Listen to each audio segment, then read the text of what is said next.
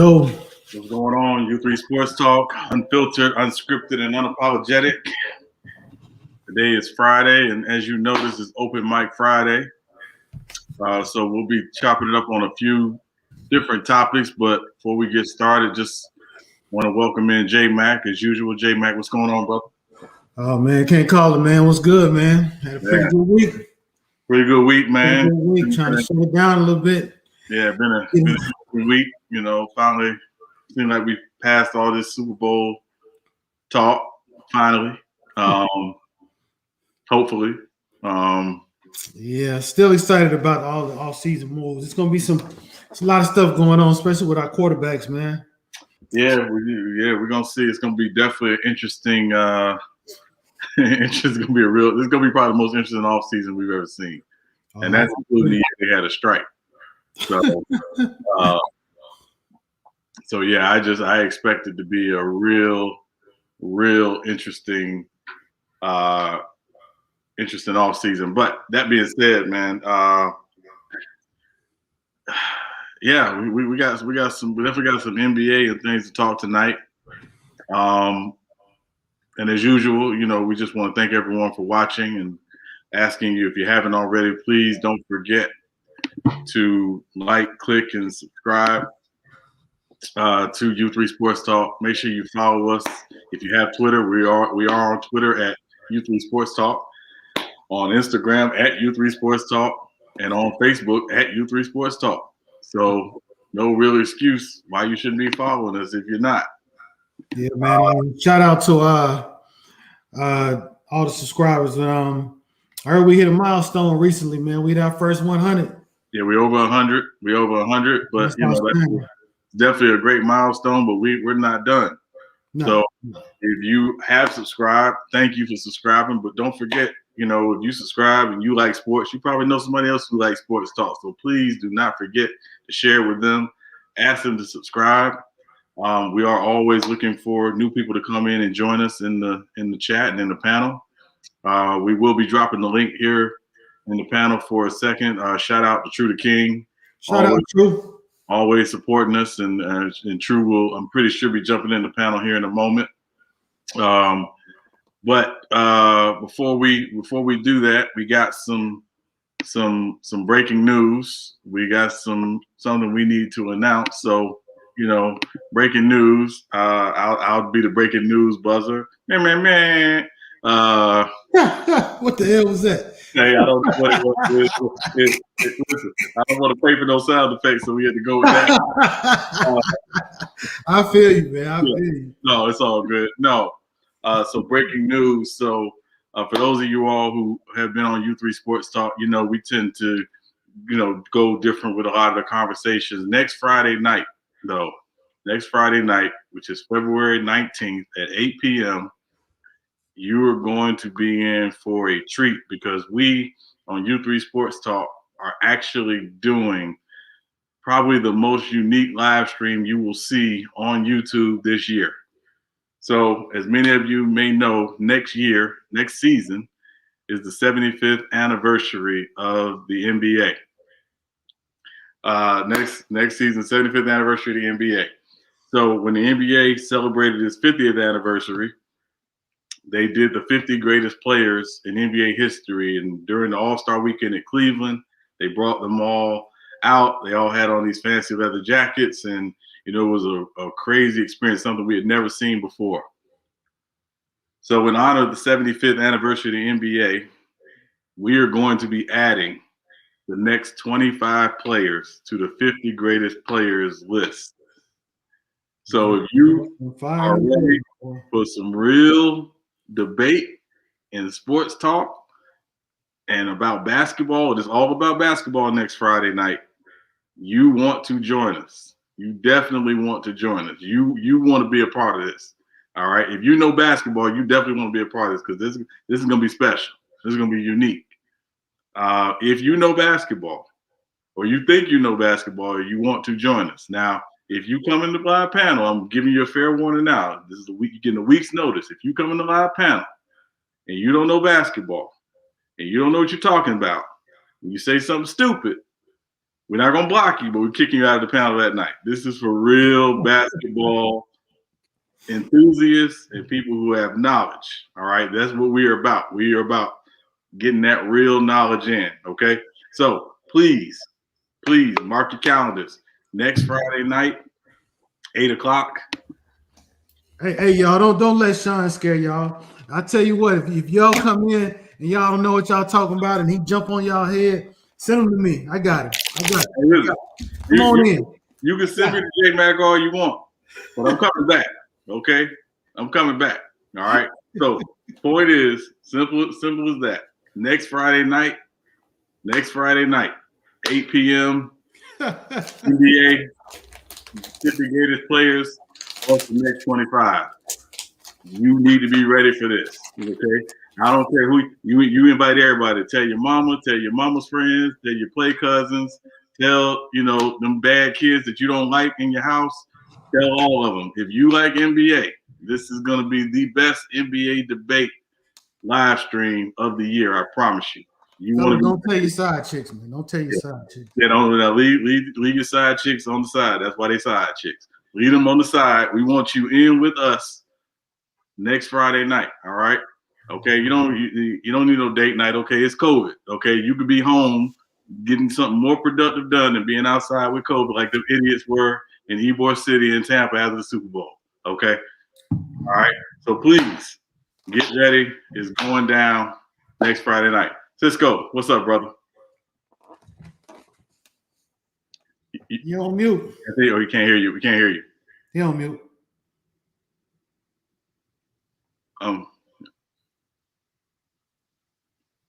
All right. So if you are watching, we are going to drop the link for the live chat here in a second.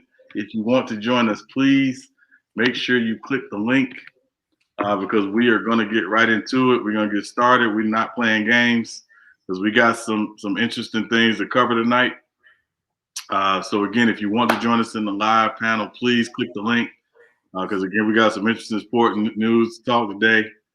And I don't know, I'm kind of feeling like we're going to have an interesting top five tonight. I don't know what it is, but I just feel like it's going to be a very interesting top five tonight. What you think, J-Mac? It always is, man. Half the time we don't know. We only have 3 of the 5 that we thinking of, and then we got to come together to make a 5. And then sometimes that 5 go to another 5. So yeah. It's gonna be all right. Yeah, it's gonna be all right. So we're definitely looking forward to it. So yeah, we got some NBA to talk tonight. But breaking news of the day. Breaking news of the day was about J.J. Watt, longtime Houston Texan, multiple-time Defensive Player of the Year, arguably one of the greatest defensive players ever. Asked for his release from the Houston Texans, and the Texans gave it to him. So I want to go ahead and just go to J-Mac and Cisco and just get your thoughts on, what are the Texans thinking first, and then second, where do you think he may end up? Go ahead, Cisco.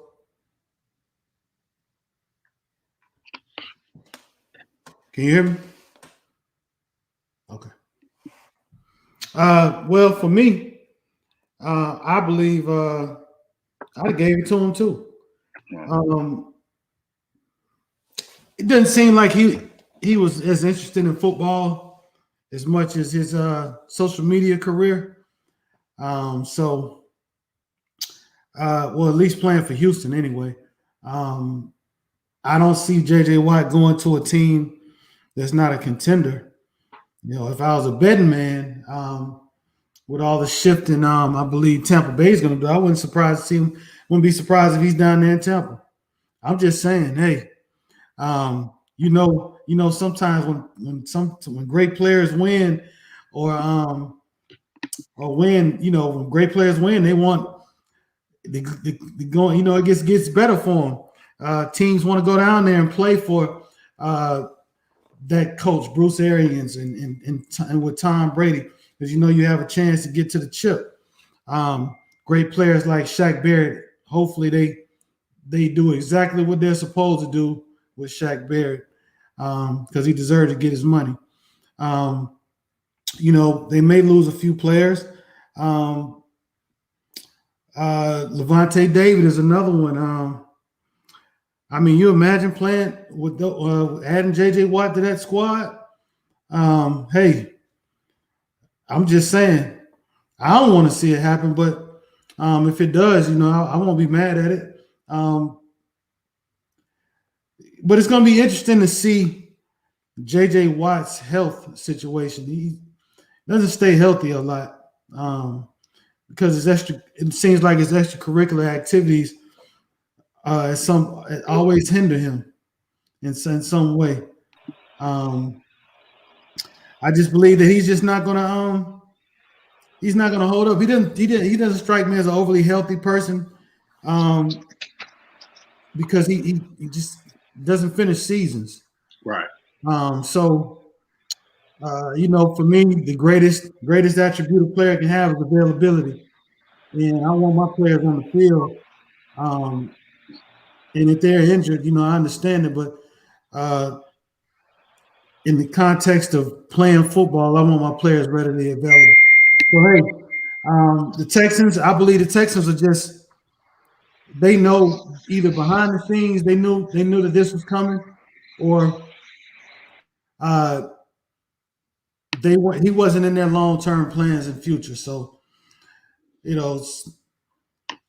they're rebuilding anyway. Houston's changing their identity, obviously, with Deshaun Watson's situation. Or they could be trying to help him stay for some reason. But I don't see how you're giving away everything that he's had. You just giving away. Hey, okay, hey, Jadeveon, high and by, your best wide receiver, which is one of the best wide receivers in the league. All right, we'll see you later. We'll be all right. Your offensive line situation. So yeah, I don't have no confidence in Houston whatsoever. If they want to let him go, salute to him. And JJ Watt, he got either chance to kind of reinvent himself in the National Football League, or just go get a paycheck wherever he go from now on for the rest of his career. Yeah, I thought it was crazy. I thought they had a chance to trade him and get at least something for him. I know it was reported a couple of weeks ago that teams were reaching out to Houston to see what his availability is. And if he had asked for a trade and he could have gotten to a team, in the trade, at least Houston could have got, even if it was just a 7th round pick. Something like they need all the assets they can. So I was really surprised that they just flat out released him. To be honest with you, that organization is a dumpster fire. It looks really bad. It just doesn't seem like they know what they're doing. Either they're running a charity organization, or they just that front office is really confused. Yeah. It's beat that Free Watson. I'm with him, man. Free Watson, man, for real. It's like, man, whatever. And the sad part is they basically are digging their heels in, saying they're not trading them. And I'm like, well, he's not going to play. There's no way I'm touching that field if I'm Deshaun Watson. No way. Yeah, no, I wouldn't touch the field either. Not for Houston, Texas. No. No, this is going to be very similar to the Carson Palmer and Cincinnati situation. When he basically said, he wanted to be traded and they said they wouldn't trade him, he just retired. And then they ended up, he ended up coming back and playing for the Raiders, and they ended up trading him to the Raiders because they, needed a quarterback. But yeah, I don't know, man. This is the NFL traditionally does not get involved with how organizations are run. They're not the NBA. The NBA's done that in the past, but man, I don't get it. And again, we are. It's really bad. There's no other way to say it. It's just really bad. It's a bad situation. True. What you got on this situation? I not kind of surprised. It's Houston, you know what I mean? They make bad decisions, you know what I mean? Bad organizations make bad decisions. Hey, is my background loud? Well, no. A little bit, but you're okay. It's what up, SB? What up? Yo. It's crazy. Like, I mean, hey man, at least he can JJ Watt. He can try to reinvent it, like y'all was saying. He can reinvent himself. The thing is, he gotta stay healthy though, and he gotta stop trying to lift 600 pounds and stop doing all these crazy. But let's be honest with you, that's maybe one reason why he began hurt. When you get older, because I was watching now on Disputed. Shannon Sharp was explaining that. That's why he's very good when it comes to like when analyzing players how they get hurt, because he, you know what I mean, he's been through that. So I was like, he made that point where it's like, listen, you gotta work smarter, not harder. Especially at this age you at in your career, especially being a pass rusher, edge rusher. So it's like, because you're explosive in your lower body, and a lot of his injuries is on his lower body. His back, he got 2 back surgeries, and I mean, he got a bunch of. But he got to work smart. He got to work smarter to stay on the field. And the thing is, he's at this point in his career, he's not a 60 snap dude no more. Nope. So he got to be a rotational guy, which is okay. Because if you want to, like, it's okay. You can still be effective. I mean, he only had 5 sacks this year anyway. So it's like you can do that being a rotational guy, playing 30 snaps. So 30-something snaps a game. So, I mean, it's good for JJ Watt because he wanted to leave. He got his request. But the thing about Houston is what they going. I mean, what's the answer for it? You know what I mean? I mean, it just sounds like they're basically tanking. But SB. Oh, what's up, Taj? Want to get your thoughts? JJ Watt. JJ Watt situation right now is it's a come up for a lot of good defensive teams. He made it. He said they both had mutual agreements to go separate ways. That pretty much means like they was asked for too much for JJ Watt. They realized they couldn't get rid of him. My question is now, like I definitely agree with you. He's not a 60 snap guy no more, and he shouldn't go to a team where he has to be there. He needs to go to a team where, like, I know he wants to play with his brother in Pittsburgh. That would be nice to see, but then you got to worry about the offense. I think JJ Watt needs to go to an instant win situation, maybe, or like where it's like an elite defense, like maybe the Bears. I'm not gonna hate. Maybe you go to like somewhere like the Bears, or the Steelers, or the Chargers, or the Buccaneers, or even the Rams. Like that. So he needs to go somewhere like that where he can just do what he's good at and don't need to do nothing more than that, honestly. Yeah, that's going to be interesting to your point, Taj, or excuse me, SB, because I think, you know, like you said, he's not a guy who's needs to play a lot of snaps at this point in his career. He shouldn't be playing all 3 downs every single, you know, or playing, you know, every single snap of every single drive. Like, you know, he needs to preserve himself. But if you had to pick one team, and I know everybody's kind of, you know, looking around and saying, you know, can everybody give me the one team they think he should go? The Chargers. Well, of course, you don't say that. The best fit him, honestly, the Steelers or the Buccaneers is up there. Not the Bears. The Bears, him and Khalil Mack, like Bear. I mean, that'd be crazy. I can see that. I can see that with the Bears. I mean, he fits with a lot of teams though. The Rams would be. The Rams. That defense. I mean. Yeah, that defense. I mean, it's gonna be a lot of I mean, he's probably one of the biggest free agents out. You know, I mean, he's so a lot of teams. I mean, the question is basically like, I mean, I don't think he's gonna get paid a lot of money. The question is basically where he feels comfortable at, where he gonna feel comfortable. I mean, now if somebody do want to pay him, it's gonna be a question is he choosing the money or he choosing to win? Right. I think he's choosing to win at this point. He can go because it's a lot of situations to win though. A lot of situations to win. A lot of situations make sense. I don't know if he want to win because Well, that remains to be seen of what team he signs with, because like True said, he lifted 600 pounds so he can get some likes on on his social media. I would question that. And if I'm a team and he getting hurt doing all that other stuff away from the game, do I want to pay him? You know what I'm saying? Do I want to take a chance? I need to see where his head is at. So a nice interview will really be key into trying to understand and figure out, discussing with his agent what he actually wants to do. Right. Yeah, I mean, I was looking around and go ahead. That's what you said. Oh no, I'm watching the Bulls game too at the same time. That's why I was like, I thought Mike was being out. Yeah, I'm sorry in advance if they lose. How you Bulls doing? Hey, we were just down by a lot. We good. We down by like what 4 now. We was just down like 6. Listen, we gonna talk some NBA in a little bit. Yeah, it's Michael Jordan ain't walking through that door. That's all. Hey, look, Michael Jordan ain't a good owner. Unlikely to be traded.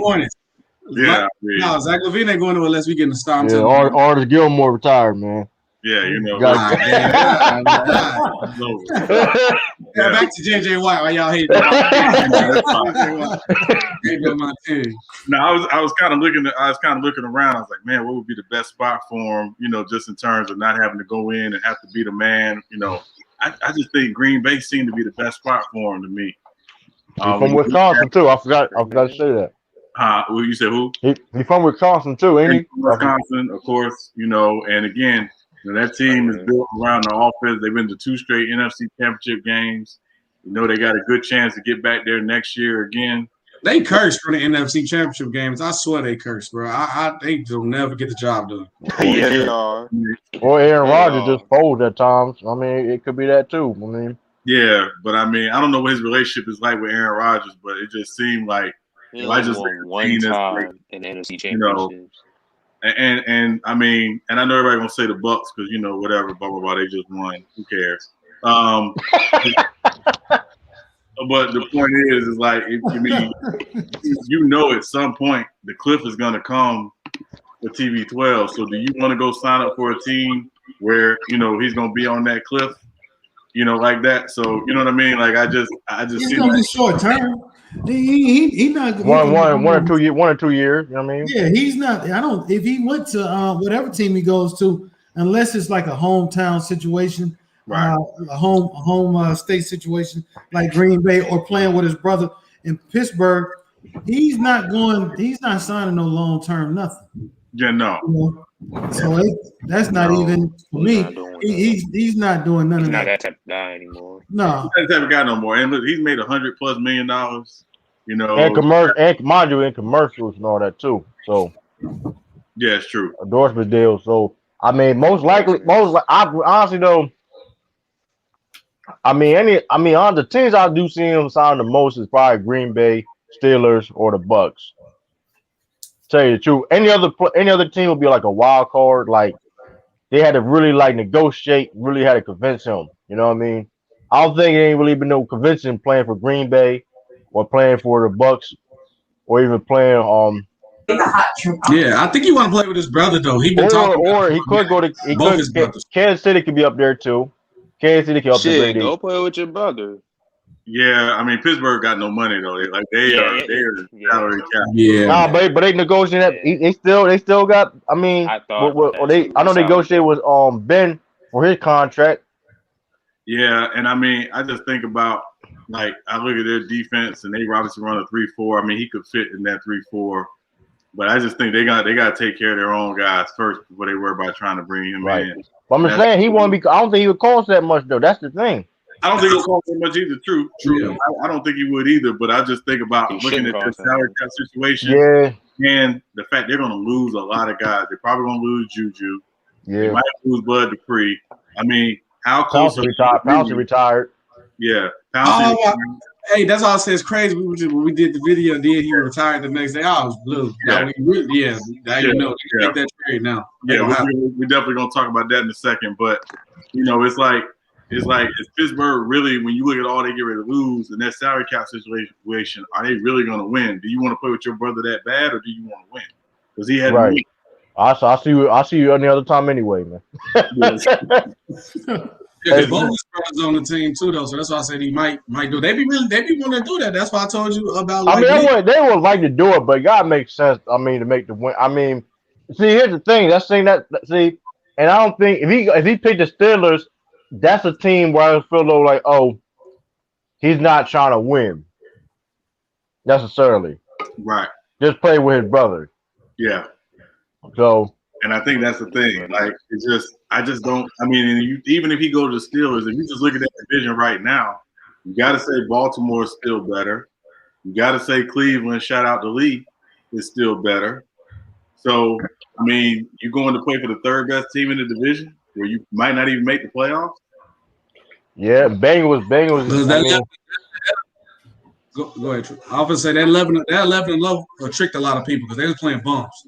And they got smacked. I was telling people that the whole year. And people said I was tripping.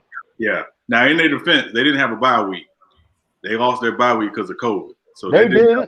But hey, that's the circumstances you signed up for. So they're the only team that lost their bye week this year. Hey, Sean, if y'all guys still be on my girl just got done finished. I'm gonna eat and I'll be back on if y'all still. Okay. All right. Yep. Come on back. Hey, salute to the panel. You guys heard it. You guys heard it here first. I'm picking the Super Bowl next season. The New York Jets and the Detroit Lions. You heard it here first. Yo, that's nasty. Man, we stop fucking trolling. That'd be amazing.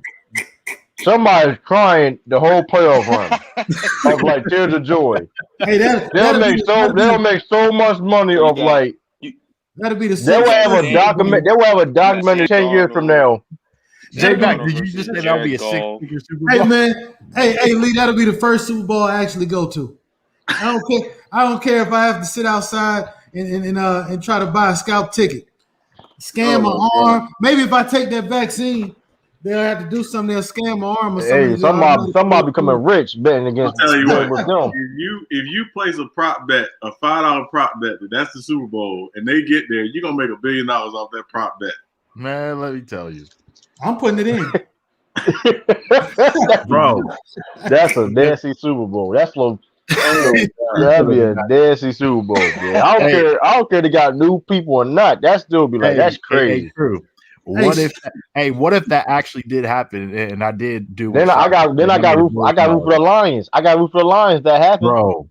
I had no choice, bro. If that happened and I won, like let's say $10 billion, I'm moving out the country. You would have to move out the country. And you tell everybody where you go. He would have to move out the country because they coming looking for him. Yeah. He's a time traveler. The only way he can do that shit is he's already been there and seen it. Right. You wouldn't have money. You move to Belize and you change your name. Well, I'm definitely. All social media and everything that could track me will be deleted immediately. Yeah, everything gone. Yeah, you were Men in Black. You Agent J. We don't even know who you was before this. Hey. Yeah. He went into the inner earth. Yeah, exactly. Oh my gosh. That would be so I got root for a Lions in the Super Bowl. That's crazy, man. If that happened, I'll root for the Jets just because of Robert Saleh. I can't. I'm a Patriots fan, so I can't listen. I can't do it. I can't do it. If that happened, I want to see the footage of a video camera on Sean McVay for 24 hours. The news. The Jets have won the Super Bowl since the damn 60s. Yeah. Joe Namath. Hey, for real, has anybody checked on Bill Belichick? Yeah, Joe Namath. Oh, what you say? Has anybody checked on Bill Belichick since Sunday? Hey man, y'all wrong, man. He's doing the job right now, man. He's trying to make sure his roster straight, man. No, man. I mean, I haven't seen a single Bill Belichick Subway commercial, nothing. I'm concerned. Bill Belichick, seriously. Where is he? I haven't seen him. He ain't said a word. He don't say that anyway. But he don't be saying nothing anyway, man. Listen, I was surprised he ain't say. I mean, I don't know. He said anything. Nah, he ain't say nothing. He has said nothing. He ain't even got up there. Gave his. You know, we just out here trying to. Nah, They gonna ask him. They gonna ask him a question though. You gonna like. I think he's gonna have a new image, man. I mean, he's gonna start wearing suits. What would you ask Bill Belichick if you could right now? Like, how you feel about Tom Brady winning the Super Bowl? All right, I'm answering for you. You know, we just feel like I wouldn't. We're ready for next season. Yo, that's it. That's all you're gonna get. Ready for next season. Like, yeah. Yo, he don't get bright. Yo, he be like Brady. Like him and Brady relationship is a very weird relationship, man. It's like a love and hate type of. I don't know, man. Like, I think he's in Florida. But you know what? That's largely been the relationship with great coaches and but that lasts for that long time though. Like that's the crazy thing about it. That lasts for that long period of 20 time. years. 20 but I mean, if you just look back, I mean, you know, Joe Montana and Bill Walsh didn't always get along. You know, Chuck Noll and Terry Bradshaw didn't get along. They actually Terry Bradshaw hated Chuck Noll. I just think the longer you're together like that, the harder it is. What you see from Sean Payton and Drew Brees, that's unheard of. Like, you never see that. Yeah, that's crazy. You know, that's actually a little over the top, truth be told. But, you know, that's another story for another day. Yeah, but you don't see that. It's just, you with somebody that long. Well, you're on fire tonight, man. I'm just saying, I mean, I'm being real. You know, I'm not going to speak for guys that's been married 20 years, but I'm sure at some 20 years, 1 or 2 of them days probably hated the wife. You know, you loved her, but you hate her. I'm just saying. I'm just being real. This is what it is. Hey, listen, you know, we keep it real on U3 Sports Talk. That's what we do. Man. But anyway, yeah. So yeah, everybody get a one team they think JJ Watt will go to. I said Green Bay. You know, I said Tampa Bay. Tampa Bay. I think Green Bay. Green Bay. Well, I don't know, man. But man, Tom Brady he can. I don't know, man. He recruits some people, man. I don't know what he be saying to people. But I could guess what he does, but you know, it wouldn't be XFL. Yeah. He always got somebody playing at his Oh house, my man. God! Oh, true. Don't Be the face of XFL. Nothing wrong with that. He get shout out to The Rock. It's like, I ain't doing JJ Watt like that. I ain't Vince doing McMahon. like that. Hey. Vince McMahon don't own it no more. He remember because COVID situation. It went bankrupt and Rock bought it. Yeah, $15 million. That's gonna turn out to be a great investment. Watch. Yeah. Hey, so moving on, we talked about JJ Watt. Let's move on and pivot. We got to talk about these NBA generations. So I know most of y'all heard Kevin Garnett's comments earlier this week about guys from his era not being able to play in today's generation, in today's league. So my question is, and I just want to put it out the panel and everybody kind of, cook on it. Why are we so obsessed with wondering whether or not a certain guy from a certain generation can play in this generation and vice versa? Why are we so obsessed with that? It's intriguing, man. Because go ahead, True. Because other players because everybody gets compared to each other. That's why, in my opinion. No matter what era they in. You know what I mean? That's why. I mean, in my opinion, I feel if you could play the game, no matter what era, what time, what era it is. I don't care. Like playing the NBA is very difficult to do. You know what I mean? So it's like it ain't easy to make it to this level. So like I don't care what era you played in, you can still play. But now, would you be doing the same things in your era? Like, would you dominate the same, or you would be maybe a little bit worse? That'd be the question. You know what I mean? But I think it's or a little bit better. But I don't think like anybody can go in anybody's era and they be super dominant. They added some extra powers because they get into somebody else's era. Like I don't believe in all that. Like that's Well, I don't know. I don't agree with Kevin Garnett because I think players today are jealous of players like David Wingate. Yo, you got to chill out. you got David Wingate. Oh, This got to be the first time in history. yeah, exactly. Any No, sports talk show in history that somebody has brought up David Wingate. I don't know who that is, yo. I don't even know who that is. David Wingate played for the Sonics in the 90s. He was like a backup guard. Getting stayed. Yeah, he was kind of. Yeah, he kind of. If I see him, I probably know who he is, though. But that's crazy. Like, yeah, David Wingate. I think his career high was 6 points, but that's. Hey, Sean, I was when we out of nowhere came up with that Scrubs contest. I forgot to mention him, so that's why I'm now. But no, seriously, I think without trolling, I think it's. I don't want to say it's tricky, but I guess it depends. Some players, like I think Kevin Garnett would be able to play in this era. The younger version of Kevin Garnett, I think he would be able to play in this era. I think Tim Duncan would do fine. Dirk, obviously, he'd do very well. Baron Davis would probably do even better today's era. Right. Yep. So I think it just depends on some players. I would say maybe the best players of the 2000s, late 90s, early 2000s. I would say about a good 15 to 20 of them could play in today's era, especially T-Mac. I think this era would be even better for a prime Tracy McGrady. So it really Penny Hardaway and Stephon Marbury. I don't see. That's the thing I disagree with. I don't think nobody can do better in any other era. You know what I mean? I disagree with that. I don't believe because if whoever you did in your era, you just put that in that whatever era. You know what I mean? Not true. Well, I don't because there's some players who had a style of play that wasn't necessarily embraced per se, and it would be embraced today. Like Tracy McGrady was over here averaging 32, but it wasn't really embraced, and plus the style of play was a little different. Like today's era, especially because T-Mac was a good shooter, I think he'd do just fine today.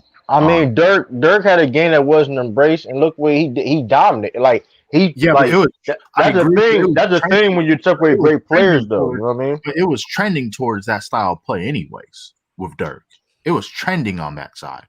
With T-Mac, the early T-Mac, Baron Davis, Stevie Francis, Stephon Marbury, it wasn't trending towards that side yet, right. At least in the early stages. But you know, the reason why I think KG said that because there's more talent. There's more nuances to the like. There's more like you gotta work harder. You gotta work harder in today's game. Not necessarily talent wise, but you gotta work harder. Yeah, you gotta be multi-tool. Like because you got it's different schemes. You got different type of players that do different things. You got centers that can shoot. You know what I mean? So it's like back in the day, you didn't have centers that can shoot threes. You gotta worry about that now. More pick and rolls and stuff like that. So rolls, that's what I think KG talk about. Systems. You have more guys, more sets. You have more guys who are, 7 feet, 7'1". You got guards that can rebound like this. Like you have players who are 7 feet, 7'1", 7'2", 7'3", who have a handle can shoot now consistently. Yeah. So that's another element to today's game. Plus hand checking too. That's eliminated. See, I think it's a little bit different though. If you got the I'm sorry. I think the big men of yesteryear or the earlier generation, they wouldn't be as dominant in this generation because, like you said, the lack of skill set, the lack of their overall tools they have in their handbag, and the reason for the the discussion. There's always gonna be a discussion because everybody wants to know who's the GOAT. You know what I'm saying? Who and the only way you can get the GOAT title is if you did something within your time frame with your era that outshines all the other eras. This is my opinion. Yeah, I believe that's true too. I would say this about the players, man. There are players from the 90s that would be stars, that were stars then and will still be stars now. I give you one that would his game would translate so easily to today's game, and that's Patrick Ewing. Patrick Ewing started out naturally back to the basket, but when he learned that 15-footer, I mean, he's bringing everybody out. He has the ability to stretch out, and that 15-footer back then is probably equivalent to 18 to 18 to 20 foot now. I'll tell you somebody else, Wilt Chamberlain. Now look at this, right? Like the other night when we this discussion was brought up on Lamont's channel, FYF. Salute. The first thing I said was the shoes. Back then, these guys played in Chuck Taylors and Converse. The game evolved to Nikes and Jordan and all the technology of shoes. Now, can you imagine Wilt Chamberlain with the technology that he had available today, with his natural raw skills, playing in some shoes that don't hurt his feet? By the second time he go up and down the court, it'd be unreal. And you can't touch him. I don't see anybody stopping Wilt. Yeah. I mean, Wilt was gone, but like I said, Wilt is dominant. He's one of the most dominant forces, period. So it's like, but I mean, like you said, that's what I'm saying. Like, great players can translate to any era. You know what I mean? Yeah, that's true. Like, the thing is, and here's the thing: is things that like what makes other players great is that they translate in other eras. Like Bill, like the Wilt Chamberlain with Bill Russell. Like Bill Russell and Wilt Chamberlain, they was great passers. Like Bill Russell was dribbling. Bill Russell used to handle the ball on the fast breaks. Even Shaq in the 50s and 60s. There still ain't a lot of centers that ever played a game that you can say that was doing that. Period. That has that skill set. So it's like was point guard too for the Harlem Globetrotters. Yeah, so it's like that's like you have centers not even good passers like now that can't even do that. But people back then that was doing that. So it's like that's what I'm saying. Like, if you could play the game at a high level, you could play in any era.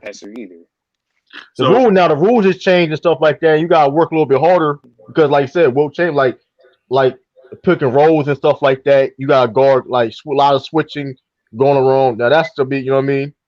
That's gonna be difficult for any big. You know what I mean? True. But you said any player. So true. You said any great player can translate any era. So let me ask this. Let me put this caveat on to it. I'm not one to question whether or not a great player can translate to any era.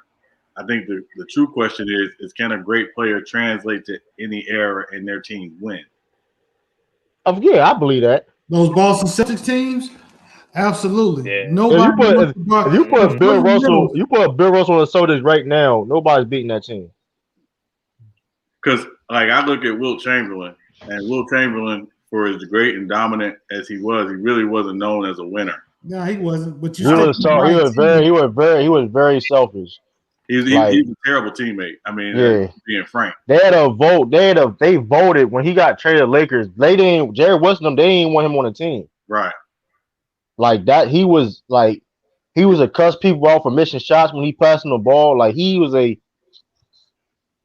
Then the narrative about LeBron James not being clutch. That was Wilt Chamberlain back in the day. You go watch Wilt Chamberlain doing stretches like fourth quarter. Being selfish, he didn't show up in the fourth. He was known not showing up in the fourth quarter. He was selfish, blame his teammates.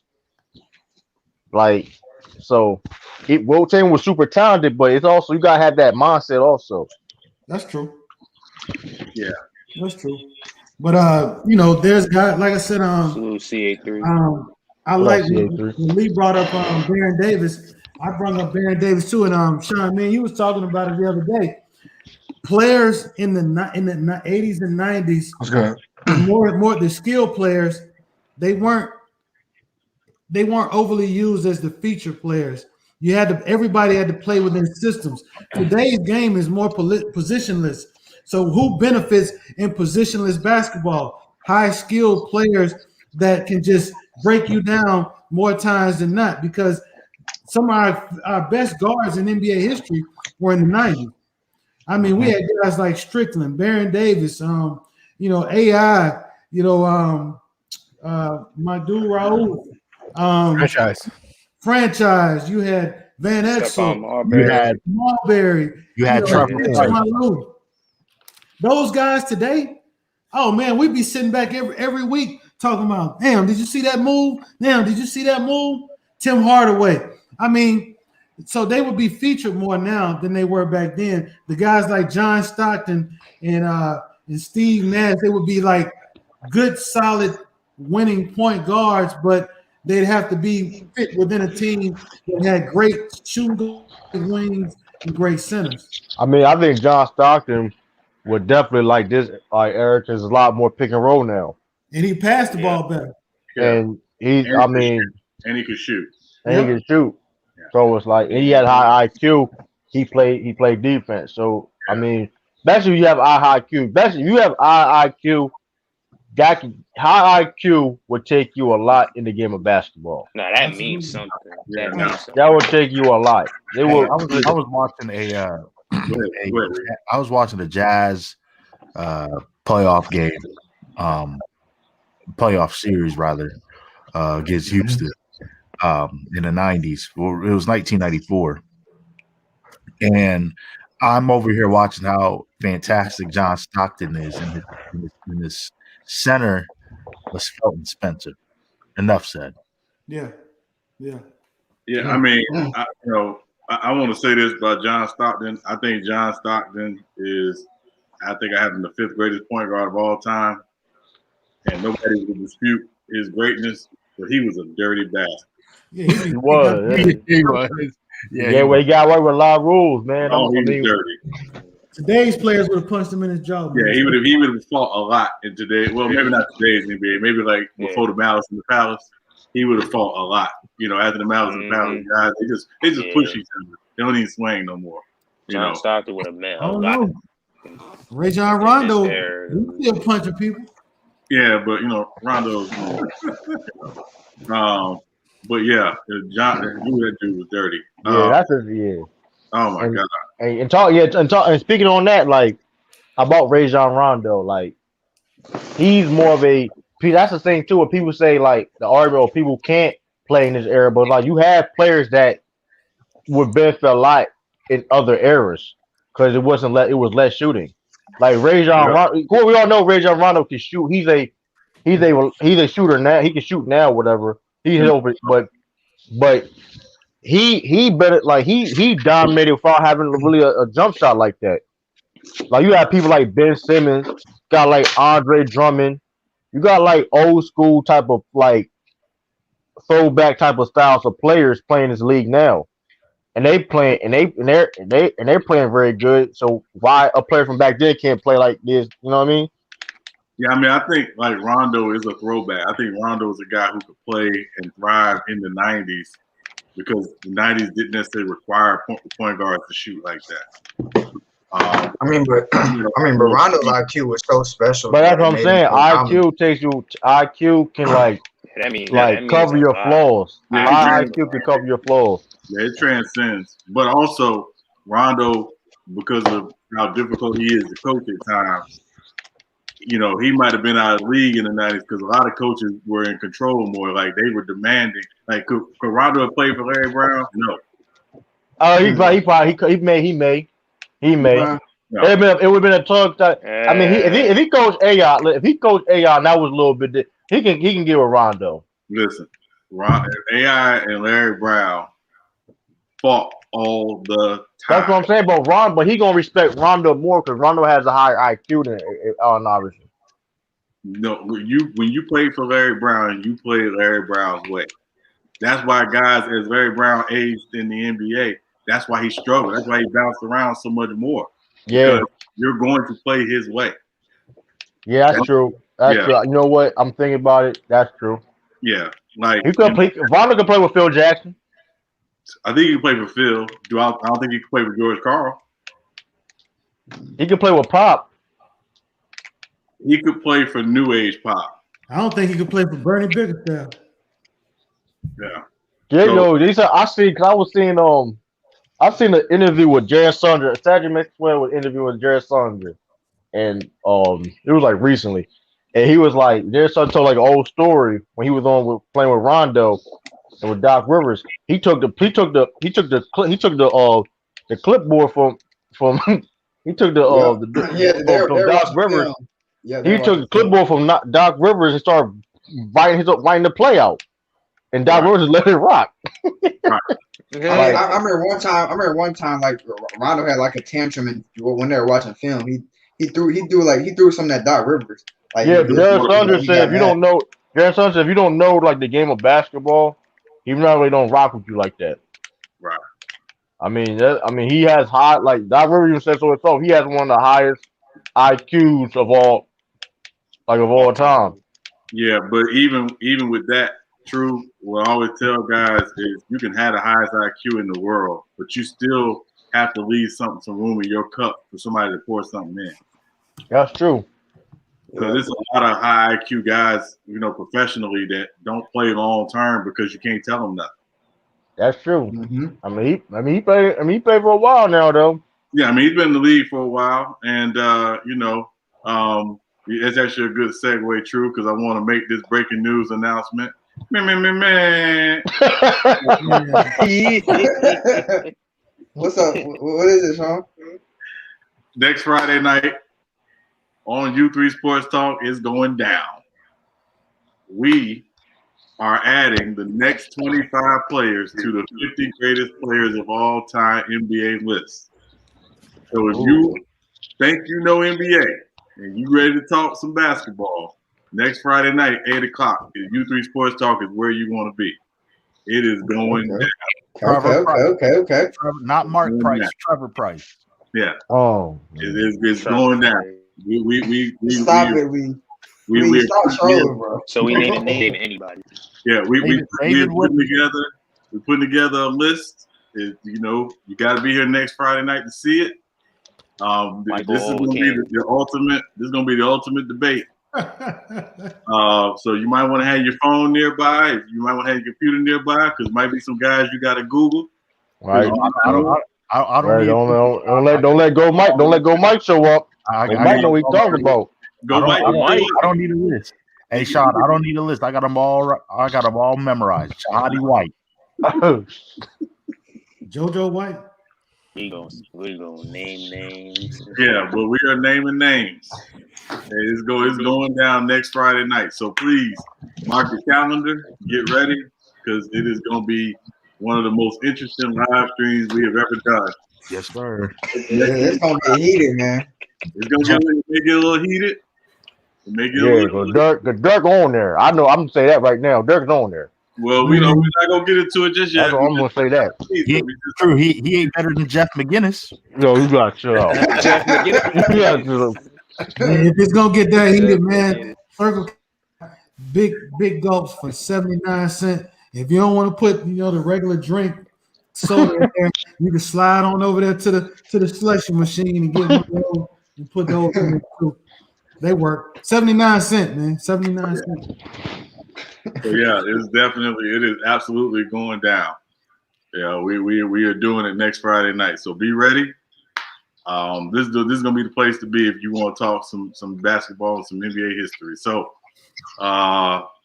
yeah. Hey, let's move on. We got to do some NBA MVP talk, man. It's been some guys. Oh man, conversation, man. We got to talk about this NBA MVP. Yeah, man. I got to know. I want to know why is nobody talking about Steph Curry? Because he's light skinned. Everybody hate him. He's playing out of his mind. I mean, I just think I'm with you on that one. Damn near putting up his I'm definitely with you on that one. unanimous MVP numbers. That dude going crazy though, bro. Yeah, but with the Warriors, what 12-13 now, or 13-12? Excuse me. Well, maybe 1-2 games above 500. Yeah, they're like one game above. They're like 1 or 2 games. Yeah, that's hard to pull out MVP if you either at 500, barely above 500, or you fall below. Hey, Kareem won it. We ain't missed the playoffs. Who won? Cleveland missing the playoffs. Yeah, and Russell Westbrook run it, and they were 6th in the West. So yeah, I mean, hey, Jason Tatum, and Jaylen Brown. That's my front runners. Stop it, bro. Yeah, really. What did he say? He said who? He said Jason Tatum. Jason Tatum and Jaylen Brown. They may get co-MVP. I like Jaylen Brown. Co-MVP. I got LeBron right now. You still got LeBron, even though he said he's coasting. I don't care. You said he's coasting? 3 straight overtimes. He lying, bro. He been hitting clutch shots. Yeah, I mean that is impressive. What about Nikola Jokic? What about Joel? Yeah, he's second. Hey, He's second. Joker's my guy. I think Joker's gonna pull. You know, he's gonna. I got my two. top 2 are LeBron and Embiid right now. B is balling. I mean, if the Warriors win any more games, Steph Curry be easy my number 1. But they're not winning enough. Ben Simmons right up now. there. Ben Simmons up there. You know what I mean? I got like, Lance Hart and Denzel Valentine. Trolling, bro. Yo, I ain't gonna hold you though. If Kyrie didn't miss them games though. All right, no, seriously, right He'd now, be my number 2. No, seriously, right now I have LeBron 1. Number 2, number 3. I have LeBron 1 and I have Steph 2. Well, let me ask y'all something about Joel Embiid. What's the difference with what Joel Embiid is doing this season and what Shaq did in 99, 2000? He's shooting jumpers. Yeah, he's shooting jumpers. I mean, it doesn't turn his impact. I mean, Embiid's like been shooting jumpers. Shaq was just he opposed his will more than Joel Embiid does. I mean the thing about Joel Embiid that's different from what he's been doing the past few years is that he's not taking as many threes. He's only taking about 2 to 3 threes a game. That's good for him. I'm tired. Yeah, like he's definitely I've seen his game. He's definitely become a lot more dominant this year because he's not settling for outside shots as much as he was in the past. No business, dude. Yeah, I mean, he's getting 29 and 11. I mean, those are SLN. Those Shaq-like numbers. Yeah. Yeah. And the love for Paul George. He is balling out of He control. top 10. He top 10. He's top 10, but Kawhi Leonard, Kawhi Leonard has stepped his game up a little bit more. He's not. I don't think. I can't give him that yet because I think Kawhi Leonard he stepped his game up a lot more. Regular season P. And you know what? I'm gonna be real. I don't think Paul George gets an MVP vote until he does something in the playoffs. Oh, man. Probably not. Yeah. Regular season P. It's LeBron. It's LeBron, and it's Jokic, and it's Embiid. Yeah. Steph Curry is coming up, and like I said though, if Steph Curry gets some wins in a row, if the Warriors start winning more and they move up in that standings, he definitely has a shot though. Yeah, Kyrie would be in my top 5, but Kyrie as well. Yeah, he'd probably be in my top 4, top 5, but he missed them games for. I mean, yeah. I think the Warriors gonna pick it up.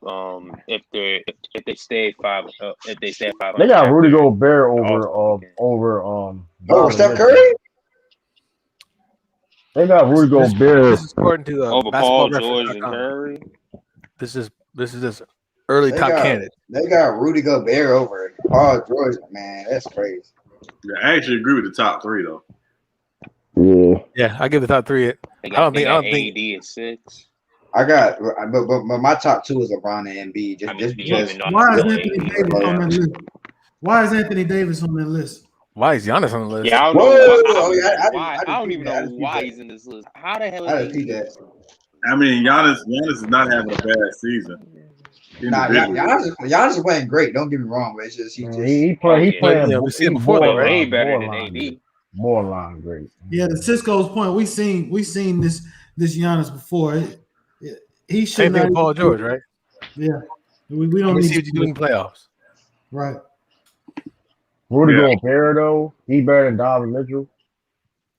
I mean, I think they're doing that because Rudy Gobert, he's been there more. He can be on it. I mean, you might as well put Donovan Mitchell on there too. Then I mean, because Donovan Mitchell, I remember Donovan Mitchell. He's been out for just a few stretch of games.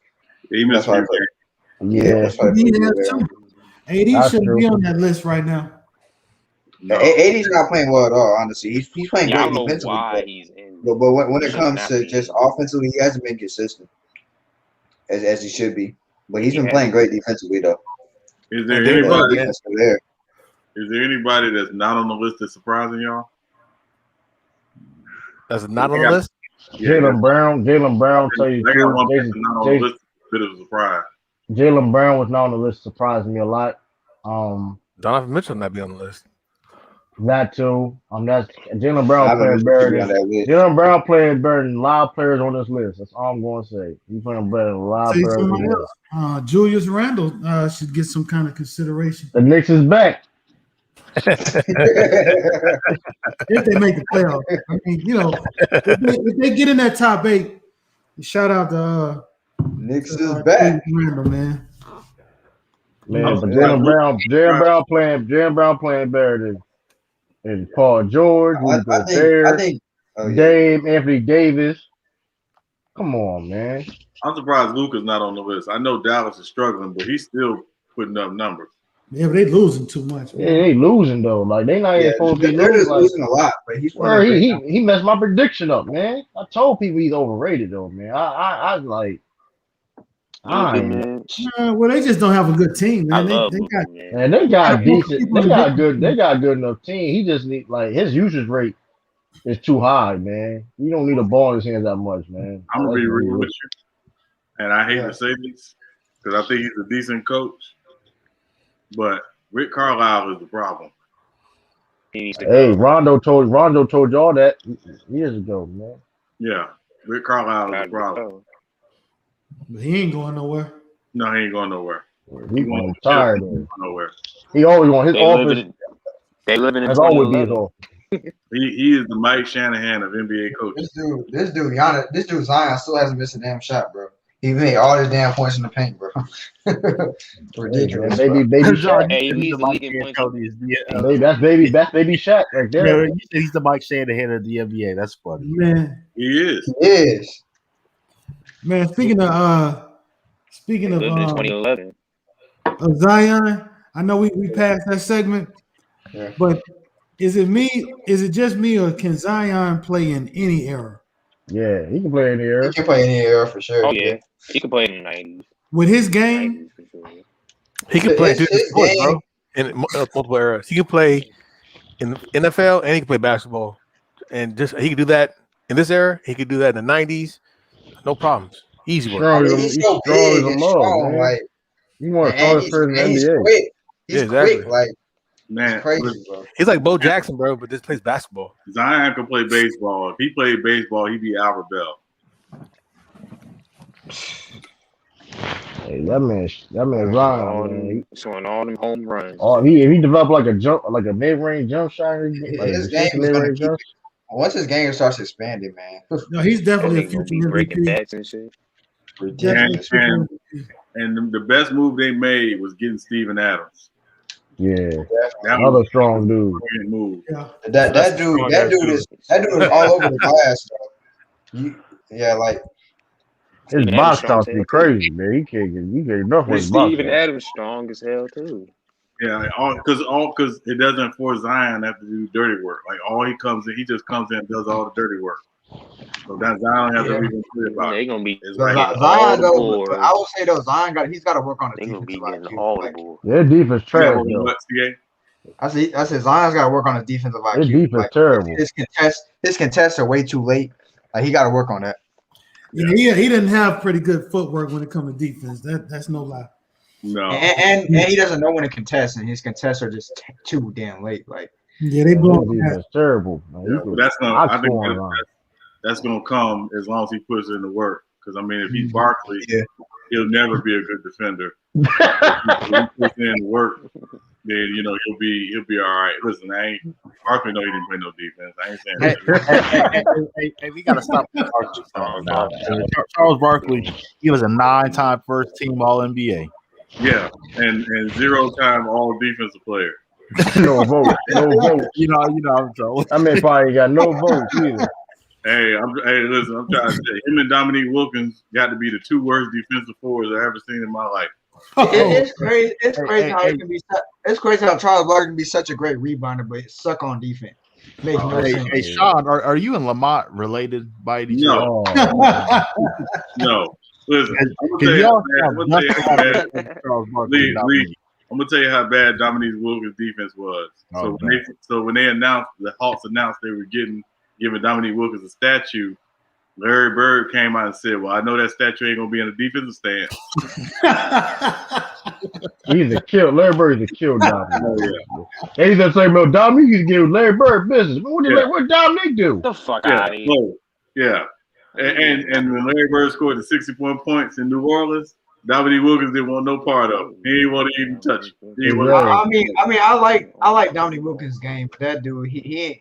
The defense wasn't in his vocabulary. Defense wasn't in his vocabulary at all, bro. I'm gonna save my Dominique Wilkins comments for next week. Okay. Oh yeah. He ain't getting in. Yeah, I'm gonna save it for next week. Yeah. Okay. Next Friday night. You know what's going down. Another shame. 90s fans will tell you. 90s fans will tell you that Dominique gave Larry Bird the business. That's what 90s fans will tell you. Yeah, 80 do be saying that too, though. They 80s do be saying that too. They be lying. Like Larry Bird is a cook there every other time, man. 90s fans swear Charles Barkley won Defensive Player of the Year 10 years straight. Yeah, no. That Joey crazy. He played defense. He rebound. Like, come on. But that's not defense. Like, come on. Yeah, rebound and defense, two different things. Yeah. Like, come on, man. Like, yeah. Okay. Jokic rebounds. He won Jokic rebounds. He ain't no good defender. I mean, No, he don't play defense. No, but who does in today's NBA like that? Hey, Sean, could Dominique Wilkins? Wait, could Dominique stop tap water? Was he that bad on defense? Oh man, he stopped tap water. I'm gonna let J Mac answer that. Hell no.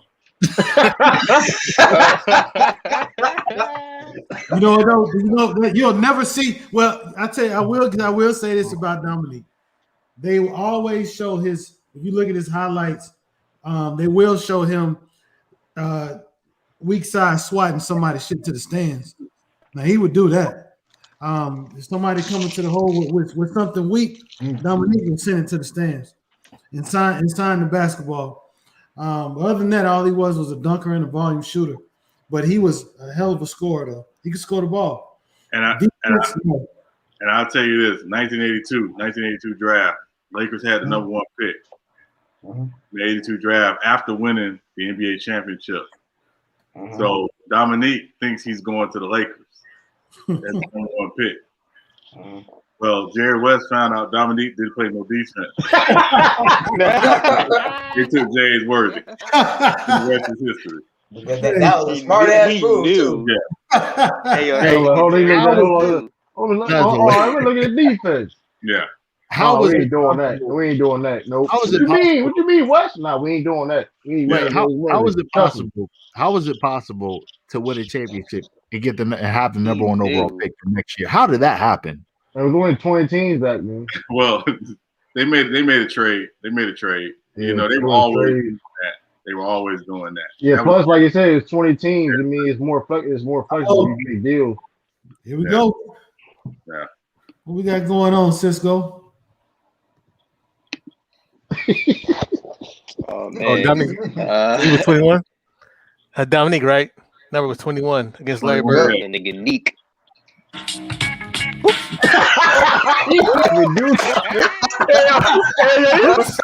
Dominic.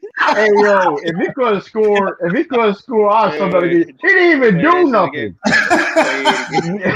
A's fans. Hey, wait, hold on. That was a push off. Push Hey, off. Nah, he didn't, yo. I don't even think he pushed off on him. That's the crazy thing about it.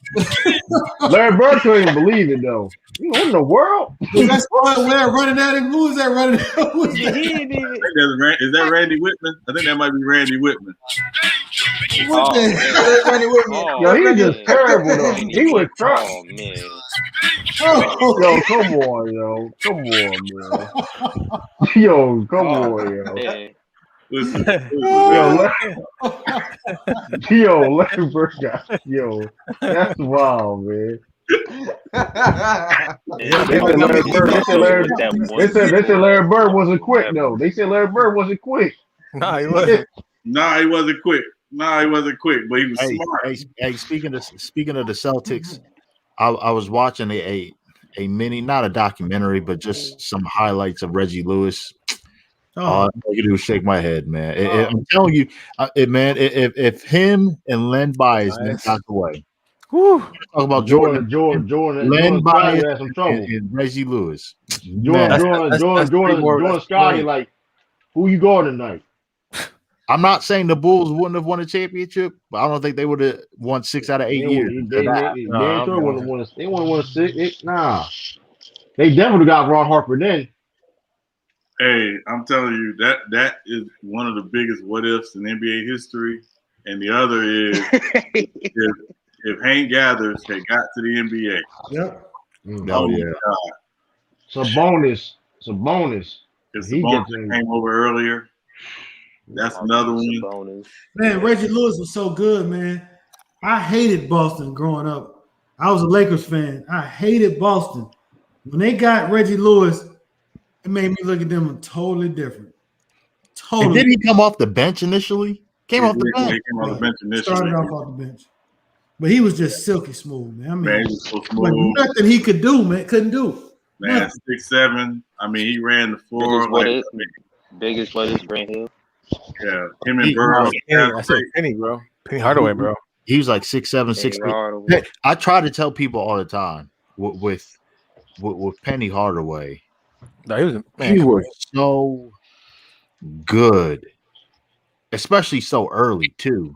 And because initially when he was drafted by Golden State, then traded to Orlando, initially he was, I think, he came off the bench, and then when he started, he was at shooting guard briefly. He started from day one. He started from day one. Initially a shooting guard, then Coach Brian Hill said, "Nah, you're too good. Nah, you got to play point. You got to play point." And because at times, I was watching his early highlights. There was times he would be wide open for a shot, and he would just look for Shaq or anybody. He was so unselfish. That may have been one detriment.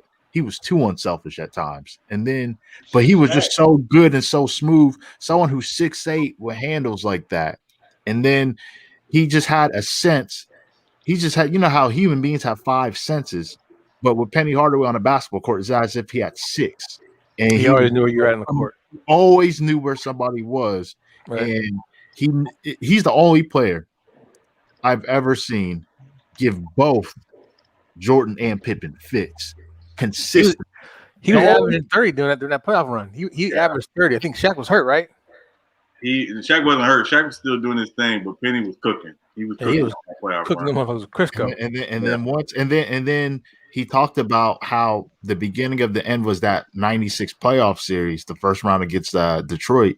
Yeah, he actually tore his meniscus, but kept playing because he didn't know what it was. He just thought, okay, I banged knees with somebody, so I'm just gonna wear a heavy knee brace. Tore his meniscus and was still balling. Yeah. And he said that was the beginning of the end. Man, if he never got hurt, definitely would have had an MVP. Definitely had an MVP. Probably, but because he was good. He wasn't no slouch on defense. No, he wasn't. I tell people all the time, Lee. If you took Jordan and Magic and merged them, that was Penny Hardaway. I agree. That's how good he was. He was so good. And I can tell you this story, and a lot of people don't know this. The only time Jordan did not wear a pair of Jordans in a game, playoffs, Game 3, 1995. He wore Penny shoes. Nike sent him a pair of Penny shoes, and he wore Penny shoes in the playoffs. If that don't tell you who Penny Hardaway was, I don't know what does. Because Jordan never did. He would never do that. He would never want to give anybody a psychological advantage like that. Like he would talk to guys who was wearing his shoes and be like, "Shut up, bitch! You wearing my shoes." he would literally do that. I'm dead. Hardaway had that's some funny. good shoes though. Who He did trash have some talk? good shoes back in the day. Hey, I'm telling you, the only dude I've ever seen give Jordan and Pippen fits both at the same time. It's Penny. Yeah. Hey, do you think that if Penny would not have gotten hurt, because it seemed like him and Jordan kind of formed that relationship. I mean, ultimate respect showing to say, hey, look, I'm gonna wear your shoes during game 3. Do you think that would have affected the Kobe and Jordan dynamic? Or you think Kobe would have made his way to it no matter what? Kobe would have made I think I would say this, and I think everybody kind of knew, and Cisco and J-Mac, y'all can definitely chime in on this, please. I think everybody kind of knew in like 94 and 95 that Penny Hardaway and Grant Hill were going to be the next faces of the league. Yeah. Penny was more of a face than I think of Grant Hill just because of the Penny commercials, shoes, and all that stuff. Yeah, so I think he was already like he was a notch above Grant. Yeah, Grant Hill was a Penny had the edge over Grant Hill because Penny was a fan favorite coming out of Memphis, and Grant Hill was the dookie that everybody hated. Yeah, you know, he respected his game, but you know, Penny just was more. No one is a better player, man. Penny was an awesome player, man. Yeah, I mean, it's just really nothing you can't say. You can say that that really knocks Penny. Penny was a baller, man. Hey, Grant Hill told a story that when Shaq left, the whole Eastern Conference was happy. Like, get him out of here. Get him out of here. Because we already knew Penny was already enough trouble.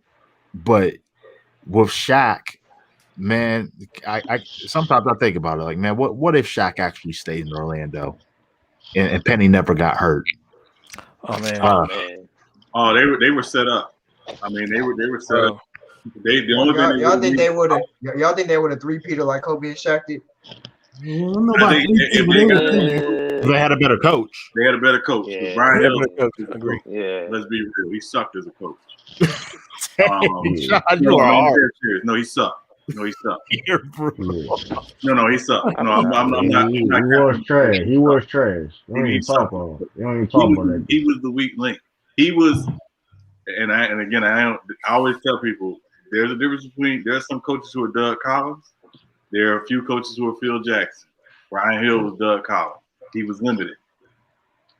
Had they got Phil Jackson type, there's no question. And they're healthy, there's no question. Yeah. Hey man. Yeah. Brian Hill. And I tell anybody, I take that Orlando mid-90s Orlando starting 5 against any starting 5 in the 90s, and that there's not a better starting in the 90s than that mid-Orlando starting 5. They had no. They did have a weakness too. And they had depth. They had a weakness. They had depth. They lacked IQ too. Yeah, that's what was that? What was their weakness? Nick J-Mac, Anderson. Oh, come on, don't blame Nick Anderson missed some 4 free throws in a row. Oh man, no. Nick Anderson. Don't do that. Hey, I'm sorry. Oh man. Because he explained every one of those free throws in an interview later. Talking about what he was thinking about at the line. I don't want to hear that shit. And you put up there and miss 4 free throws. Hey man, Shaq would get killed by Key. Man, it wasn't his fault, man. Hey, prior to those 4 free throws, Nick Anderson was a dog. The problem wasn't that Shaq was getting killed by Olajuwon. The problem was they were trying to double down on Olajuwon and Olajuwon straight up. Robert Ory was killing too. They had because Kenny Smith kept getting left open. He hitting all these threes. Now Kenny Smith walking around like he's a legend on TNT because he hit all these wide open shots because they were doubling down on Olajuwon. Because you know he ain't walking around. He one cane away from a wheelchair, man. trying to get to the screen back and forth. Hey, Shaq said it. He said to Ryan Hill, like, look, I'm gonna get my numbers. Akeem is gonna get his, so it's pretty much a wash. Right. So just don't double him every time. He's gonna get his, and it's just that was bad coaching. Right. Yeah. And Kenny Smith now has the knees of a Dutch nanny. So it's not. Oh shit! I don't even know how you come up with these things, bro. Yeah. You said a Dutch nanny. Hey, How- Sean, what were you thinking about when you wow. thought about that Dutch and nanny? I don't know how the fuck you got that, bro. Hey, Sean, do you think Kenny Smith is trash too? I know he was solid. He was solid. No, he could play. He was solid. He was solid. He could play. And again, like with Kenny Smith, it's about the situation. When he was in Sacramento, he was putting up numbers, but they sucked. And then he goes to Houston and kind of fits into a role, and then they become, a two-time champion. So, yeah. Mm-hmm. No, Kenny Smith, he was solid guard, man. Very solid. He was solid. He was a winner. I put him in the categories with the Mark Jacksons and the solid point guards that Aaron Harper aren't overly great, but very, very solid. Hey, Aaron Harper, people like that. The Knicks, Pat Riley, he admitted he made one huge mistake in the 90s. And that was in 92 after the 91-92 season by trading Mark Jackson for Charles Smith. Oh, that was terrible. Man, what? That was horrible. And letting X-Man walk. That was terrible. Oh man. I don't know why they let Xavier McDaniels walk, bro. Why? Oh no! So Xavier McDaniels, he did an interview. It's like in some New York Knicks podcast. So he stated that the Knicks were lowballing him. So at the last second, he went to Patrick Ewing. He was like, because him and Patrick Ewing are still close to this day. He said, "Hey, Big Pat, hey, I will stay here. All you got to do is just give me the word. I'll stay." And Patrick Ewing. That's why I love Big Pat, and he's very loyal, sometimes to the fault. He said, "Hey, X-Man, look, they're lowballing you. What if the Celtics have a better deal? Take the deal and take care of your family, man. We'll chop it up soon." That was pretty much it. That's why he left. The Knicks lowballed him, and they tried to underpay him. So that's why that he walked, because initially they tried to get James Worthy. That didn't work. Then they tried to get I think they were in talks about Charles Barkley. I don't think it was going to work, but they were trying to get James Worthy, and then they just let him walk. And he said that publicly about Pat Ewing doing that. I was a Knicks fan. I wouldn't even, listen. I don't know how I feel about. I mean, I don't know how to feel about that. If I was a Knicks fan. Well, the problem the Knicks always had was they were always trying to put a second star with Patrick Ewing, and they could never really figure it out. He don't pass the ball. That's his beaver. He didn't pass the ball. No, he didn't pass the ball. He didn't pass the ball. He ain't pass the ball. I wouldn't play with him either. He wouldn't pass the ball. Back over with centers. I mean, and the crazy part is, if you were ranking the centers of the 90s and you were looking at the centers of the 90s, Patrick Ewing is probably the fourth best center of the 90s. But he didn't pass the ball. I wouldn't play with him either. Yeah, no.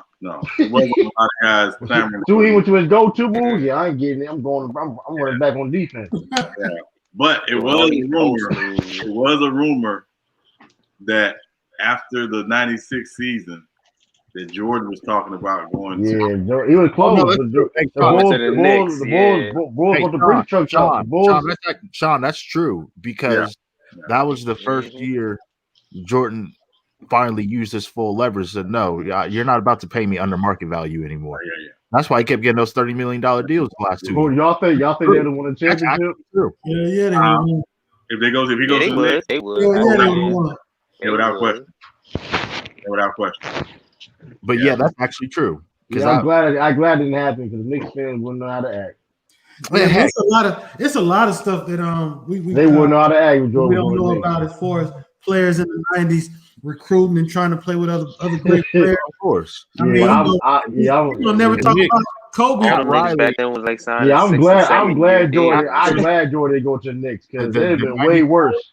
After the 94-95 season, they would say Patrick Ewing, the best center of all. They would say Patrick Ewing was a bum.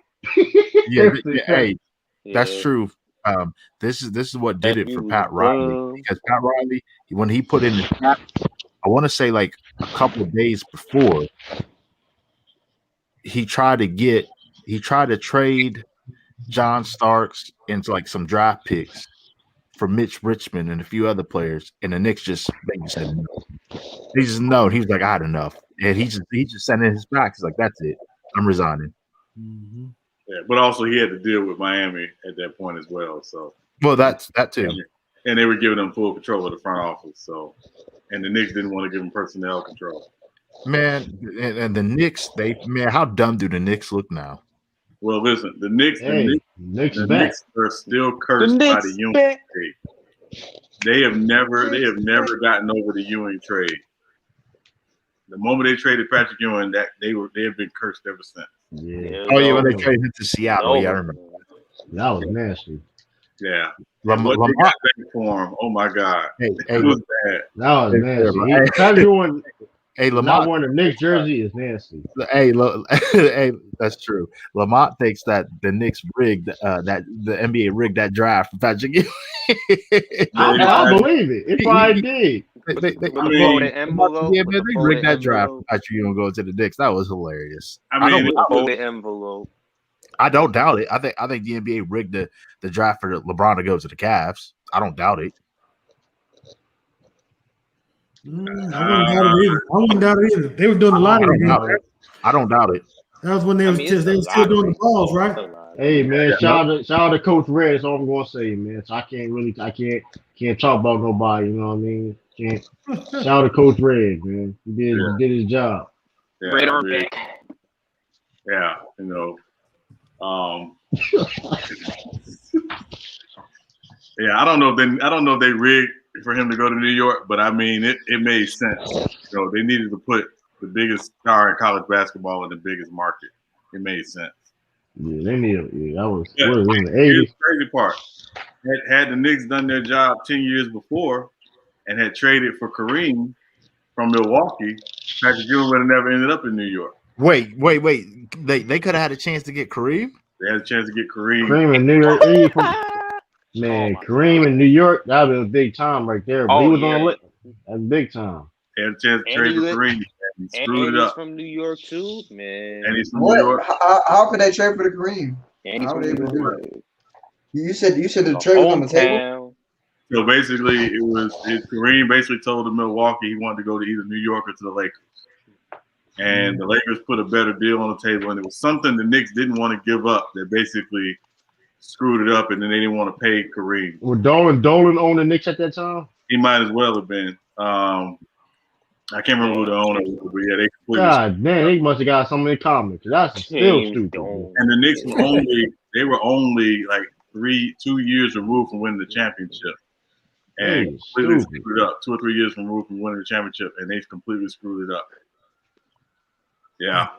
Hey, but they back now. They got Julius Randle now, so it's all worked out. Yeah. You know? It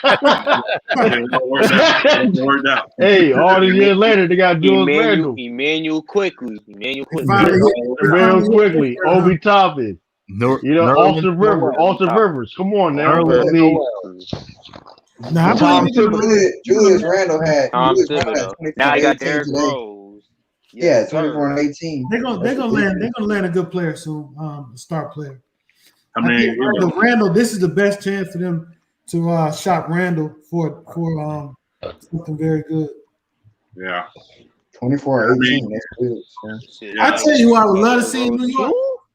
I'm gonna tell you who I would love to see in New York, and it probably will never happen. And it's Devin Booker. No, they don't have it. Devin Booker, he just needs to be in the spotlight. I don't think people really understand how good he is, man. He's being overshadowed. You never see his games. J Mac, you know I'm still mad at the Heat for messing up that draft. I'm still mad with them. What draft? The 2015 draft. We had a chance to get Devin Booker at 10, and I kept saying, take Devin Booker. Who they take? Justice Winslow. Hey, he may become a Celtic, Justice Winslow. You can see the pain in Sean's face. I like Justice Winslow, all right, but he ain't no Devin Booker though. He's good, but he ain't no Devin Booker. You can see the pain. The whole time I'm sitting there, I'm on the phone with my buddy, and I'm like, man, if they don't take Devin Booker, I might slap Pat Riley. I've never said that. Miami. I'm sitting there, and I'm like, if they don't take Devin Booker, because again, we saw where the league was trending, and I knew for a fact, I was like, is D-Wade's transitioning out? We need to get that next guy, and Booker's going to be that guy. And they messed it up and took Justice Winslow. Hey, Sean, for your birthday, I'm going to send you a Justice Winslow jersey. With the Grizzlies or the Monsters? He'd probably rather wear a Carl Winslow jersey. Yeah, That exactly. They gonna have the Duke Winslow jersey, the Miami Heat, and the Grizzlies jersey. You can hear the pain in Sean's voice when he said Justice Winslow. You can hear it, bro. and I like Justice Winslow. I thought he was a good kid, but I was like, he's not gonna be a star. I saw when Booker's a guitar, I said that guy's gonna be a star. I saw it. Yeah, he's and he was perfect. He's been perfect in Miami. Baby Cove number 2. Imagine him and Bam Adebayo together now. Yeah, baby Cove number 2. Hey, if Devin Booker was playing against the Lakers in that finals, it would have been tough now. Yeah. It was tough. See what he did to Paul George and Kawhi. Wade bye-bye on him. Y'all see what he's doing when he got a team around him too. He not even playing his greatest, and they still top 4 in the West. Chris Paul, man. Chris Paul effect. Wherever he goes, your team has a chance, man. J-Mac, if one player deserves a ring, if one player deserves a ring, it is Chris Paul. You ain't lying, man. You ain't lying. Chris Paul. Hey, everybody when they were up against Golden State and he tore his hamstring, I felt so bad for him. Yeah. They would have wiped the floor with Golden State if he was healthy. They would have won the finals that year. So let me ask you a question because y'all mentioned Chris Paul winning the ring. Who is the greatest NBA player to not win a ring? Tim Legler. Hey man. Oh my God! Lee. That's hilarious. Lee, come on, stop. You on the pocket. Leave, bro. Stop it, bro. War between Lee and Sean. I don't think y'all battling for it tonight, man. Y'all on it. Kwame Brown never got a ring, man. So I mean, stop, man. Kwame Brown, man. No. I know Kwame Brown. No, I know one. No, I know one. God rest his soul. Sean Rooks. Oh, wait, didn't he win a ring with the Lakers? Wait, never mind. Okay, all right. But no, seriously. Elgin Baylor. Elgin Baylor. Crazy about Elgin Baylor. He retired before he retired mid-season. Yeah, they gave him the ring. No, they get a ring. He's not listed at the 10. He's not listed at the 10 at all. They didn't give him a ring. I'll debate. Technically, he did not. Technically, he didn't get a ring, but technically, he was on the team. Like he retired. Did he retire? He retired through the season. Was he? So the reason why is what happens. Like, say a guy is on the team that wins a ring and gets traded, they usually give that guy a ring. So that's why DeMarcus Cousins got a ring. Yeah. Huh? Nah, but he got. I said, yeah, you're right, Sean. But Elgin Baylor retired. He was no longer in the gym. But he was on the roster during the season at some point. So if you're on the roster of the season at some point, I'm just letting you know they don't count. What? Yeah. They still don't count. They still don't count, bro. He's not considered a champion, bro. Hey, Brady got a ring. Yeah, right. Yeah. He's on the Lakers. But here's the thing. I mean, that's a player association. That's the player association right there. He should have fought for that. You got a bunch of people, man. You got Chris Paul. You got Charles Barkley. You got Karl Malone. You know what? I'm Karl Malone. Okay, all right. So let's do this. You give it some thought, but everybody give their starting 5 of the best players to never win a ring, and you got to do it by position. Don't be changing positions and carrying on. Moving Barkley. I'll go last. Right. I'll go first. So, Patrick Ewing as my center, George Irvin, John Stockton, Karl Malone, Pistol Pete. Ooh. Pistol Pete, okay. Is that 5? Yeah, that's 5.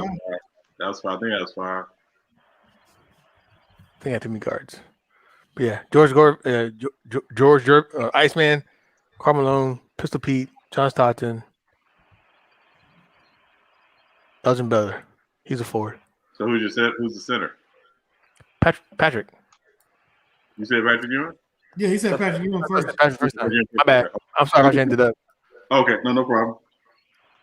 Yeah, that'd be my starting five. Man, I wish I would see more of Pistol Pete though. I guess I'll go. Shit. Oh, it's like that point guard position. It's like I'm feeling between Stockton and Chris Paul. I'll give it to Chris Paul. So number one, I got Chris Paul at the 2. Who do I got at the 2, man? I'm trying to think. Who do I have at the 2? That's tough. I mean, would you consider Baylor a 2 or a 3? He's like he was a 3. Yeah. I got Baylor. I got Baylor at the 3. At the 4, I got Karl Malone. At center, I got Ewing. I gotta figure out my 2. Who's my 2, man? I guess I go Pistol Pete like you said. Yeah, Pistol Pete. Who I got? I got John Stockton, AI, Elgin Baylor, Karl Malone, and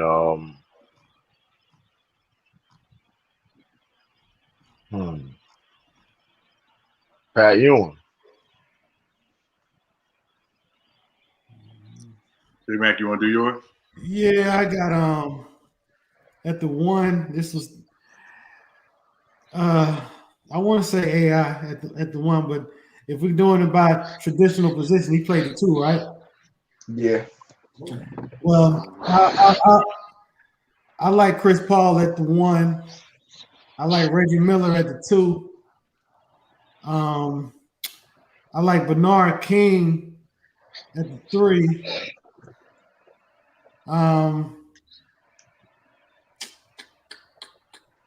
At the 4, I like Charles Barkley. At the 5, I like I think I'm gonna put Charles. I'm going outside the box, man. I think I'm gonna go with Dikembe. I wish one dude I wish I never got hurt, man, is Bernard King. That dude was a dog. Oh, that's my dude. Yeah, Tennessee State. I got the college jersey. Dog, bro. I remember that. Remember that series he played against the Pistons? He destroyed the Pistons. He was like 40 something. It was something ridiculous. Yeah, let me tell you something. Yeah. I don't think there's a question about who the best small forward is in the 80s. It's Larry Bird. But Bernard King was number 2. That dude, man. He was that dude. Yeah, Bernard King. Y'all, Nate Thurman up there too. Nate Thurman. Yeah. Yeah. So mine is I got Steve Nash at the 1. Okay. 2-time MVP, never won a championship. Steve Nash at the 1. I'm gonna take George Gervin at the 2. Iceman. Yeah, George Gervin at the 2. Man. God. Hey, just for the panel's knowledge, this is the list of all these players on the top 50 all-time list that have never won a championship. Oh, so we're not naming players who playing right now. Okay. You can't go to Bing. Yeah. No. Dave Bing underrated. He don't get talked about. Dave Bing does not get talked about enough. He's probably the most underrated person. Like, period. Man, I have it for 3. Dave Bing. There's a lot of guys, man. You can name Sean. Yeah. I mean, there's some guys I could name at the 3. I'm gonna say Grant Hill at the 3. That's a good one. Oh, yep. At the 4, Karl Malone, 2-time MVP, never won jack. And at the 5, it's Pat Ewing. It's Patrick Ewing. I mean, you can even put Dominique in. It's a lot of players, man. Well, here's the crazy part. Dominique never even played in a conference finals. Yeah. Yeah, but this is gonna be some interesting conversation next week. I'm ready for next Friday to get here because there's gonna be some interesting stuff That's my birthday too. Next Friday. Oh, it is? Oh, yeah. Well, hey, happy early birthday. I appreciate it. Yeah, but if you come in, CA, I'm telling you right now, if you come in and you don't know what you're talking about, you're gonna get the best birthday present of your life. Hey, this is why I was having camera difficulties because Sean talking on this shit, and I'm the only light skinned motherfucker on here showing my damn face. They gonna remember my ass. They ain't gonna remember that dude, bro. Like, hey, wasn't you that dude? No, it wasn't me. But you was on the show. But yeah, it wasn't me though. Yeah. That's why I yeah. Hey, glad you're back, bro. Glad you're back, bro. Yeah. Hey, real quick, anything in other news? Anything going on we didn't talk about? Let's talk about the standings, man. Where we at in the NBA standings? You know, I like. I tell you what. A few minutes ago, I was looking at the Dallas New Orleans score, and it was like 108 to 101. And I thought that was the end of the game. That was just the end of the third. Oh, that was blowing them out. I mean, they score points left and right these days, man. It's like they every two counts for 4, and every 3 counts for 6. You know? Yeah, why are we losing? Why are we losing? Hey, yo, why are we losing Detroit? Y'all lose to Detroit. Damn. We're gonna come back. There's one bit of news that I heard today about LeBron. Hey, hold on. Wait, what? Hold on. What? LeBron is now $1 billion man. Oh, the Celtics losing to the Pistons. $1 billion man. $1 billion man. Man, that ain't surprising. Oh, Kimba, man, Kimba got to get traded, man. I ain't gonna hold you, man. He got. Nah, he might trade for that. Hey, I know a team that would trade for him, probably trade for him though. Who was that? I mean? Hey, Clippers. Hey, let's you know what I mean. We going down to DC route. You know what I mean? Go to DC route. You know, bro, get that boy Brody. Come on now. Pull that trigger. Come on now. He fits the culture. Come on now. That's the pipe dream of the week right there. Listen. Kim Walker in the first round picks. We got some picks. They need all. Listen, they can do that deal. Listen, and we thought you did contract. Hey, listen. Kim Walker needs is as bad as Kenny Smith right now, so they're not taking that contract. Bro, sure the king, bro. Why y'all letting Sadiq Bey kill y'all like that, bro? This man got 27. This man got 27 after 3 quarters, 6 for 6 from 3, bro. Come on, I don't know, man. I mean, Jalen Brown got 10 out of his league. Right, I don't know, man. But then Sadiq, Danny said, listen, they said the Celtics gonna do something big for that trade deadline. And hey, that's what the league is saying. I ain't saying this. We're around the league saying that. Hey, I guess the other news, Big Chest said Tom Brady is having orthoscopic knee surgery next week. And his knee was hurt. Come on, man. Put some respect in his name. That knee was hurt. Patrick Mahomes, come on, man. That knee was hurt. Come on, he played with a bum knee. He played with a bum knee doing a play. Come on, man. Put some respect on that man's name, man. Come on, man. He the GOAT for a reason, man. The GOAT. He the GOAT. For a reason, man. They talking about Pat Mahomes where he got turf toe. Man, that man had to get surgery. Come on, man. Come on, man. He is the low. Let's get that out of the way right now. He is the low. He is not the GOAT. He is the low. Come on, man. Come on, bro. Come on, dog. Go. He's the quote. What do you mean by the moat? He said the luckiest of all time. Luckiest of all time. Hey, you need luck. Hey, that's hey man, it is a luxury quarterback having, of all time. It is a luxury having the top 10 defense 17 out of your 20 seasons. Why y'all keep saying? Hold on, y'all. Hold on. Why y'all keep saying that like that don't win championships though? I mean, let's be real though. You need that to win championships. Hey, I'm just saying though, bro. Like I'm just saying, top 10 defense 85% of your career. That's ridiculous. Hey, True the King. Hold up. I'm gonna kill that point because Matthew Stafford shows that to play on that type of defense and when he got traded. We ain't gonna talk about that though. Hey, True the King. Oh, hey, True the King. Matthew Stafford chose not to play on a great defense. He chose not to play on a great defense. Hey, True the King. How did he choose not to play on a great defense? How? He declined. He said, "On teams I don't want to play for is the Patriots." And he chose. So, that's why he didn't want to play there. Matt Patricia. He didn't like Matt Patricia. It was clear. Wait, hey, True the King. Hey, it's Black History. Hey, True the King. Hold on. Hey, True the King. Hey, True the King. It's Black History Month, so give me Quincy Carter and Tony Banks any day over Tom Brady. Oh, come on, we ain't doing that. We ain't doing that. Number one, True. You know the reason why Matt Stafford didn't want to go to the Patriots because of Matt Patricia. I forgot about that. I didn't forget about that. Okay, but I don't know. Listen, man. All I know is this. We had a top 10 defense. Man, listen, you need defense to win championships, man. At the end of the day, listen. Nobody was saying that with Terry Bradshaw. Nobody was saying that with Troy Aikman. No, they were saying the same thing about Terry Bradshaw. Not like Brady. Not like Brady though. Everybody knows Terry Bradshaw's overrated. I'm just saying, nobody was doing that. Nobody was doing that. If he was doing it, I'm gonna tell y'all this. There's a book y'all got to read if you're a football fan. You got to read this book. It's called The Palantonio Report, and it names the most underrated and overrated coaches, players, moments, and all that in NFL history. Terry Bradshaw is overrated. I agree with that. Didn't they have a black quarterback before him? What's his name? And they like Joe Gilliam, Jefferson Street, Joe Gilliam, who was actually better. Exactly. That's crazy. Yeah. But hey, Tom Brady, man, he come up with Tom Brady, man, he was playing with a bum knee too. Come on, man. At 43? Stop it. At 43? Come on. You gotta give respect, Sean. You gotta give him respect.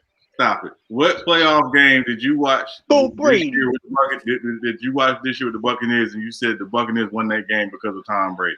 None. You don't do that. I don't do that. I don't do that with nobody though. Nah. I don't do that with nobody. It's a team game. I say that Super Bowl was a pretty good shot. The linebackers did something.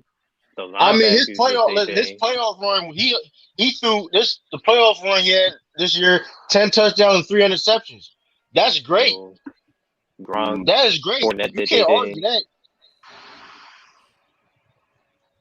So hold on. 01 to 05, 13 to current, Brady had a top 10 defense. So remember, between Brady and them Brady teams went 10 years without win nothing without a top 10 defense. So let's stop this craziness about they win because of Tom Brady. You said 01 to 05, 13 current Brady. Yeah. And in between 05 and 13, how many Super Bowls did the Patriots win, True? Hey, man. 05 through 13. Hey, man. You can't win them all. 0. You can't win them all. 0. You can't win them all. Hey, listen. You go 10 years without winning a Super Bowl and you to go. Hey, I know this, though. This is something that I want to talk about, too. A lot of people don't want to talk about it, the mainstream media or new media. The Patriots got 2 dynasties in 2 decades. Nobody want to talk about that. Okay. Nobody want to talk about that. We the team of the 2000s and the 2010s. Ain't nobody taking that away from you. And I'm pretty sure if I pull out, some film, because I know y'all got plenty of it with the Patriots, all the cameras y'all have. Exactly show that. Hey, man. So thank you. Yeah. Oh, shit. Listen, here's the thing about that, right? We ain't the only one that was doing that. I'm gonna leave it at that. We wasn't. Don't be like Kobe, man. Don't be like. I'm just saying. I'm being real. Yeah. But listen, cause all y'all gotta do is type in the most cheats. Hold on. All y'all gotta do is type in the most cheated teams in NFL history, and they got other teams that did the same exact thing, manipulate the salary cap and everything. That was cheating, but the difference is the Patriots won. That's the difference. Hey, listen. Right now, you sound like a Trump lawyer today, so I'm not even. I'm just saying. Listen, I'm just saying, man. I'm just saying. He is a Trump supporter, though. Yeah, I mean, yeah. What that got to do with anything about the game? Come on, yeah. All right. I'm just saying. Come on, yeah, I'm just saying. Hey, I'm just saying. Hey. Hey, So- man, I'm gonna give Brady his Still the greatest props. though. Listen, I'm not saying he's not the greatest winning quarterback ever. You can't take that away from him. But him being the greatest quarterback ever, that is very much debatable. Oh yeah, You could debate it. I'm not saying you can't debate it. I'm just saying that because I'm a Patriots fan. I can't sit there. I don't look like you a Patriots fan. You can't sit there and say Tom Brady not the GOAT. You can't say that. And you really can't say that. And I'll be real, Drew. I couldn't watch any of the sports media earlier this week because I don't know how much Lou, Stephen A, and all them guys. Yeah, I ain't watching either. Nuts. I watched a couple clips. Yeah, I can't do it. I don't want to hear it. And then you're gonna ask if he's the greatest athlete of all time. I'm like, okay, so Bill Russell didn't win 11 championships. Yeah, that's wild. Or I don't like Williams that. ain't won 23 majors. So we can't do that. well, you can't. Yeah, Bill Russell. You can't mention Bill Russell never gets mentioned in them conversations. He was a track and field athlete. He was like third. Not only long jump. Not only that, he was dealing with racism of his day like nobody had ever heard of or seen. And he stand on his thing, and he stand on everything he said. Yeah, I'm sorry. Yeah, I'm sorry. What off the field controversy and trouble has Tom Brady had to deal with in his career? Nothing. Just being called a Trump supporter. That's all he right. Yeah, breaking up his cell phone because he knew good and well he. Yeah, come on, man. Let's stop this. Let's stop this crap. We just not gonna talk about that. Okay, that's fine. It's whatever. That's what I'm not gonna agree with. Like, now that's what I'm saying. Like, if people be taking it too far, like people be like, all right, now y'all got like people be taking it too far. You know what I mean? Yeah, they be downplaying everything. Cause people downplay everything. Like I said before, I don't like people don't. Nah, you listen. You need a team to win, man. He didn't do it by himself. You know what I mean? I'm the reason why I'm saying that because of how he contribute. That's why I say he the GOAT because of what he did, how he contribute. You know what I mean? Yeah. But I don't. People be doing way too much, man. But I'm gonna be real. What's up, Big Chess? Welcome in. I'm gonna be real. Chess. Here's the problem, right? Yes. This is why the argument is late. Okay.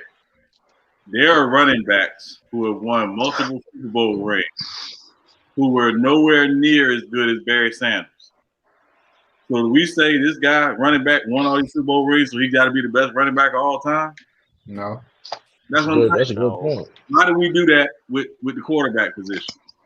Like I was arguing with people on Lamont's channel, but people overrate the quarterback position. People think that if you win, it's completely the quarterback gets all the credit. If you lose, it's completely on the quarterback.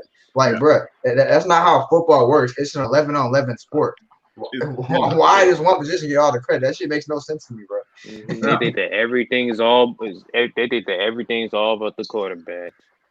And the whole thing is, and I tell you all the time, this is why a stat like interceptions cannot be completely tied to a quarterback. Because if a receiver runs a wrong route, or a ball bounces off a receiver's hands or helmet or whatever, or they juggle the football trying to catch it and it pops up and gets intercepted, it goes against the quarterback. And so people who only look at stats will be like, well, that quarterback threw this number of interceptions.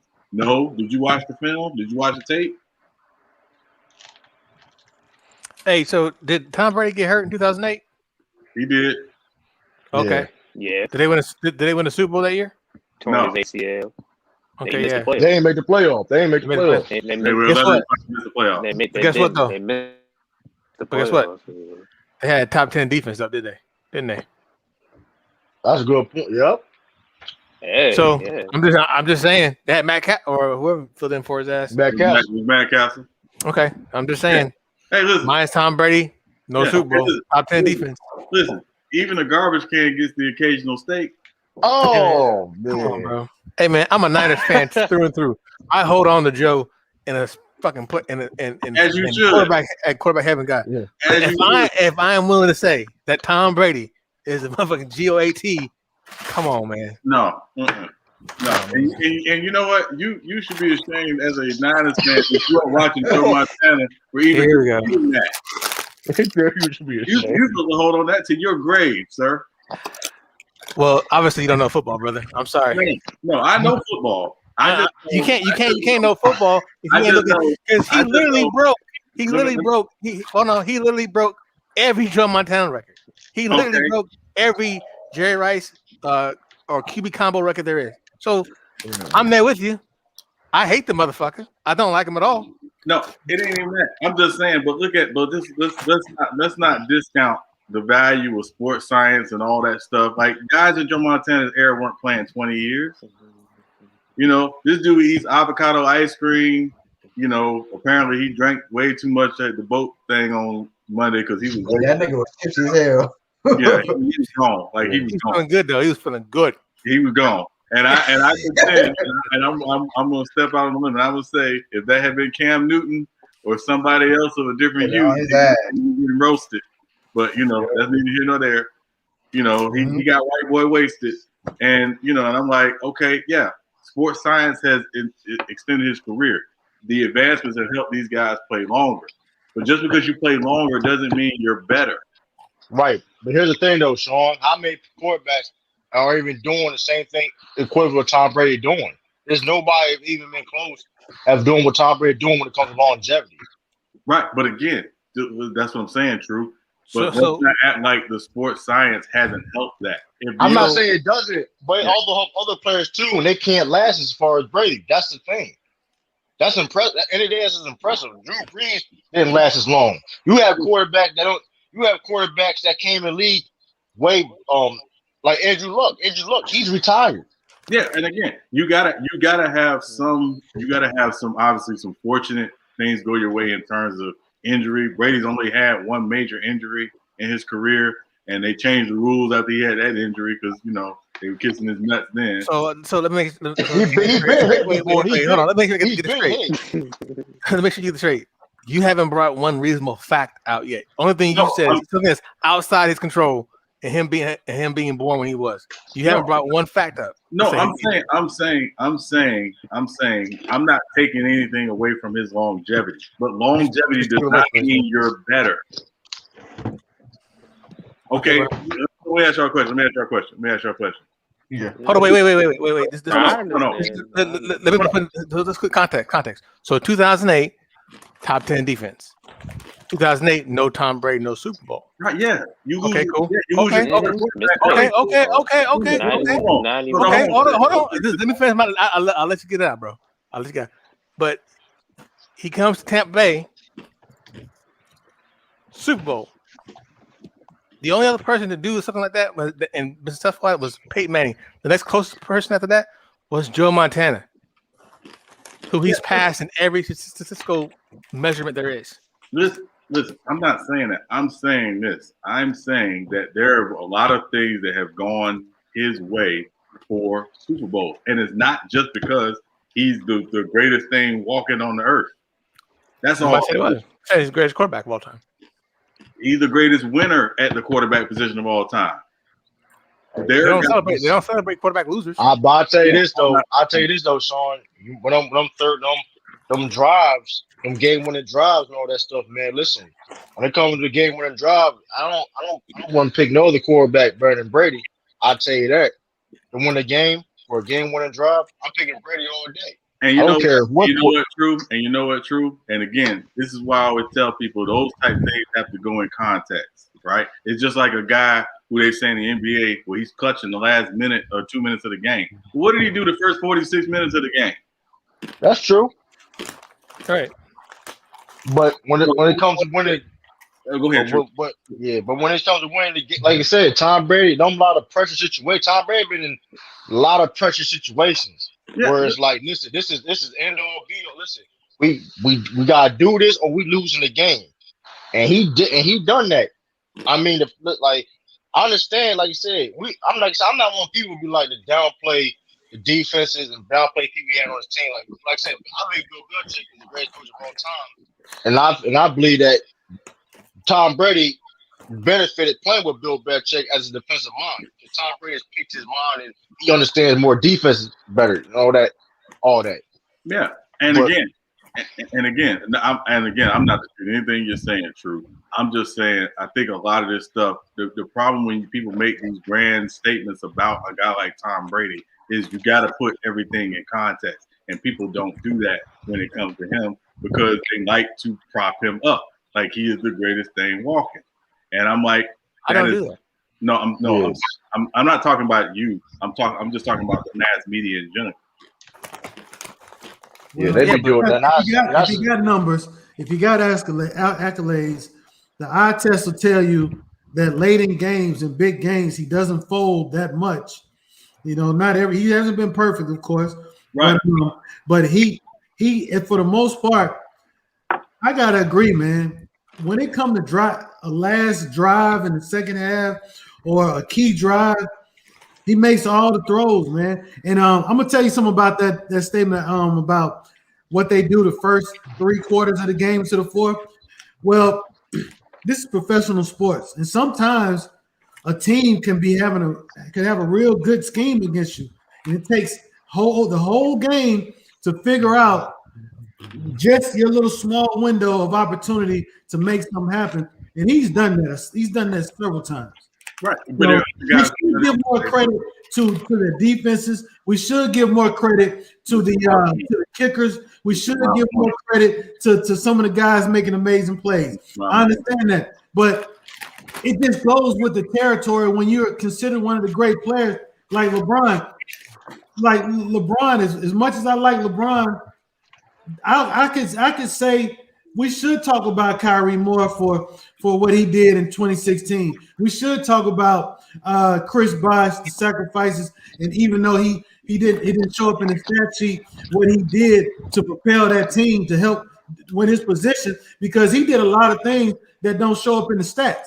Right. You know, you got there. So there's a lot of players, and I tell you, if you interview a lot of players that play with Tom Brady, they're gonna tell you they all they care about is how great they are. They're reaping the benefits of playing with a player that they know that they can depend on while they on the sideline, and him driving the ball, whether the kicker kicks the ball or he throws a game-winning touchdown or the running back scores a touchdown.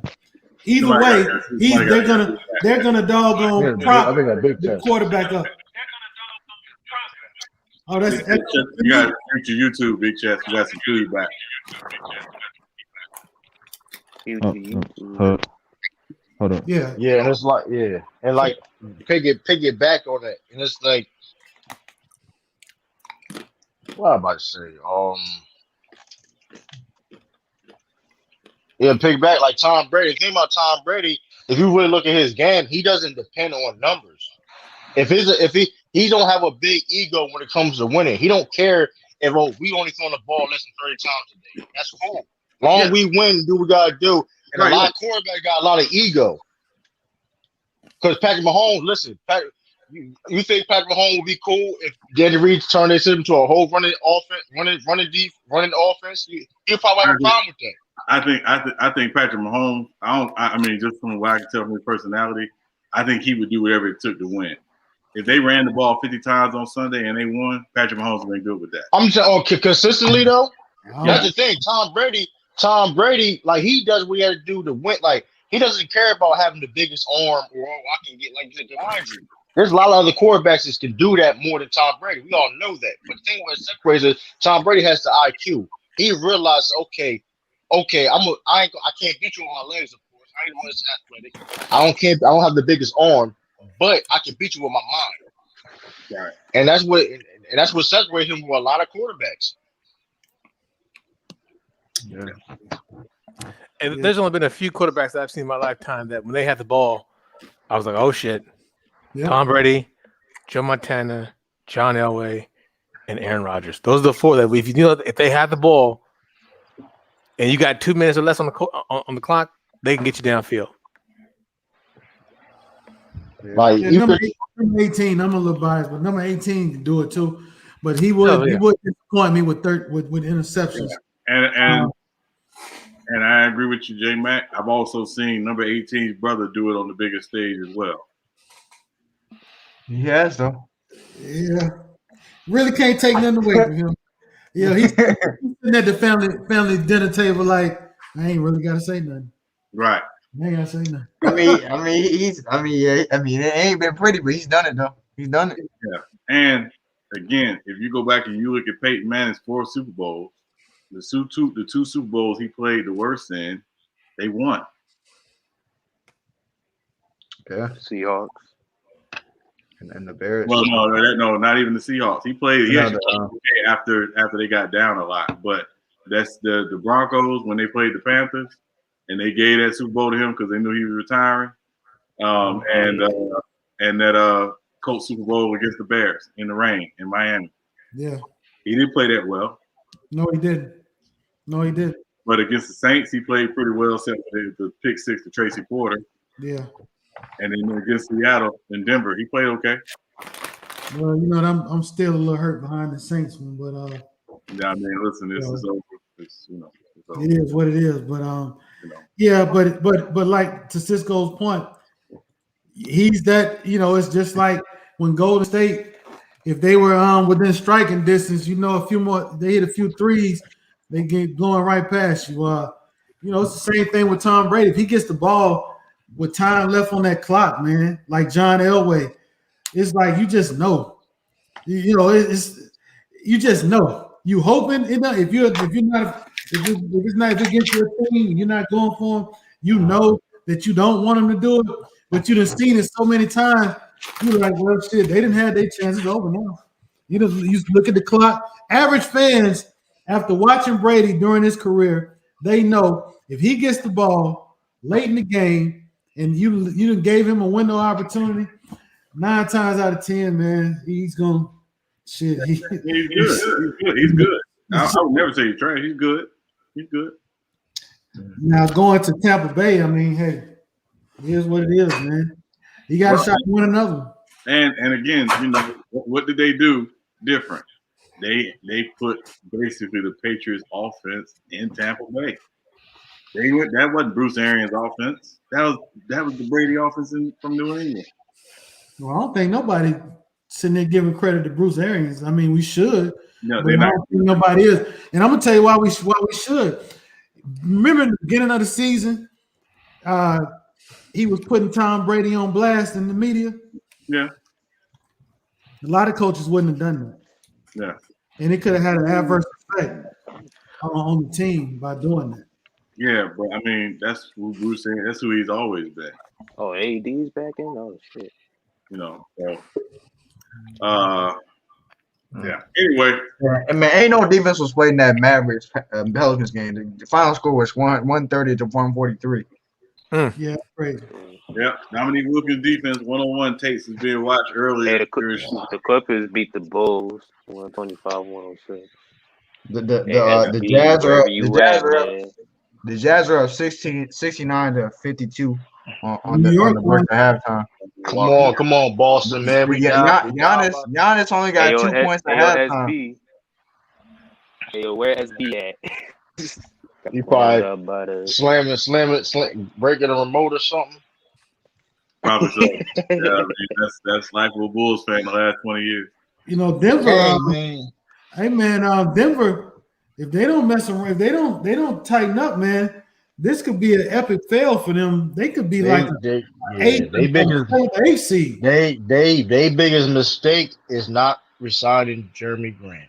I tried. I mean, it wasn't really their problem. I mean, they offered him the same contract the Pistons offered him, but he wanted to sign with the Pistons because that's what I'm saying. They should have allowed him to have a bigger role. Because I'll tell you this right now, he's more consistent than that one dude. Who, Michael Porter? Everybody was hyping up in the playoff last year. You know what I mean? I mean, you can't give him a bigger role when you got Jamal Murray and hold on, what you mean you have a bigger role than Jamal Murray? I mean, he wanted the number one role. That's why he went to the Pistons. There's no way he can give him that number one role on the Nuggets. No way. That's what he said. He wanted Zach number one role on Denver. Yeah, he wanted number one, number 2 role. Yeah, that's why he went to the Pistons. Yeah. He wanted a number 2 role. I can give him number 2. He wasn't gonna get that number 2. He wasn't gonna be number 2 either with Joker. You're not gonna get number 2, bro. You got Jamal Murray too. I would have done it. I'd put number 2 over Jamal Murray. I do it over Jamal Murray. I say that. I mean, listen, he getting a chance to be the man. He got a chance to be an all-star this year. That's what I'm saying. What Jamal Murray doing? Jamal Murray not making the all-star team this year. I know that. That's what I'm saying. Grant got more upside than Jamal Murray. And that Klay Thompson got more votes than him. Hey. I'm just saying, Jamal Murray. As he should. Yeah. Cause I can say this though, the problem with Jamal Murray is Jamal Murray inconsistent. That's why Grant said that. Hey yo. Well, I mean, true. The bigger problem is Jamal Murray's not a point guard. He never has been. Right. No, he's a shooting guard. He's a shooting guard. So, as we look at the Eastern and Western Conference voting, doing all the pick and rolls and shit. Child Jason Tatum, man. Pass up on Joel Embiid. Pass that man Joel Embiid up, man, so you can start. Yeah, that's not gonna happen. He a $1.5 million votes. That's not gonna happen. That's not gonna happen. It's over. Jaylen Brown. We gotta have 2 soldiers in the All-Star game, man. That's beautiful, man. Yeah, it's over. It's over. It's over. Hey, they making it though, man. Hey, All-Star MVP. Hey, in other news, I think Deontay Wilder has officially lost his mind. But that's other news. I'm done with it. I ain't gonna hold you. He came out in that crazy outfit. No, it's because he's talking too much. He's talking ridiculousness, bro. He's not making sense. What did he say? He was no, he's still speaking out. They say you can't train him in the gym no more. He's not listening to any of his trainers. He's not working out like he was. And he's still blaming is it Breland or his cornerman? Breland. Yeah, he's still blaming him. And Breland finally came out and said something, but it just the stuff he's saying is not making sense, bro. It's like my thing. I'm confused. Where is the lawsuits at? Because I'm really confused. All this deceiving on both sides of Fury and where the lawsuits at? Because somebody is lying. This is weird, man. That's why I'm done with. I'm done with professional boxing. To tell y'all the truth, man. This is ridiculous, man. That's why I support the Jake Paul fights, because at least I'm gonna get at least I'm gonna be entertained, man. This is dumb, man. This is stupid. Y'all it's only a few y'all can't make the big fights happen. Y'all trying to tell me it's just give the fans what they want, man. Come on. Yeah, you lost, Deontay Wilder. Get back in the ring. Everybody, listen. There you go. Back in the ring. Just get back in the ring, man. Listen. Sometimes man, knocked out affects you differently. He didn't get knocked out. He didn't get knocked out. He knocked around. He got dent in his head. He got an old-fashioned mama whooping. Yeah, he got dent in his head. I know that. I mean, he got beat all around the ring, looking crazy. Oh man, hey, he made the 2020 wrap up by Uncle Murder. So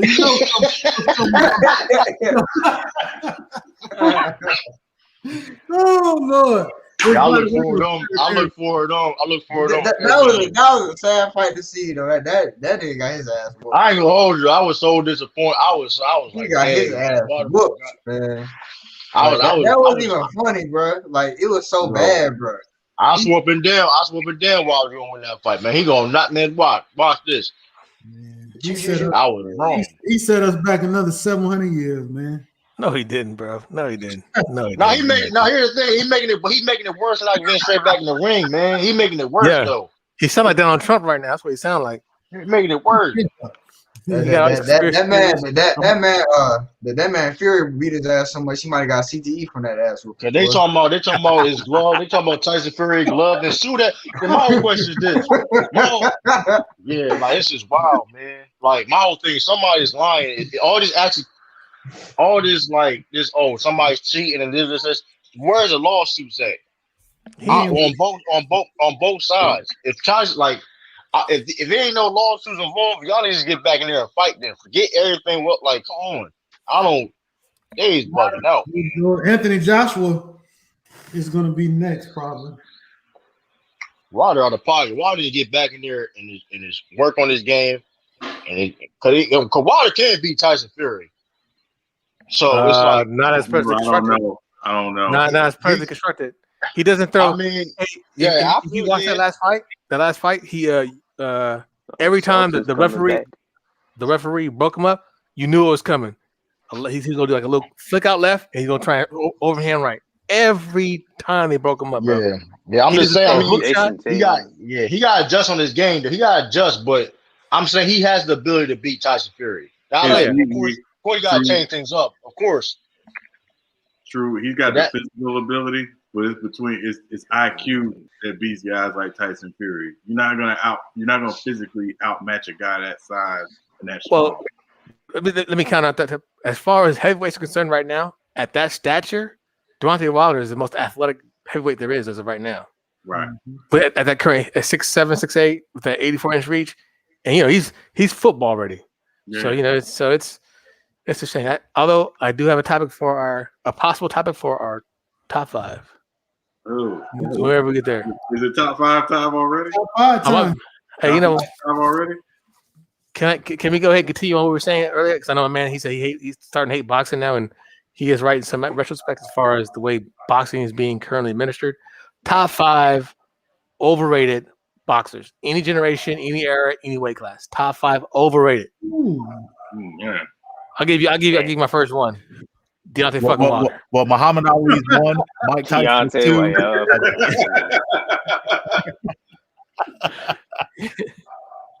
Damn, Shafiq Bey. Oh, yo, God. CH3. Man. Deontay Wilder, Floyd Money Mayweather.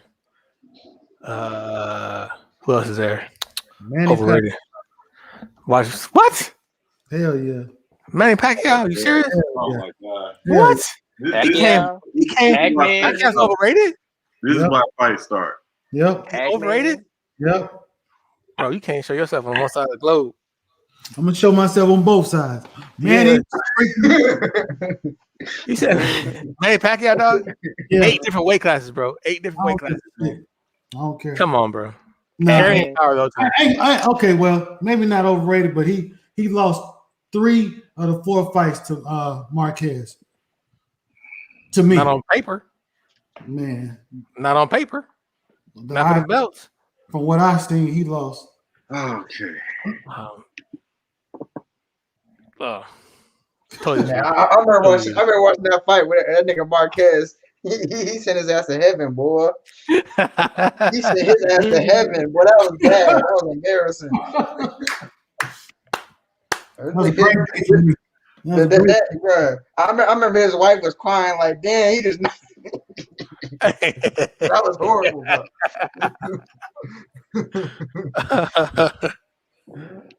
Hey, it was quiet in my household after that one, bro. He got real quiet. Oops. You remember that too?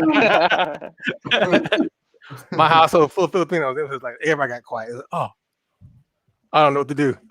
Yeah, but to me, like Deontay Wilder, he's like the Giannis of boxing, bro. Like he don't really like he's very dominant, but he doesn't really his IQ is low. He don't really got that many skills. Oh yeah. Hey, but he just be throwing some wild punches. Yeah, but in heavyweight boxing, you can get away with that in heavyweight boxing. I mean, in the day. I'm gonna give you my number 1 overrated boxer of all time. Is Lennox Lewis. Come on, man. Lennox Lewis. Lennox He's overrated? Yeah. Why is he overrated? Didn't he beat Holyfield? Didn't he beat Tyson? Who did he fight in their prime that was great, bro? Well, he beat some legends in the middle of that too. So yeah, late. He beat him late. They got in the ring. Right when Larry Holmes beat Muhammad Ali, he won, but did it really count? It's still Muhammad Ali. Did he get in the ring?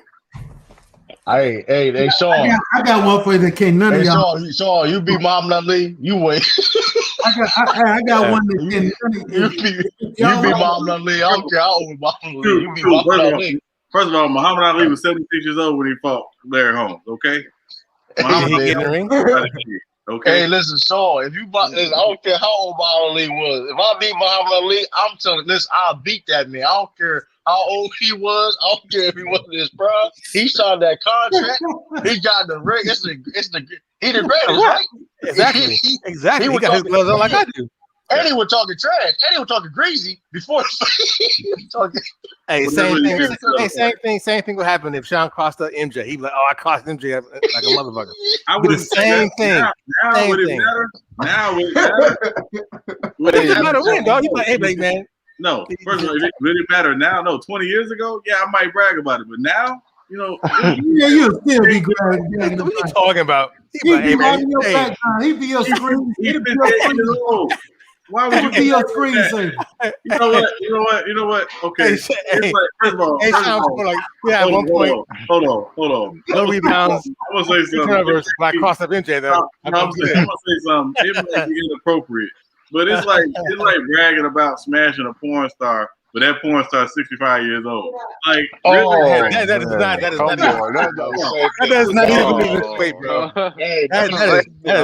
Hell no. I'm just saying, like, you know, like, yeah, you know, I smashed Vanessa Del Rio yesterday. Like, yo, Sean got some sayings, man. I'm just saying, it's over. It's over. It wasn't like, you know, 30 years ago, it might have been fired, not now. That's funny, man. That has nothing to do with what we're talking about. No, the point is age matters. Is all I'm saying. It's like now, you're like, you know, it's like, oh, you know, I beat, you know, Stevie Wonder in a drag race when he was driving. Of course, he can't. No, don't do that. That ain't the thing. That ain't the thing. Now you outdid him in a piano. That's something different. I'm being facetious. Let me give y'all a boxer, man. Timothy Bradley. Oh, hell yeah. I hate that motherfucker. I never liked Timothy Bradley. He was tough, but he overrated. Yeah, he was tough, but he was overrated, man. Yeah. He could take a beat. He can take a beat. I'll give him that. But he didn't beat Manny Pacquiao in that first fight, bro. That was just all about man. Yeah. I'm gonna give you another one. Zab Judah. Zab Judah's overrated? Yeah. He underachieved. Yeah, underachieved. I'll give him that. Adrian Broner maybe, but not. I don't know about Zab Judah. Zab Judah's the only one that really put hands on Mayweather. It's the only person really that really put some paws on Mayweather. You know, Shane did too. No, not like Zab. Shane did early in the fight. Madonna a little bit. Madonna a little bit too. Sugar Shane did. Madonna in that first fight a little bit too, though. Sugar Shane got one hit. Remember Shane Mosley was in that fight early, and he stopped. Oh, he was maybe 3 rounds. He in the second or third round he caught him. He stopped fighting. Watch the Zab Judah fight against Mayweather. He was winning that fight, bro. Yeah. Like legit winning. That was a beast, bro.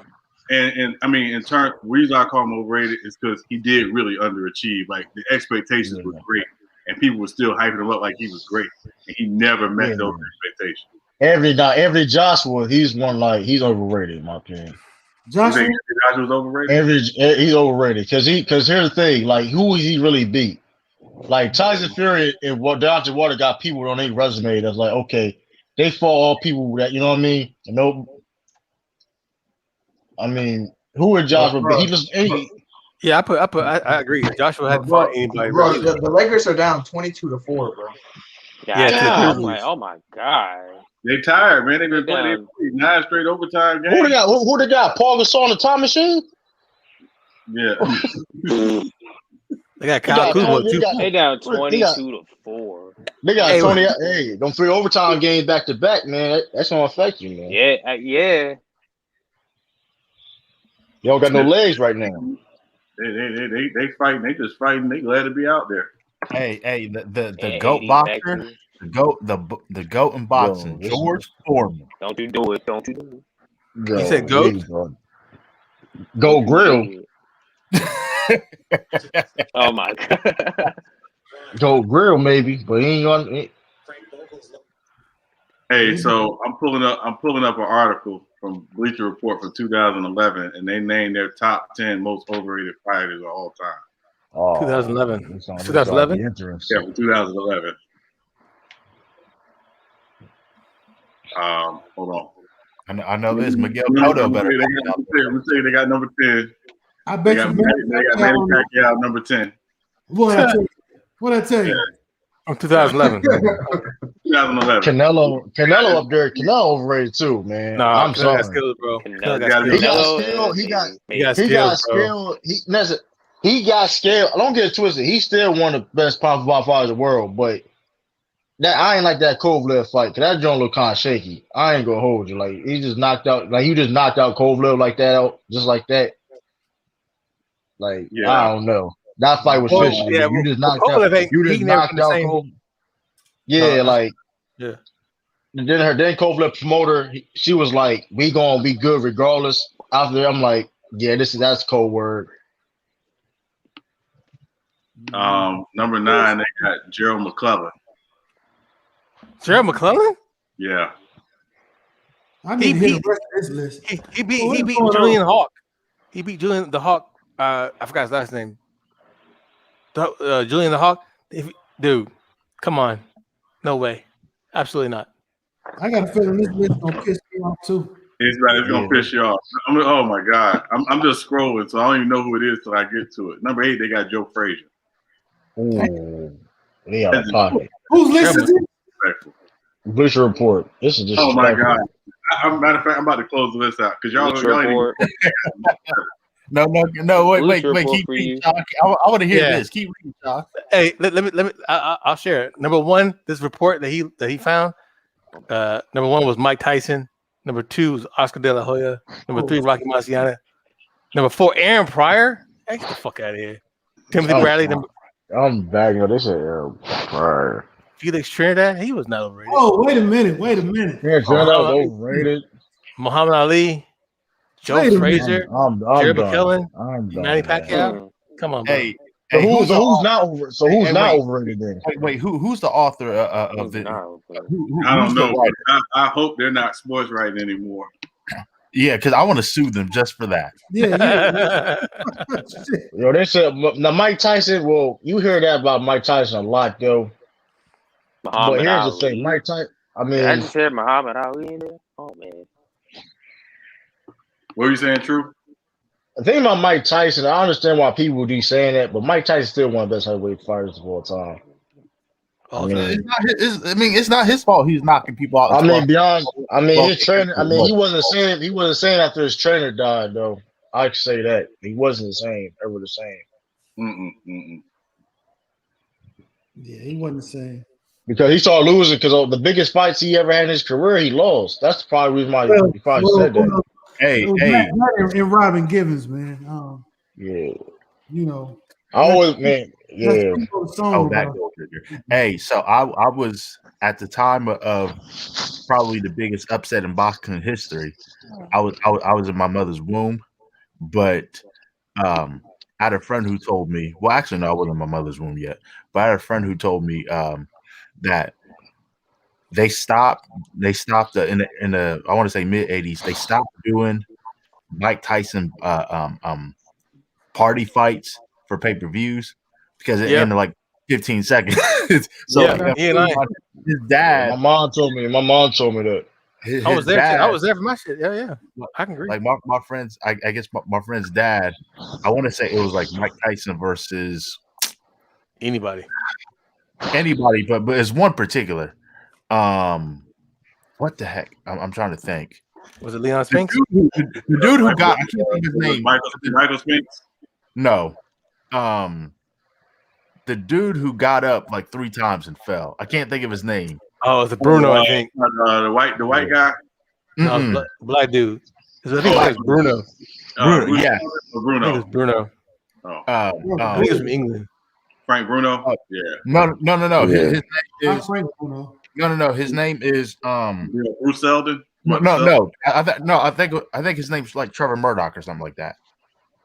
Trevor Burbett. Trevor Burbett. That's what I meant to say. Ain't from the same place? Ain't both of them like the same from the same place? So my friend's dad, he was charging people for the fight parties like $5 or $10 or whatnot. Brought all the food. cooked out and everything. So then the fight started. He was like, okay, this is gonna be a good fight this time, bro. After like 6 minutes, he's like, never again. But then I want to say it was like 3 years later, he agreed. He got convinced to do one last fight party. He said, all right, cool. It was Mike Tyson and Buster Douglas. Bro, he said the whole house was silent. Mike Tyson got robbed. Look, he got robbed too, though. I gotta tell y'all, and J Mac and Cisco might remember this. The same night of the Tyson Buster Douglas fight was the same night of the slam dunk contest that D Brown won. Yeah. Nobody was watching the Tyson Douglas fight because everybody thought it was going to be a wash. Like it was over. No, I watched it.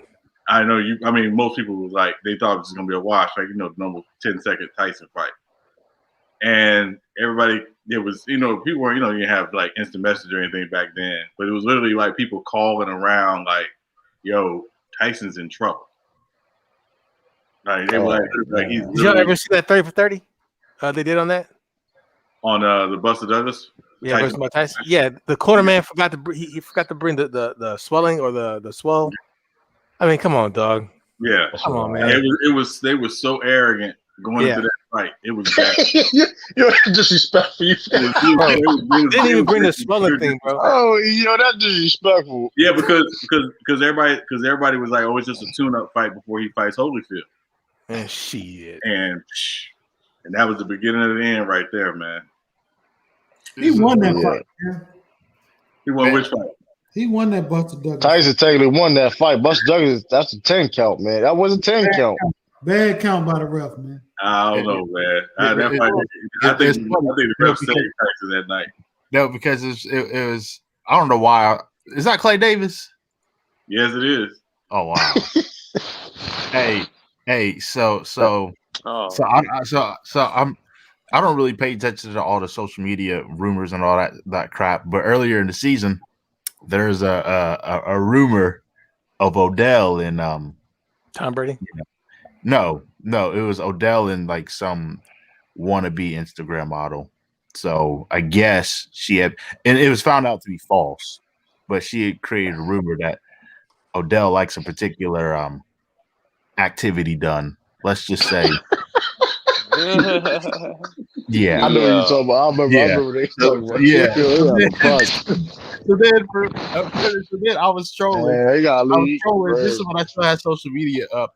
I was like, man, thank goodness that Odell rumor is false. And that a picture of Clay Davis saying, shh. I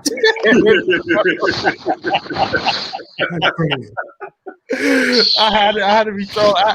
I had a friend of mine who called me. He said, bro, do not talk to me anymore. I had to do it that day. I couldn't resist. I really tried not to troll that day, but I couldn't.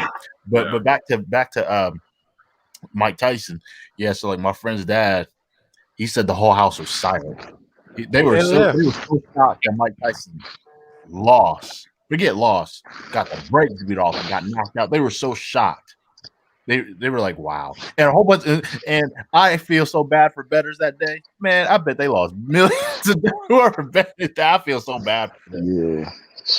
They lost millions upon millions of dollars, maybe even billions. Man. I remember that fight. I remember watching that fight. I was shook. The whole neighborhood was shook. We didn't know what the fuck to do. Hey, how long have you guys known each other? Who? Sean, J Mac, and the guy who loves the 49ers. I'm sorry, Cisco. Shout out to you guys. Makes 20 years. 20 years. Oh wow. 20 years. Damn. That's a long time. Dang, I wasn't 20 years ago. 20 years ago, man. I wasn't even on this earth yet. I wasn't even born 20 years ago. You out of pocket. But, hey, don't worry about it, mister. Hey, listen, I'll just say this. I can tell you. CA, I wasn't born 20 years ago. I'm about to be 20 years. I usually don't talk about my personal business on here, but I got something as old as y'all. So, just know. But man, did you guys have friends who lost money on that fight? Well, I'm assuming nobody bet on that fight because I was a kid, bro. Yeah. I was like 11. Yeah, I tell you this. I watched that fight in the same living room that I watched the OJ run from the police in. Yo, man. So I was close to the TV and I was shocked nonetheless, shocked both times. I didn't know what the hell was going on. I ain't had nobody to call because we had them old ass phones with the long cord. I wasn't finna go to the other room and get the phone and walk it all the way over so I could still see the TV. So I was like, shit. Hey, man, you saw it, man. You saw it. It was crazy, man. It was crazy. But that's the beauty of sports, man. Whether you go back and watch it on video or watch it live, that's what makes these debates so great, man. Like we talk about NBA all the time. There's a lot of guys that know the game and study the game, but the reason why there's such pushback from the 90s to this era is because when we watched it live, it was just a totally different experience watching it live. Like I grew up watching the Lakers versus the Celtics, Lakers versus the Pistons in the 80s. Man, it's nothing like it, man. Who is that?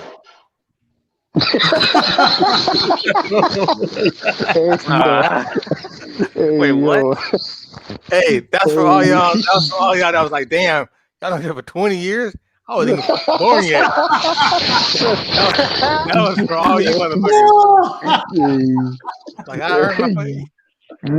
Oh, man, that's crazy. That's crazy. Hey, man. Yeah, we've seen a lot of ball, man. And played a lot too. Yeah, man. Yeah, man. Hey. Yeah, man. And we keep seeing stupid stuff. We're gonna keep cooking people on it too. Yeah. So as long as there's stupidness going on in sports, we're gonna be here to talk about it. And you know what? I'm gonna say this, man, and all jokes aside, man, and CA, True, Lee, Taj, one thing I can say about you guys, I really appreciate, besides the fact that y'all support the channel, is that I can tell when y'all talk basketball, y'all go back and do your research. You just think on the area y'all grew up in and forward. Like y'all have actually gone back and reviewed stuff and seen stuff. And that's appreciated because a lot of guys don't do that when you talk ball. Like they only can talk about what they've seen. It's like, no, you got to go back. It's really context. Yeah, that's true. Yeah, my dad. My dad's like a Dolphins fan. He said Dan Marino the GOAT. I'm like, why do you think Dan Marino the GOAT? Hey, listen. Go watch it. Hey, I understand why. Now I understand why. Your dad ain't like that dude, man. It's the truth. I mean, 5,000 yards in the 80s. I mean, that's to say enough. The 80s. The 80s, the King. The 80s. Like that's one of the most impressive, 80s. Probably the most impressive, like thing I ever saw in the QB season, like production wise. If you can do 5,000 back then during that time, like picture we can do in this era. I mean, he threw 5,000 yards and 48 touchdowns in his second year as a starter. That's insane, man. Yeah, that's Tom Brady. Right? That's not even. That's insane. You're talking about Tom Brady, right? You talking about no, I ain't talking about that. You're talking about Dan Marino. Tom Brady, right? Not Dan Marino. But you gotta do your research sometimes. Hold on, wait, time out. Wait, is that saying Tom Brady in a different language or what? Dan Marino, that's like Tom Brady like French or something. Come on, we can't disrespect. Hold on, SB. I got Don Marino to go. We can't disrespect Don Marino though, man. Hey, hold on, SB. I know the Bulls just lost. I know you hurting right now. But it's a minute to clear your mind. Yeah, man. Look, man. Like it's hard right now, man. Times is hard. They need Jordan out there, man. They need Jordan on. They need Jordan, Gilmore, and Derrick Rose in their primes. Two all starters are out. Hey, on the real, I think Scottie Pippen still got some time left because in the league, he got a chance to get Larson back because man. Come on, Sean. That's a low blow, Sean. SB, he been shooting low blows all night, man. Yeah, I see, man. That dude. Sean, who is your team? Hold on. First of all, Sean, who is your team so I can start sending shots? I never hear you talk about the team. Who is your team? The Heat. Ain't they like the bottom of the East right now? And they, yeah, but we had like 35 guys miss games because of COVID. no, we don't want to hear that. I got 2 of my starters out, but you just said we heard that. Listen, it's part of the game. Here's the thing. I don't hate the Bulls, right? I have great respect for the Bulls, but you got to understand if you came up in the '90s, being around a Bulls fan was borderline annoying because all you talk about was how great y'all was.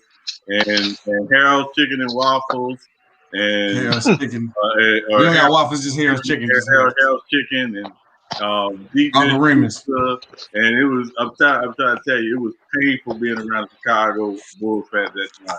So I got would it be the equivalent of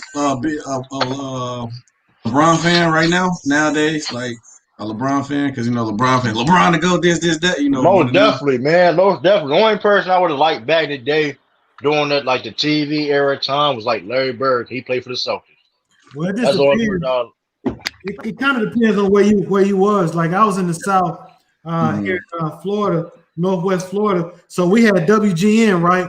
WGN, and we had Turner. So naturally, I watched every Chicago Bear team game, every Chicago Cubs game, every Chicago Bulls game. But I was a diehard Atlanta Braves fan. Hated the Hawks, but I loved the Lakers because the Lakers were getting prime time TV. There wasn't like now we can pretty much watch any team we want.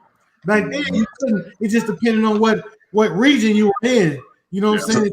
So they force you to be a fan of a team then. Right. So I started out watching the Bulls and the Lakers. I watched every Chicago Bulls team since when they had Orlando Woolridge, the big old I watched all those teams first. Oh my god. Yeah, he man. Hey, a good player. Hey, J-Mac, and this gonna sound crazy. You remember if you didn't have cable, the only time you saw NBA was on Sunday on CBS, and the early game was always the Celtics, and the second game was always the Lakers. Yep. That's all we saw. Jesus, that's tough. So if it wasn't the playoffs, you wasn't going to see, the subpar teams that much. Yeah. It didn't work. Yeah. Thank God I was born around. That's why I've been trying to tell y'all. That's why I got people. You ain't never see the Sacramento Kings play in the 80s. Thank God. I was born in the 90s, so I was like in between. Right, that's why one of my older uncles, I was saying, I think it was on here, saying he was a Celtics fan because that was all there was on the TV. Yeah, it was Celtics and Lakers. I mean, that's what was on TV. If you think about it, True, if you meet somebody of a certain age that say they grew up in the 70s, they probably, if their NFL team, I'd be willing to bet their NFL team is probably either the Steelers, the Cowboys, or the Raiders. Because that's who they were playing. Redskins too. When I'm saying in the 70s, I mean, like that's more of the 80s, but like 80s. Those are the teams that were winning, and those are the teams that play on national TV regularly. So you can be a Cowboys fan anywhere because the Cowboys were on TV in the 70s. Even in Montana, you saw the Cowboys.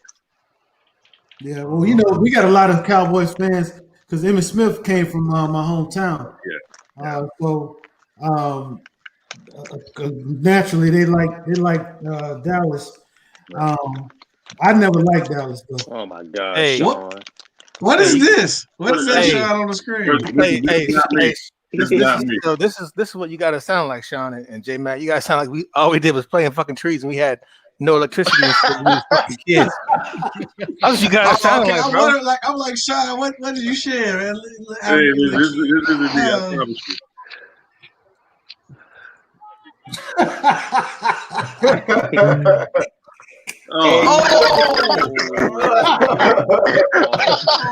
Oh snap! Hey, yo. I gotta find the whole video. That wasn't the whole video, bro. Hey, point well taken, Cisco. This is last. It's fine. Hey, you gotta sound like we did with fucking sticks and stones. No, but he started off the fucking. There was no PlayStation without us, bro. You got to put context around. I mean, it's what we grew up with, So I ain't gonna lie, Sean, y'all, because like my people, my grandma and them, they from Arkansas, like in the country. So I used to get that nostalgia feel every summer. My grandma used to make us go down there every summer, and just to see like what she used to have to be. But it wasn't as bad So we used to go there every summer. Like, so I used to get there. Wasn't no games. Little TV, it was still like early 2000s. But I had the feeling of living in the country, dirt roads, and all that. Man, look, I tell my grandma every day, I thank God I'm glad you moved to Chicago. I hate to be from Arkansas, man. Hey, man, dirt road, baby. I'm telling you, if you visit some relatives in some states, like back in the day, like they'll have stuff in the movie theaters that's already been on TV. Like you know, like now playing Moesha. Like, wait a minute, this is on TV. Like, why are y'all playing? Episode 2 of Moesha in the theaters today. That's hilarious. This is what it was. You go to certain states. Welcome to Montana, where it's boring as hell, and we sit on the porch and crack pecan shells. Like it's like that. Hey, I found the whole video, yo. I'm sorry, man. This is the funniest I've ever seen in my life, guys. Oh my God! Everybody, running. He was hurt. G. That boy was hurt. Yo, he was hurt. That boy got walking on. He was hurt. Hey, right. Hey, that's a pain. That's a pain walk. That was that pain walk, right? Yeah, he got CTE. He got CTE. He got CTE. Yo, that was that pain. That was that pain walk. That was that pain struggle walk. Hey, y'all saw how all the kids just left, bro? That was funny as hell. That was funny. Oh, yo. Hey, the Lakers getting their ass whooped, right? They still. Now it's only 12. Yeah, we're down 12. Yeah. Hey, I know we were talking about overrated boxers. Who are some of y'all underrated boxers of all time? Oh, y'all did top 5 boxers? Yeah, top 5 overrated boxers of each generation. But Manny Pacquiao, overrated. Your top 5 underrated. Hey, wait, what you say, SB? Manny Pacquiao, overrated. Manny Pacquiao. How's he overrated, bro? One more time for the. Here we go. Manny Pacquiao is overrated.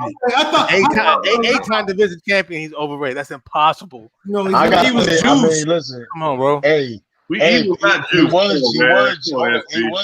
was juiced, but I can't call him overrated, man. Bro, he got beat up by a dude who drink his own pee, man.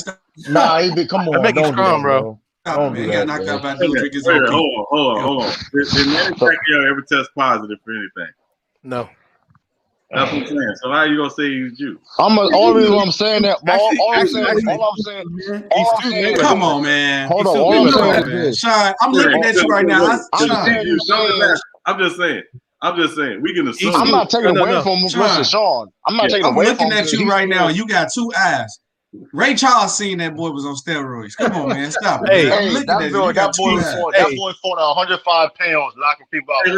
Listen. Come on. That's not natural. That's not natural. He sued Mayweather. He sued Mayweather for that and won. Yeah. Okay, and Floyd Mayweather beat him though. Now here's the thing. I'm not saying he didn't, but he sued him because Mayweather started that rumor. Okay, he allegedly was juicing. That's all I'm going to say. He never got caught. Allegedly, yeah, we do allegedly. I'm gonna just say this, okay? Shout out to J Mac's favorite quarterback of all time. But if Peyton Manning can get stuff sitting in his house in his wife's name and come out with a new net, and nobody, I agree with you. Hey, it's Sean, I agree with that. Oh, man. Holyfield, one of them too. I'm not picking on Pacquiao. You already know how I feel about that. I mean, listen. It don't take away for his greatness, though. I ain't say I can't call him overrated. Yeah, he definitely overrated, though. They was hyping this man like he was the next great hope or something. They were doing that so they can because of Floyd. That's the only way they're doing. I will give Pacquiao this. He whooped Thurman's ass. Fair and square. Yeah, that's what I'm saying. You can't. All the way down. He whooped Thurman's ass. So I can't call him over. That's why I said I can't call him overrated. He is overrated. All right. So give me your top 5 underrated. I want your top 5 underrated. That's gonna be. I'm gonna tell you one who don't get enough respect, but he do at a certain point in time. I think Lennox Lewis was underrated, bro. Because they don't give him. They don't talk like I'm gonna say from the point of when we had these debates. Hold on, wait, look. I'm gonna tell you why I say this. I'm gonna tell you why, because when we had the talks, people don't bring his name up though a lot. When we had the talks, it's a reason why SB. He was not. I'm saying. I mean, look. I'm not saying we not saying who's the greatest. You just said who's underrated. I just said at a point in time, then I think he's underrated. That's it. When we had the talks, nobody bring him up at all. There's a reason why, though. Go ahead, why? Because he's overrated. No. I don't think so. Anytime people bring up any boxes, I never hear nobody say he was decent. He wasn't trash. Yeah, he wasn't like the best thing. I'm saying for the sake of argument, when y'all were just talking about boxes, did any of y'all say Lennox Lewis? I mean, he said they were overrated. But I disagree. I thought Len Lewis got his just due. He was a champion. He beat Klitschko. And also he beat the old school guys, Bruno, Tyson. I was saying, bring up Tyson was through by that time, bro. But I'm saying, you can say the same thing about Floyd Mayweather too. All people he beat, except for Jab Judah and somebody else. What? Saying, you know how I feel about Floyd, so I'm not even. Floyd the GOAT. Floyd ain't no GOAT. Ain't no GOAT. Even Mike Tyson said he ain't greatest boxer. No, he's not. Stop it. We're not gonna do that. No, I'm not saying Mike Tyson. He is the GOAT. I'm gonna explain to you why. I'm explaining to you why he's not. But go ahead, by all means. Go ahead. You go first, and I can tell you why. Okay, so he won 50 fights in a row, right? Mm-hmm. All right, so Chavez lost. He won 89 fights in a row before he lost his first fight. Now, is 89-0 or 89 or 79-0 or 89-0? Is that more impressive than 50-0? I think that is. That means he fought at least 2 or 3 times a year. It didn't matter what weight class, it didn't matter who you were or where you were. He came in and brought it and won. My thing about Floyd is Floyd beat the most world champions of all time. Okay. I'm mistaken. That's it. Yeah. Okay, now look. The That's reason one. why Floyd He'll is never be that's better one. than right. That's Never one. be better I feel than like man. he did more. Ali did more outside the ring. That's why people put him over there. It was like he got that nostalgia feel with Ali. That's why Ali always gonna be able to go. Nah, the reason Ali I got beat Floyd, Grace too, though, the man. reason, yeah, he did. He got beat too, but I'm not gonna disrespect Ali, so I'm not gonna do that. But the reason why Floyd is a GOAT, bro, he mastered the art of boxing, and people hated him so bad because they try to say his fights was boring, but it's boxing. Literally, the game of boxing is to hit without being hit, and he mastered that. So that's why I got him as the greatest. Like, and people always say he fought people when he's old. He was trying to fight people young. People was ducking Floyd. I remember when Floyd got in the ring with Shane Mosley at his prime, and Shane Mosley did not want to fight Floyd. He waited till Floyd was the top dude. He waited till Floyd was the top dude, and then he was old. Then trying to fight Floyd. No, Floyd wasn't ducking nobody. And to the point when Floyd started becoming Money Floyd, he was going for money fights. It was like whatever fight gonna give me the most money. Then I'm starting to do that. Do you think Floyd? Floyd never prime Roy? So prime Roy Jones. I can't say that because they weren't never in the same weight class. What? Roy was Floyd Roy Jones. There's no way. So at welterweight. At any weight. No, they were met at 150. They had a fight. They had a fight like at 154. Yeah. There's no way. Did Floyd? Wait. I'm not saying it off the top of the head. Did Roy fight at that weight? Roy Jones fought at middleweight, and Floyd fought at middleweight. Yeah, but that was. I think he was a welter, like maybe during his Olympic years, maybe. But I know he was. I know Roy Jones was a middleweight for the though. Yeah, I don't think he fought at welterweight, but if they fought at the welterweight, I got Floyd all day because you got to hit him. That's the whole point. You still got to hit him. And Roy Jones, that guy who you got to hit him. That's the point. You got to hit Floyd. Roy can hit Floyd. Roy can hit Floyd. Prime Floyd can hit too though. Prime Floyd can hit too though. That could be a great fight. You got to hit him. That's the only point. Roy got more power. Roy got more power than Floyd. But how many people we see with more power than Floyd and he beat him?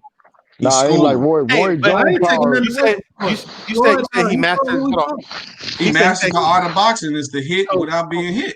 Before that even happened, there's a guy named Sweet Pete Whitaker who Floyd who is one of the greatest defensive fighters. Now, true enough, it was a different style back then. The money wasn't as big as Floyd, but as far as mastering defense and that kind of punch, you got Chavez, you got Sweet Pete Whitaker, even your boy. I can't think of his name right now. Is they better defensively to you than Floyd? In your honest opinion? In your honest opinion, yeah. Yeah, because for me he was really the first one to do that shoulder roll to perfection. He was really the first one to really do it in my eyes that I've physically seen. It may have been somebody in the 50s and 60s, but Sweet Pea, it was if you watch his fight versus Mayweather fight or Roger Mayweather fight, it was just and him versus Chavez, he beat Chavez. Literally, he beat Chavez, but they gave it to Chavez. But that whole fight, though, there was no way.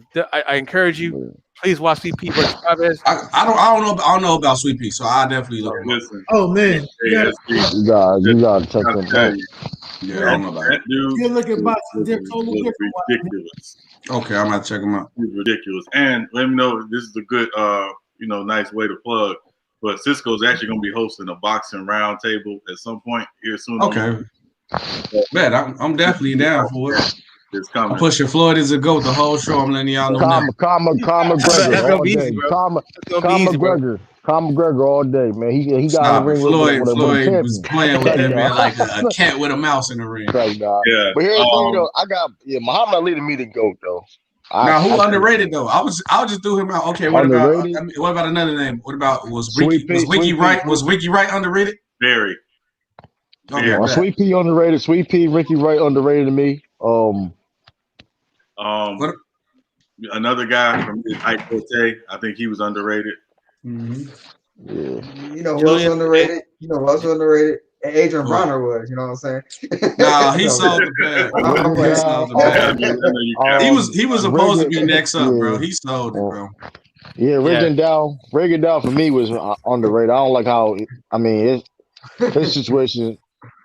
So yeah, this situation was kind of real. It's kind of sad. Like he couldn't get no fights. Then he had to go up to 2 weight classes fight Lomachenko and all that. Man, I look at him as very underrated. He was very slept on. You don't want to talk about the master of the defense was Rigondeaux. That boy's, as far as defensive fighters concerned, 300 amateur fights. You couldn't touch him if you were in his weight class. There's no way. Yeah, Rigondeaux was nice, bro. Definitely. It's sad how they doing though, man. Hey, ain't made no money. Gotta do something. Yeah. That's true. Yeah. Like, if you ain't provide that money fight, well, like I said, that's the one thing. People was dugging him. The money fight. But here's the thing: people was dugging him. Then he had to go all 2 weight classes to fight Lomachenko. Like that's like. Then got embarrassed. He beat everybody. Yeah, he beat everybody. There was a beat. Then got embarrassed, and he ain't been. Julian the Hawk Jackson. That man was a terror, bro. Yeah. Julian the Hawk Jackson. If you ever watch some highlights of him, it looked like he hurt when he hit you, bro. Even if you block it, it don't even matter, bro. Would y'all consider Miguel Cotto underrated because of what happened with him once he lost that fight? No, I don't think he's underrated. I don't think he's underrated. He was a beast when he was on his tear for a while. Though I didn't lie. I don't think he's underrated. I think he got his just due. He did his just due. I think he should have went to a different trainer at the height. I wish I would like to see him with Freddie Roach a lot longer. You know what I'm saying? But he got cheated though. The fight he lost, he got cheated.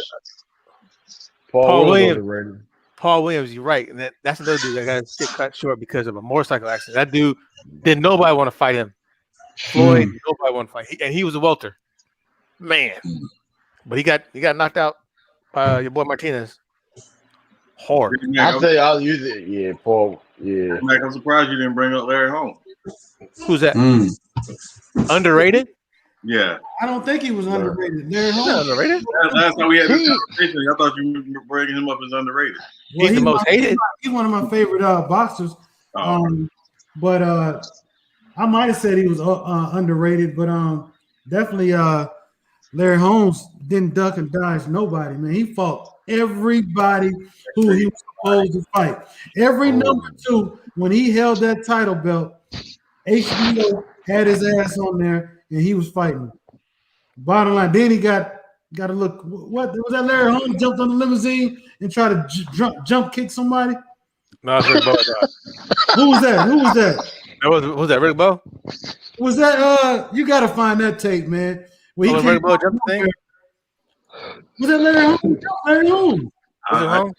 Was that Larry Holmes? That was Larry Holmes. Larry Holmes jumped off he got mad at somebody. Yeah, that was I thought that was an old WWF segment when I saw that. I thought it was a WCW, but I was like, wait a minute, what is this? Hey, true. Larry Holmes, when he would lose the fight, he was the worst person to talk to after the fight. Because you never knew what was gonna come out of his mouth. Hey, it was Larry Holmes. He jumped over the car, man. he jumped off the car. He was pissed off about something, but yeah, man, he actually he got Mike Tyson got him back for Muhammad Ali. Yeah, for Muhammad Ali. He's more like the most. I wouldn't say he's overrated, or I wouldn't say he's underrated either. But he's definitely one of the most hated, I should say. I'm gonna say a fighter. We ain't Andre Ward. Andre Ward, highly underrated. Andre, my opinion. Yeah, I mean, he don't get talked, but he don't get talked about enough, man. He's definitely one of the best fighters I ever seen. Defensively, I do like him. Yeah, he was like smart. him, but he's super. I like him as a commentator. He's super smart. Yeah, he's better than fucking Bradley. Like his IQ, and then he went through adversity. I remember people say he was going to get killed by Kovalev, and them two fights he had. I gotta tell y'all, if you ever want to hear one of the funniest stand-up bits on boxing, YouTube Eddie Murphy boxing. It's like 3 minutes and 30 seconds long. He's doing a stand-up and he's talking about Larry Holmes. It's one of the funniest things you'll ever hear. He got Larry Holmes down pat. The way Larry Holmes was talking everything. Just YouTube it. We will put the copyright music, but just YouTube it. I promise you will laugh. Hey, speaking of laughter, Sean, this is for you. I know you saw Stephen A. Smith block. Bro, I know you saw. You said the Stephen A. Smith what? Boxing. You've never seen Stephen A. Smith box? Remember the pads, bro? That shit was hilarious. Remember they were like in a hotel. They were like in a hotel room or something. They were punching the bed. Did you see Meek Mill box before? Hey, listen, I tend to avoid anything Stephen A. does athletic because I saw him shooting jumpers in Houston one time and it was atrocious. Oh God! Did he tour something? Sean, boxing. I think Stephen A. Smith in trainer. Okay, you will not regret it. Okay. Yo, that man had a whole sling on first take. That man he shouldn't be talking about nobody. Right. I remember Joe Rogan when he was on his podcast talking about Stephen A's boxing skills. He was like, this dude can't talk about nobody. Oh God. Oh my God. Hey, yo, he played D1. He played D1 basketball. He played at Winston-Salem State, but he didn't really play that much. Oh my God, he must have been cool with somebody on that team because he was not no athlete. They're one of them trainers who pay you for stuff and they know you'll get beat, but they just gonna like, man, I'm just gonna get this check real quick. Right. Yeah, no, Yo, that's hilarious. Sean, that's your screen. God damn, close the link. No, that's Cisco. Got it. Close the link. God damn, you got that like ain't 20 me. links open. That's his motherfucker. That's J-Mac, bro. That's me. Bro. That's you. That's you. Okay. That ain't me, bro. Hey, yeah. Oh, yeah.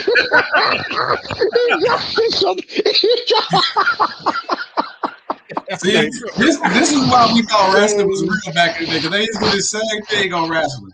They used to do the same thing. That's why we thought wrestling was real back in the day. Stuff like this. WCW doesn't drop the ball. Oh my God. He doesn't hold that monkey Larry home. Speaking of wrestling too, hey, The Rock definitely shouted me out on his page. I need that. I saw that. I need that free publicity. Yes, sir. The Rock.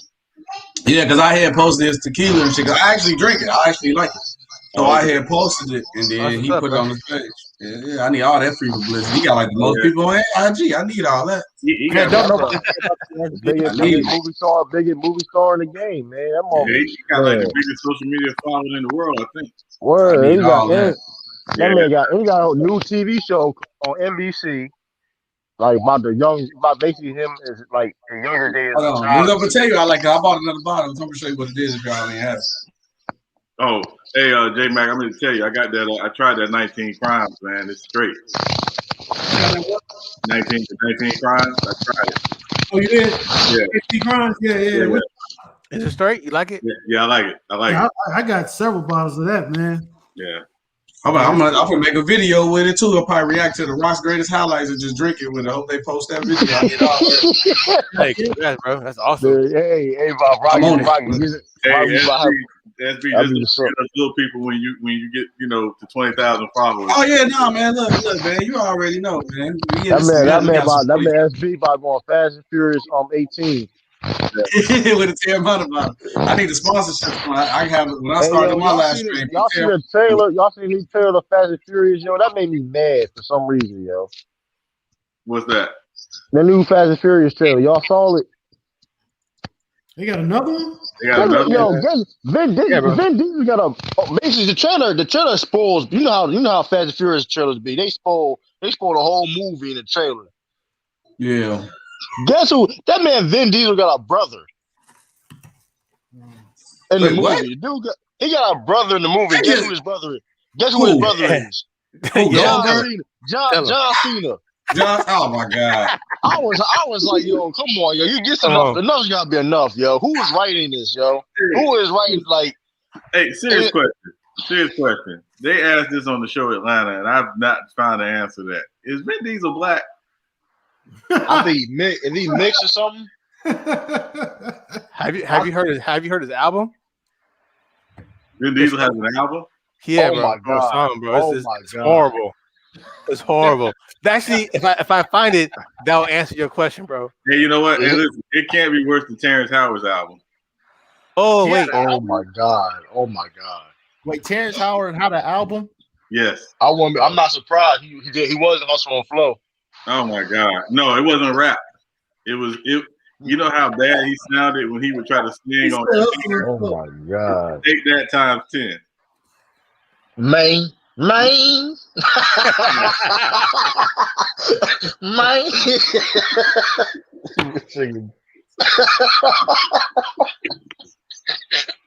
Shout out to anybody who was playing Shaq's album in their car.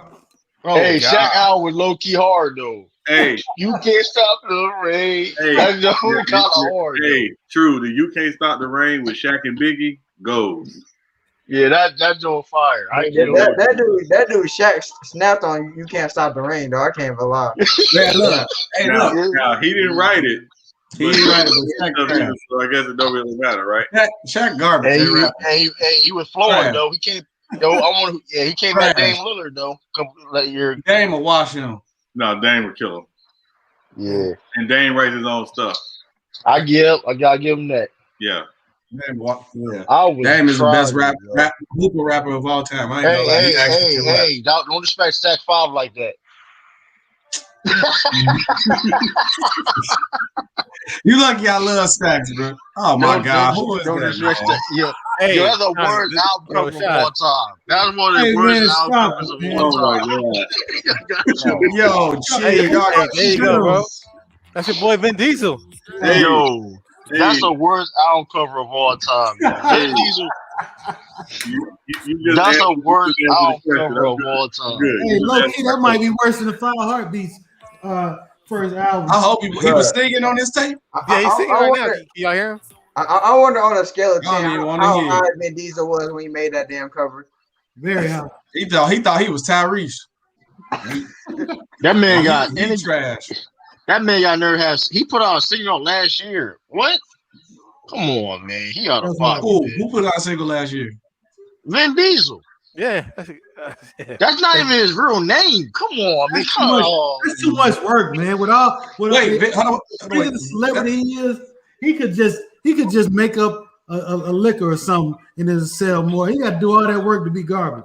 Yeah. Wait, Vin Diesel got his real name? Nah, Mark Sinclair. What? Y'all lying. Oh my goodness. How did you know this? I was disappointed I found that out. Hey, was that more disappointing to find out Jamie Foxx's real name ain't Jamie Foxx too? I know that one. No, we know that was his real name though. That's the thing. I kind of like but like I don't know, man. He just kept it off the character. But y'all gotta watch that. Y'all gotta watch that new Fast and Furious trailer though, because I don't see. Here's the thing. I don't mind the action because it's an action movie. I like it. I mean, I like that stuff. Watching the action movie, but with the storytelling, it just loses me, man. When it Yeah. comes to Fast and Furious. And then that's who brought the Asian dude back to life. Yeah, they did. Oh my God. We doing How they that? bring somebody back to life? No, it's all in mind you, Sean. I'm not even spoiling of it's all in the trailer. This is not even spoiled. It's all in the trailer. How This they is bring him back to wild, life? man. I don't even know. He came on the tunnel out of nowhere. Talking about, so, like news. He said something about I'm back or something. What you died in Tokyo? Yeah, but no, see, look, the crazy part about it is though, like I got people, my homies though, who fans of this Fast. Like honestly, the last time I really remember watching the Fast movie, the main plot was racing. That's all I can tell you. The main Like, plot. don't get let's. I don't listen. They I just don't make watch anything it. go. I'll watch it because the action of it. You know what I mean? It's good Mhm. action. Like when you want bang bang, shoot 'em up and explosive. Listen, Hey, true and watch all it. y'all. Hey, true and all y'all. Look, watch this dude. He a comedian on YouTube. His name Long Beach Griffey. Long Beach. Yeah, I Griffey. watch. I know. I follow him on Watch there his very Fast easily. and Furious I watch video it. about how they be in the plot making movies. He was like, "Yeah, so we gonna race on the moon and then come down, do this, shoot the gun." I was rolling, bro. I was like, bro, that's how they Yeah, probably be. they wilding out with the Fast and Furious here now. They Yeah. talking about Vin Diesel. Now he got a brother. Then when you had a brother? John Big Cena. brother. Then John Cena. But Come look, okay, on, look, man. true. To give them the point, it is John Cena, so we technically couldn't see him. Maybe he was there the whole time. Yo, come on. I know you didn't do that. That's crazy. I just caught that. SB, shut the That's channel down. wild. I just caught that. That's yo, you gotta shut it down. I'm man. sorry. Yo, you Hey, gotta to shut the it King, down. I'm sorry for infringing. I'm sorry for doing. Hey, I to the don't King, blame I pulled the Leo on that one. I pulled the Hey, to Leo the on King, that I'm one. sorry I pulled the for Leo on that one. Hey, True the King, I'm sorry for infringing. Hey, True the King, I'm sorry for infringing on your No, trademark. you good, man. You good, man. Just a child of that. Hey, that was a dad joke, man. That was Oh, a dad joke right there. man. I just That's caught wild. Yeah, look at it. It went over your head though. You had to think about it. So the joke was pretty good, man. Look, Nah, you Lee can't see couldn't him, believe man. it. Nah, Lee couldn't believe it. Yeah. Hey, you just never know where it's gonna go. Jesus. Yeah. Oh my goodness. Oh man. Hey, I know we over 3 hours now. Putting in that work. Anything tonight? Did we miss anything? Well, I don't know. What did I miss? I don't know. I don't think we missed anything. I think we covered everything going on. Who the most underrated tennis player?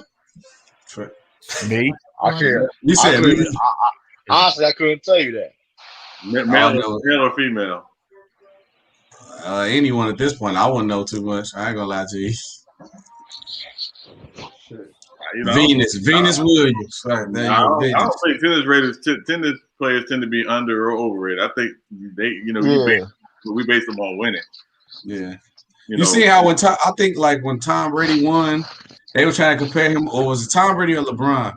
They were trying to compare it to Serena Williams. I mean, yeah, Serena is like, bro, that's an individual sport. Like you can't compare. You can't compare. It's not apples to apples. Yeah. Hey, that's big. Hey, I ain't gonna lie. Big chest. Hey, Big Chest and Go might be going at it on Big Chest channel. They might as well just go ahead and do a channel together. Yo, that joint is hilarious, dog. Yeah, that'd be wrong. Big Chest be cooking them though, like for real. He do be cooking them though. Like seriously. Like I'm gonna tell you this, man. I went to school with this girl. Her name was Christina Rivers. Mm-hmm. She started calling herself. I hate doing this to her. Rest in peace. She started calling herself. Oh my God! Hey, you wow. No, we good, bro. We good. She passed away. She was a cool chick, but she started calling herself Sexy T. She wasn't sexy, like nowhere near sexy. So every time I see Goat Mike name come up, I always think about T because like, you ain't no goat.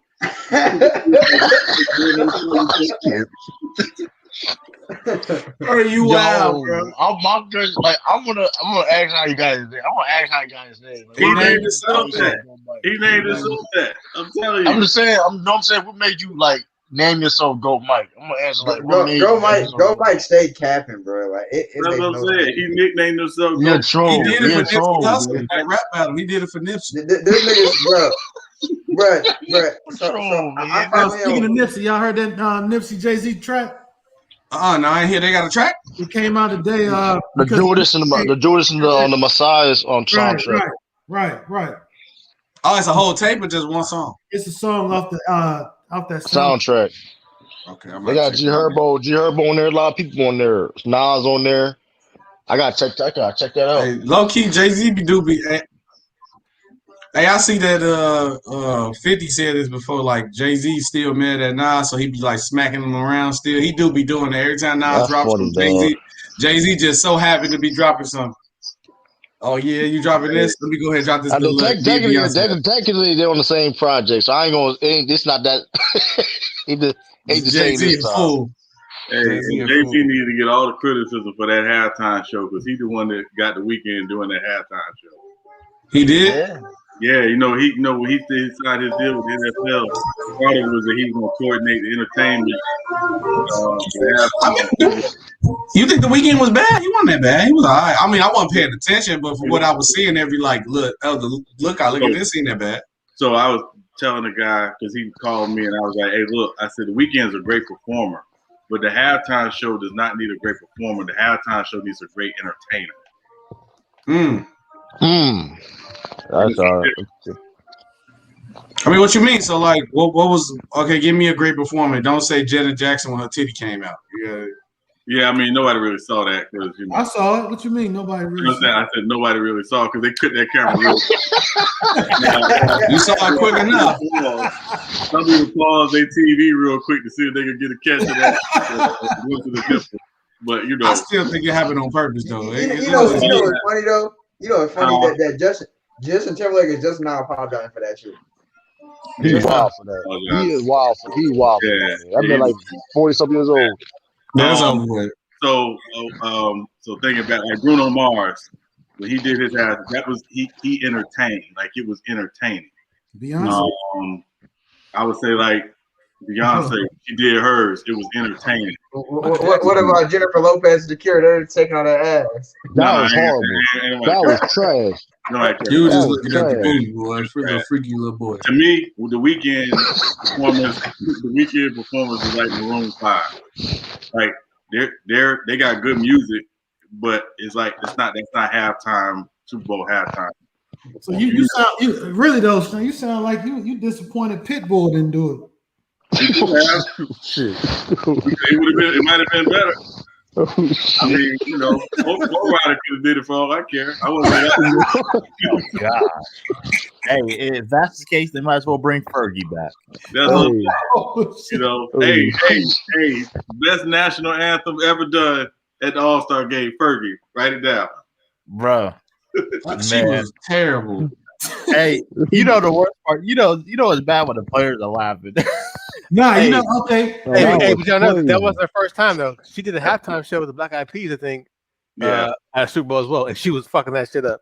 The worst performance in the history of rappers or entertainers performing during a halftime. I know you say it's 21 Savage. Oh God. No, that was Google 21 Savage halftime show Atlanta Hawks game. That was horrible. It was the worst. That was some lazy ass shit right there. 21. They didn't pay him all this money. That's all that was.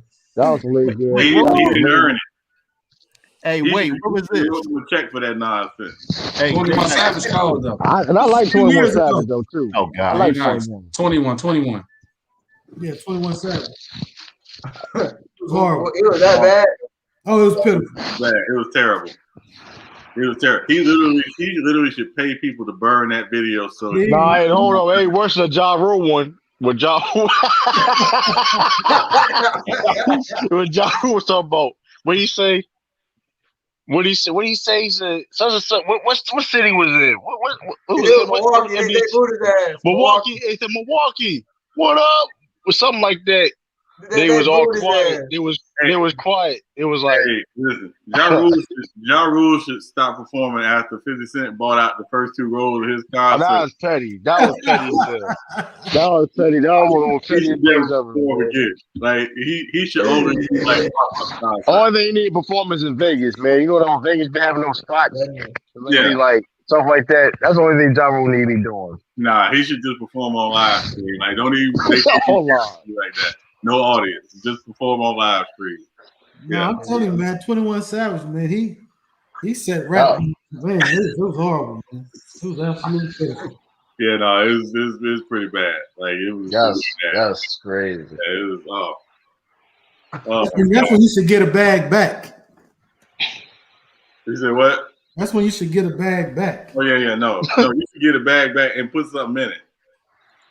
For wasting our time. You know, so. Serious. It was. Some people just ain't made for that, man. You know, they just not.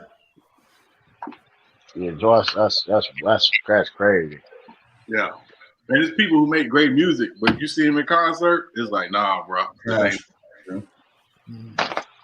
Yo, I remember seeing the Kanye West performance. That man was singing a lyric that ran a 40-yard dash across the stage. Yeah. Ye can perform though. I was crying. His man was singing a lyric that ran a 40-yard dash with the mic. You talking about when he was singing "Touch the Sky," right? Yeah. Yeah, T.I. can perform. Yeah, T.I. gets down. Yeah. I think Travis Scott like the best performer that's out now, though. Right Travis Scott concert, right now. His concert. I went to a Travis Scott concert. That shit was crazy. I watched this documentary, man. He got a large following, boy. Mm-hmm. Yeah, he Busta Rhymes can perform. He get it in. Yeah. He the only person that didn't fall down to the Kardashian curse. He did a little bit. No, he didn't. He came out there with a Jordan deal, a Reese Puff deal, a McDonald's deal. No, he didn't fall at all. Yeah, but he was jiggable in there for a minute. So he was for a minute. He was selling out for a second.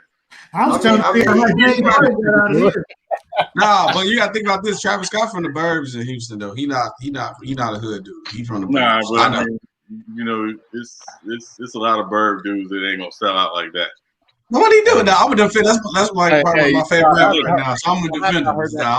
I heard him. Do your thing. I haven't heard that term in so long. Travis Scott one of my favorite rappers, though, for real. Like, right now, me too. Yeah. Hey, Sean, I've not heard that term in so long. You said jigaboo. Jigaboo. I try to watch my language on here because I never know if my mother's watching. So you just let us fall on the sword, huh? Yeah. So you just let the rest of us fall on the sword. Yeah, that's it. I try to tell them. They just won't listen. I'm the good one out the bunch. Hey, I don't really using all kinds of language. I may say something, crazy, but it's all good. I bet you when the Saints lost to the Bucks.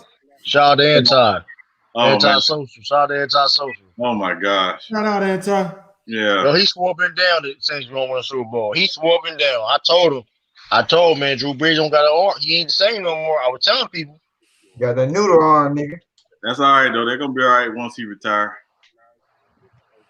You know he's done. You know what Drew Brees was done when he after the game with Brady throwing the ball with his kids, man, with his left arm. They know you done. He was like, he gave up. Yeah, done. Right, bro. They got famous Jameis get ready to come in there and handle business. Yeah, he gonna be a lot of pressure on him though, because he got narrative on his back, so he got to show out. Well, the thing is, he really don't have to do that. All he got to do is just come in and do his job with Sean Payton. Like, I remind people, Drew Brees was not a finished product when he got to Sean Payton. Like, he was up and down in San Diego. Yeah, we gave up on him. Yeah, gave up on him and drafted that bum Phillip Rivers. No offense. Phillip Rivers ain't no bum. Hey, look. I'm gonna say this. I was on the way. I wanted to keep Drew Brees too. I ain't gonna lie. They ain't even give him a chance. Phillip Rivers a future Hall of Famer, man. I think so too. Ain't no first ballot. Hold on a second. I'm gonna be real with you, right? If Phillip Rivers getting the Hall of Fame and Donovan McNabb don't, I believe he should be Hall of Famer. I think Donovan. You can debate that though. I don't know because I don't think Phillip Rivers never had a game where he threw for like 70, 60 yards, in the game. Yeah, but I also seen games where Phillip Rivers threw 5, 6 interceptions. And was. I mean, I think Donovan McNabb had a high. What's the Donovan McNabb has interception? And also let's not forget Donovan McNabb receivers were so trash. Their mamas wouldn't even say they played in the NFL. So Terrell Owens. I mean, yeah, I understand. Yeah, T.O., hold on. T.O. 1 year with T.O., we gonna. Yeah. I mean, look, man, he made it to the ball that year too, though. I think Donovan is a Hall of Famer too. But like, I was arguing with people today, man. They were saying Eli Manning, the top 30 quarterback of all time. He a Hall of Famer. I'm like, y'all gotta stop it. You got his name gonna carry him, and he beat Tom Brady twice. Hey, that's gonna carry him. Yeah. Hey, Donovan McNabb, he didn't play bum wide receivers. He had James Thrash and Freddie Mitchell, man. They weren't no bum. Come on, man. Small. Like, come on, man. Like, come on. Who are they? Hey, man, he broke up, but technically he the one who broke up that relationship with him and T.O. though, man. That's his fault because he tried to be too big. T.O. does not like that man. He threw another shot at him this past week. He does not like it. McNabb is instigating though. And T.O. is the type of person. T.O. is this type of person. He gonna keep firing back. Like that's the type of person T.O. is. But that's what they like about T.O. and McNabb. You can throw any question anytime you talk to them. You can easily bait them into talking about the other. Easy. Right. It's starting to get a little suspect. Like I'm starting to get a little concerned about maybe they doing some things. They need to sit. They need to sit down, man. That's coming. Like, yeah, they need a younger to fix their lives. Y'all both ain't win nothing. Yeah, And at the end of the day. And at the end of the day, T.O. had one of the best seasons of his career with Donovan McNabb, so he needs to stop that. I'm on the side of T.O. But that's the type of person T.O. is. T.O. always gonna respond. I'm on T.O. side too. I'm on the side of I don't care. I'm tired of both. Yeah, I'm sick of both of them. Grow up. Yeah, y'all too old for this, man. It's time to let it go. If Shaq and Kobe could squash their stuff and they was together for 8 years, y'all was together for 1. Shut it down. They do make it seem like they spent their whole career together. Yeah, I mean they act like 50 and Vivica. Like y'all was together 2 months. She ate your booty, you ain't like it, you sent her packing. Like, come on, there's something. Let it go. They got. Wait. Nah, don't explain. Never mind. I don't want to. No, I mean, 50 put her on blast. He put himself on blast with it, but he put Vivica on blast. Yeah, I figured out pocket. I'm telling you, ever since he put her on blast, are different. Like when she comes to the house, she can't drink out of no glasses in the house. Yeah, that's out of pocket. Yeah, you out of pocket, man. That's all you out here eating food and carrying on. Yeah, wait. I got cups. I got cups with your name on it. Wait. Who did this? Vivica Fox? Vivica A. Fox? Yeah.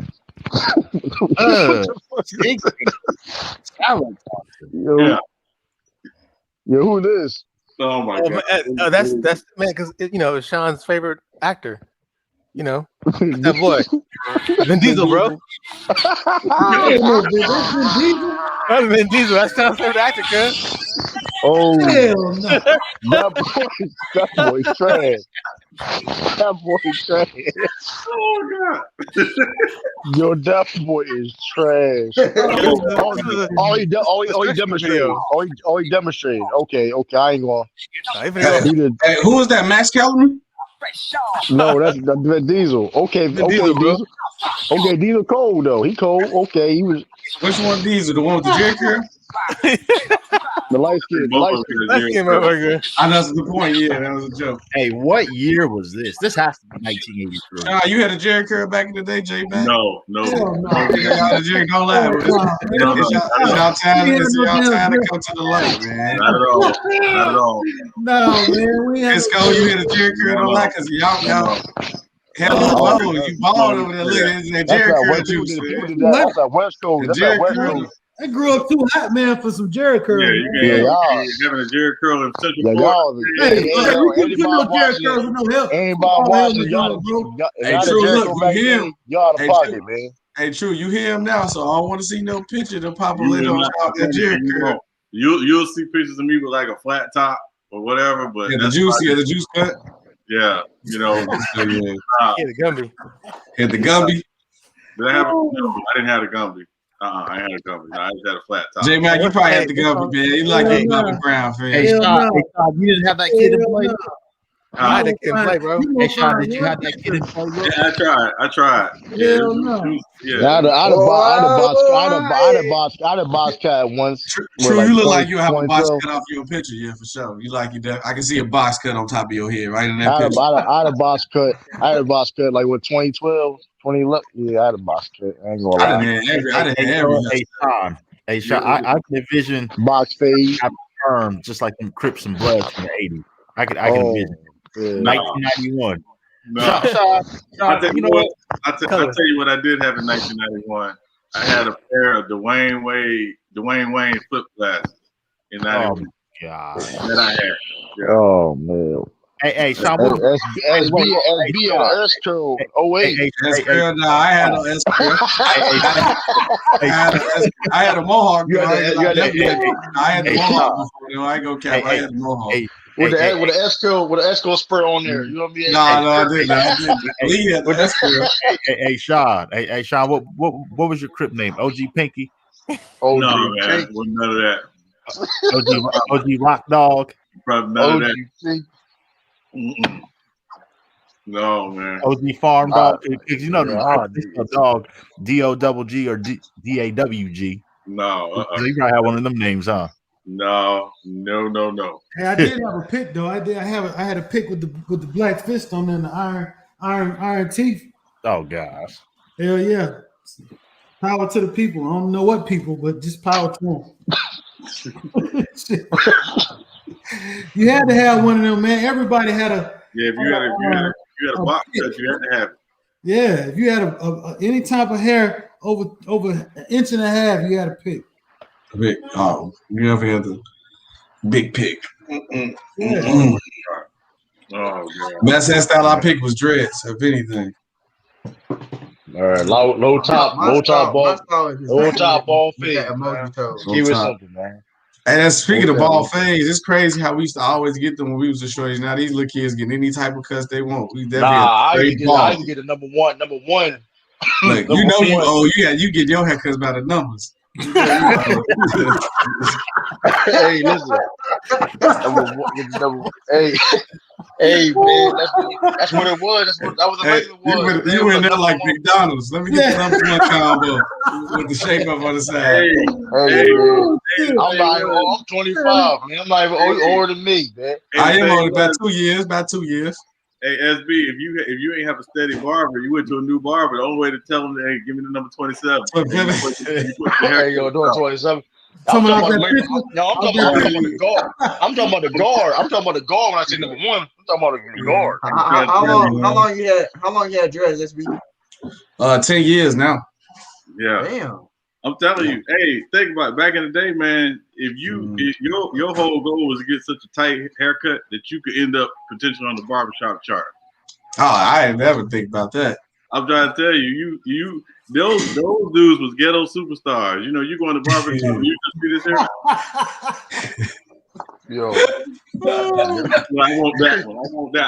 Hey, imagine seeing that person and you like True see the dude who haircut he get all the time. Bro, I get your cut every time. You the number one.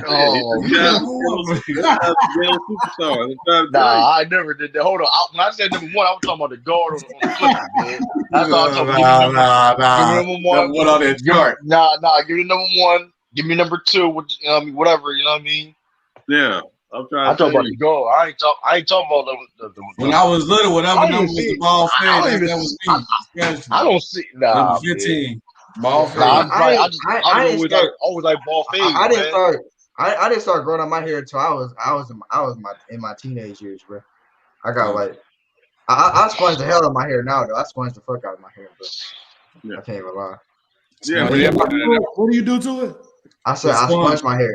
It's kind of like my hair looks like kind of like with the my Bitmoji kind of profile looks like that. CA3 gonna get the go Mike. CA3 gonna get the go Mike haircut. Mike got the Don't try me like that, bro. Don't try me like that, bro. Hey, listen. Hey, I'm just glad none of y'all got the Kevin Durant. You know. Oh my God. That bro. That man got beat. Hey, look, that's why he averaging 30, bro. He ain't care about a. Yo, I couldn't be in the NBA, man. I've been blackballed. I've been nagging him the whole game. I'll give him a brush. Yeah. Before the game. Yeah. He gonna drop 40 on you to get him a brush. Lakers down 7. I'm trying to tell you, man. Back in the day, we called things like that peas. Because all you had was peas in your head. Buckshots, man. Yeah, man, it was so bad. Oh my God! Yeah, I need over there just chilling with the bald head over there. Well, what was your hair like? Let's say. See, I let my hair down. I had too long. I got to braid my lip. Yeah, I'm just curious because I don't remember. Who are you talking about? Talking about me? I'm just asking. You know. Look at this, bro. You talking about me? Yep. Y'all see this man hair, bro? I'm just asking. Yeah, how was your hair about 15, 20 years ago? What was it? What'd you have? You talking about me? Yeah. What y'all call the fucking curly the Jerry curl, nigga? I call it the curl. Light skin. This is me in water. Yeah. You know what I'm saying? So I had a box. My shit was motherfucking, I couldn't help it. Had the box, had the motherfucking little rat tail on the back. Damn, why are we talking about how old we are, bro? Oh man, he's thinking the rat tail. You had the rat tail, you had the little fang with the ponytail in the back. Yeah, man. Hey, I know I wasn't the only one. One of the motherfuckers had too. Hey, I ain't gonna lie. When I was a little girl, I thought everybody had that was like Indian or something. I was like, bro, you Cherokee Indian and stuff. That's the easiest thing to come out of this state. If they don't know, that's the first thing they say. It must be Indian. Indian, yep. So what tribe are you from, bro? Yeah, it's like Oh man, that's a hell of an NBA topic though. NBA What's one? players with the worst haircuts. We all know number one is. I mean, Dennis Rodman. No, it's Carlos Boozer. That's bro. I know y'all remember. I know y'all remember Alfred Payton shit, bro. I know y'all remember Alfred Payton shit. No, it's Carlos Boozer, like he said. Boozer when he had that blacker thing on his head. Like he took some Y'all rubbed his head. I would have rubbed his head for a foul. I would have rubbed his head. Wipe his jaw over the. You know what? If Carlos Boozer was borderline for the Hall of Fame, that's right there keeping him out.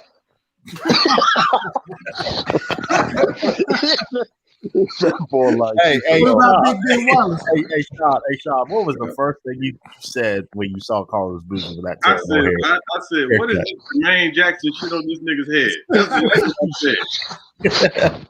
That was literally what I said. He looked like Jermaine Jackson. I'm like, yo. Y'all saw his beard recently? Oh God. Yeah. Like that don't look crazy. That man got a fake Joe Budden. Let me see if I can share how that way. Let me see. Bro, it looked like Carlos Boozer put like flex it on his damn hairline. Carlos Button. I'm telling you, it was the original Gorilla Glue. It was so bad. Hey man, y'all see the Gorilla Glue girl? That's some dumb. Oh yeah, you know you trying to sue them. You know you trying to sue them. Wait, did it pop up? I'm trying to see. You know that Gorilla Girl tried to sue them, bro, because they didn't say it's not applicable to hair on the damn bottom. I'm like, bitch, it's common sense. Her hair was Hey, CA. I got a story for you. Hey, wait, did it pop up? Hey, I'm trying to see. Did it pop up on my screen? It popped. Yeah. So this happened. I don't know why they popped up. Hey, right there. Yeah. So Andrew Bynum, right there. So CA. That was crazy. Hey, CA. So this happened last year, and this is for the panel as well. So last year, so New York Times reported this last year. So last year, I guess there was either I want to say it was either like it happened in some zoo in New York. So there's this guy, not to be racist, but he was white. He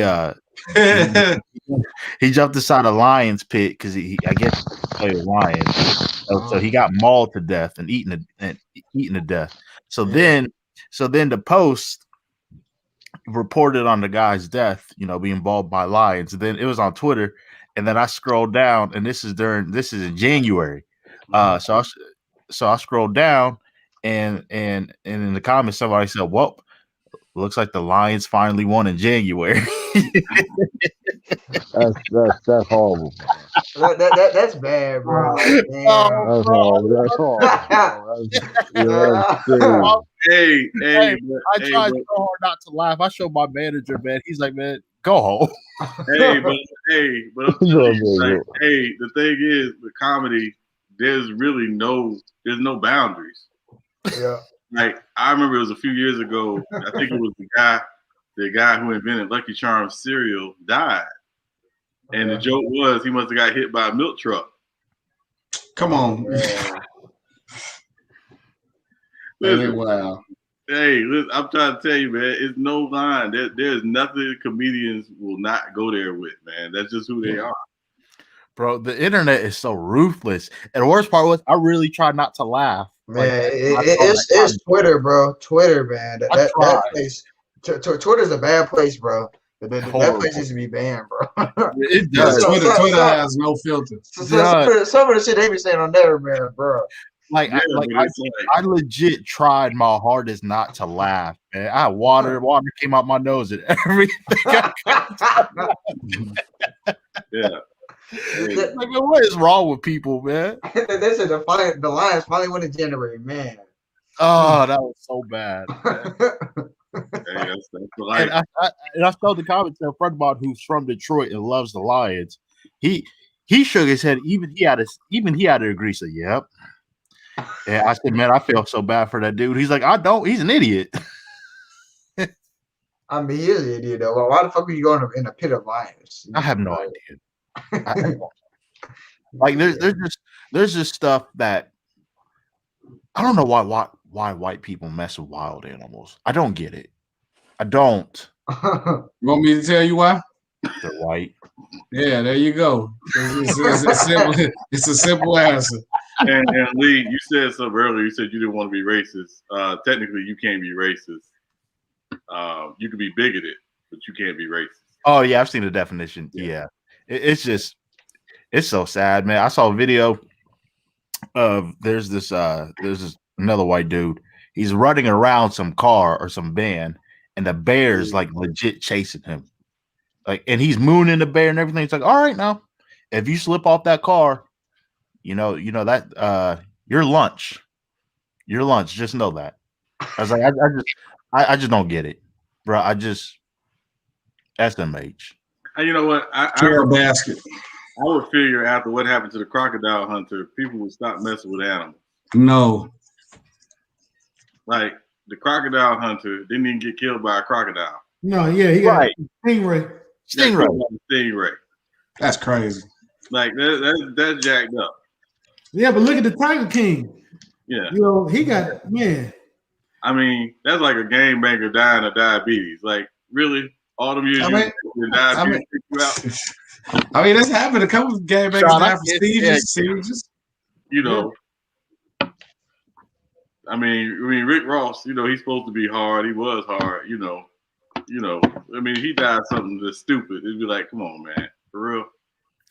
Hey, so lemon pepper overdose. Hey, so again on Twitter, this is so ignorant. So I guess it showed this is before he lost weight, but I guess he was cooking some type of steak or whatever in his kitchen. So then he took a bite, and then the video cut off, and someone was like, "Oh." Wasn't that like recently? I think I seen that. It's so horrible. What's wrong with people? Yeah, I think I seen that. Oh my God. Can't stand people, man. I'm saying, looking at this Boozer haircut, he was wild for this. This is definitely the worst haircut. Hey, bad, bro. Let us see, SB. Let us see. Hold on, I gotta put it up. Okay, there you go. You got it, SB? Yeah, I got it up. Yeah.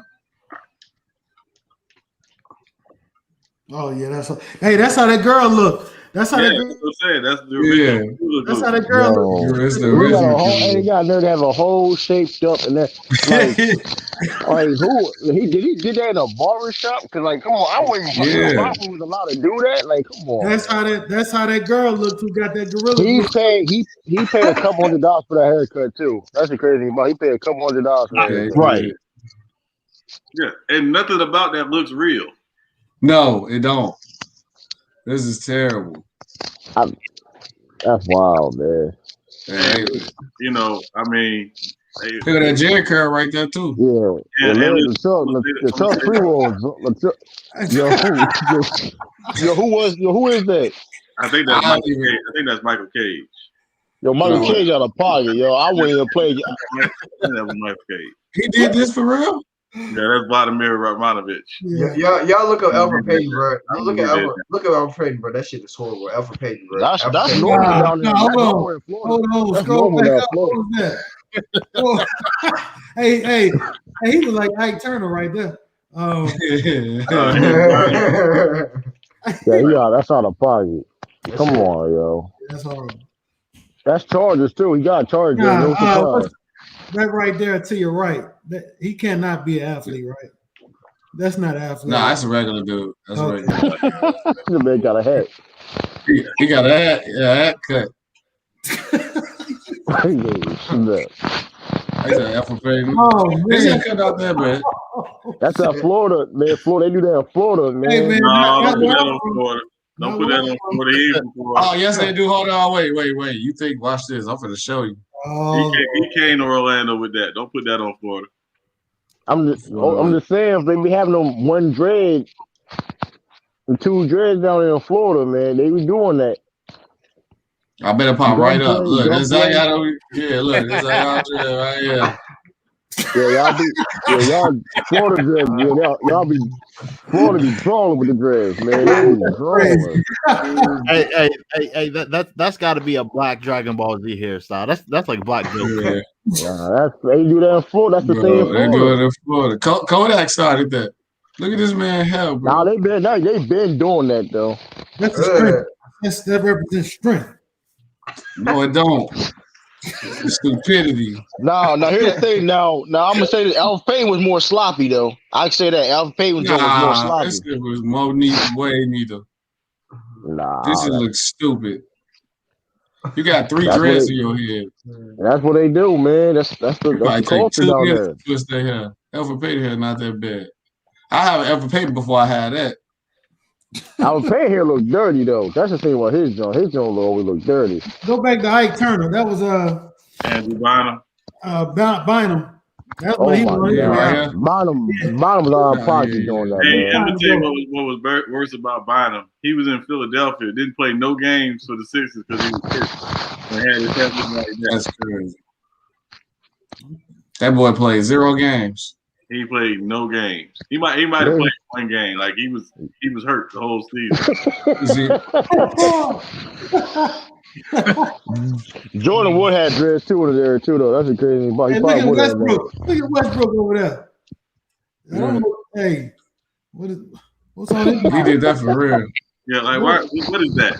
What is the point? He's like an Aztec drawing or something. Drip. It's drip. That's a tennis. That's drip. Yeah, that's horrible. Yo, Ryan, yeah, David King. Yo, who is this man, bro? He got a lizard haircut. Yo, That's overseas, dude. snap. Yeah, he Jeremy Lin. wow. He might. Wow. I remember Jeremy Lin had he checked. I go right here. Yeah, he go. Martin. That's all. There you go. Yo, he out of He pocket. thinking right now. I can't wait to get in the car, animated, and eat that damn cake. Yo, DeVell McGee with the three. DeVell Hey, he McGee with like the he got a guitar right next to him too. Yeah, you do. They just don't see the whole picture. Yo, he shoot schools up, man. Shoot anime up. Oh my god. That's wow. Oh my goodness. That man DeVell McGee had 3 rat tails. Come on, man. Latrell Sprewell had the big tails. He's bogus. Yeah, but people were crazy though. Yeah, it's certain people you don't say nothing about. Yeah, Patrick Beverly, his cut trash too though. That man was like he ain't got no See, shape. Scotty wife get taken. He went to go back and get braids. He trying to look young again. He look crazy. Leave Scotty alone. He look crazy. Yeah, look, man, you gotta stop wiping them bodies because they look good. Scotty can't have braids, man. Come on, man. Oh yeah, I forgot about Antonio Brown cut. He had that. I don't know what. Their jaw was terrible. AB. Yeah, AB, yeah. AB jaw was terrible. That's the NBA cuts though. Jeez. NBA cuts is trash. You cover that up with him. Clyde Drexler was out of pocket keep that hairline like that long, man. He should have been cut that, man. Man, look, man, he want to keep his hair. Nah, he should have out of pocket. Who? That man Clyde Drexler. He was 26 years old when it was seen. Hey, what's the difference between him and LeBron? Hey, LeBron, he trying to manage it though.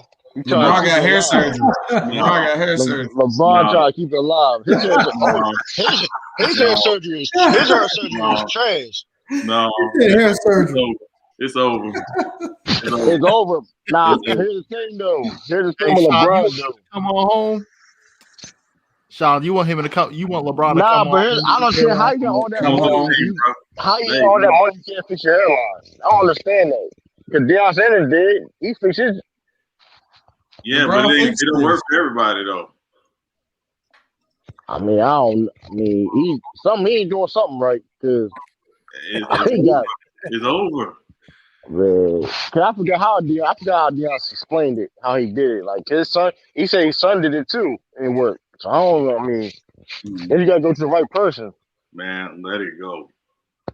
Hey, man, LeBron said nah. He said nah, man. Do it.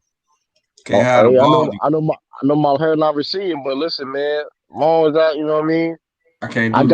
Long as I got my sides and I can cover this up. Hey, so y'all gotta know. Wait, Sean, did you choose to be bald or is like your hair was receiving something? No, I started thinning a little bit, and I was like, okay, well, you didn't. Cause like nobody's out here choosing to be bald if you had the choice. Yeah, no, usually, I mean, if you can have it, I mean, you have it. Listen, hey, man, listen. Jordan decided to be bald, didn't he? Hey, Montel Jordan. Who was Montel Jordan? Lee, at least y'all don't be hearing how you cuss though, Sean. You know, Michael Jordan, he made that transition real quick. Yeah, when he first got in the league, he had a head full of hair. He started thinning like by his third year. Time to go. Time to let it go. He made it. Jordan on his high school to be bald. He was that one time. And I know it's not easy, but it's like, dude, just let it go. It's actually but if it's like blatant, like this looks crazy. You got like, I know everybody. Like I know like some people be thinning, but like it's like thinning where it's like, yeah, you got like just cut it off. Yeah, you gotta cut it off. Yeah. I mean, I meant Montel Williams. That's what I meant. Did he choose to go bald? I mean, I don't know. I think he was thinning, and he let it go too. Ain't nobody choosing to go bald, bro. Yeah, it's like, hey, it's just Chris Webber and them, Jalen Rose. Chris Webber. Onyx did. You know what I mean? That's true. I mean, that was one cut. They hair grew back. Yeah, I mean, there's some guys, you shave your head and then you let it just grow back. But once you see it's not coming back, well, just don't let it go. Yeah, let it go. I ain't cut my hair. My hair gotta fall out. Like my hair got to look like Lil Wayne. Hey, SB, as long as you don't look like Stevie Wonder in a few years. No, it's got to go there. It's got to go. Hey, my forehead already big enough. I want to know who is doing Stevie hair like that and telling him he looks straight. They need to be fired. No, I heard Stevie not blind. Well, Stevie's mostly blind, but he fakes it. I think a little bit, but that's neither here nor there. But yeah, no, it's like Stevie hairline is like way back here, and he's still holding on to them dreads. I'm like, but here's the thing: he still get filled top of his head though, so he don't care. He probably tell him, "Nah, leave it there, leave it." Yeah, nah, it's like no, but who telling him that look good? That's what I want. Probably himself. The same people probably tell Lil Wayne his dreads still look good. He need to go ahead and cut it too.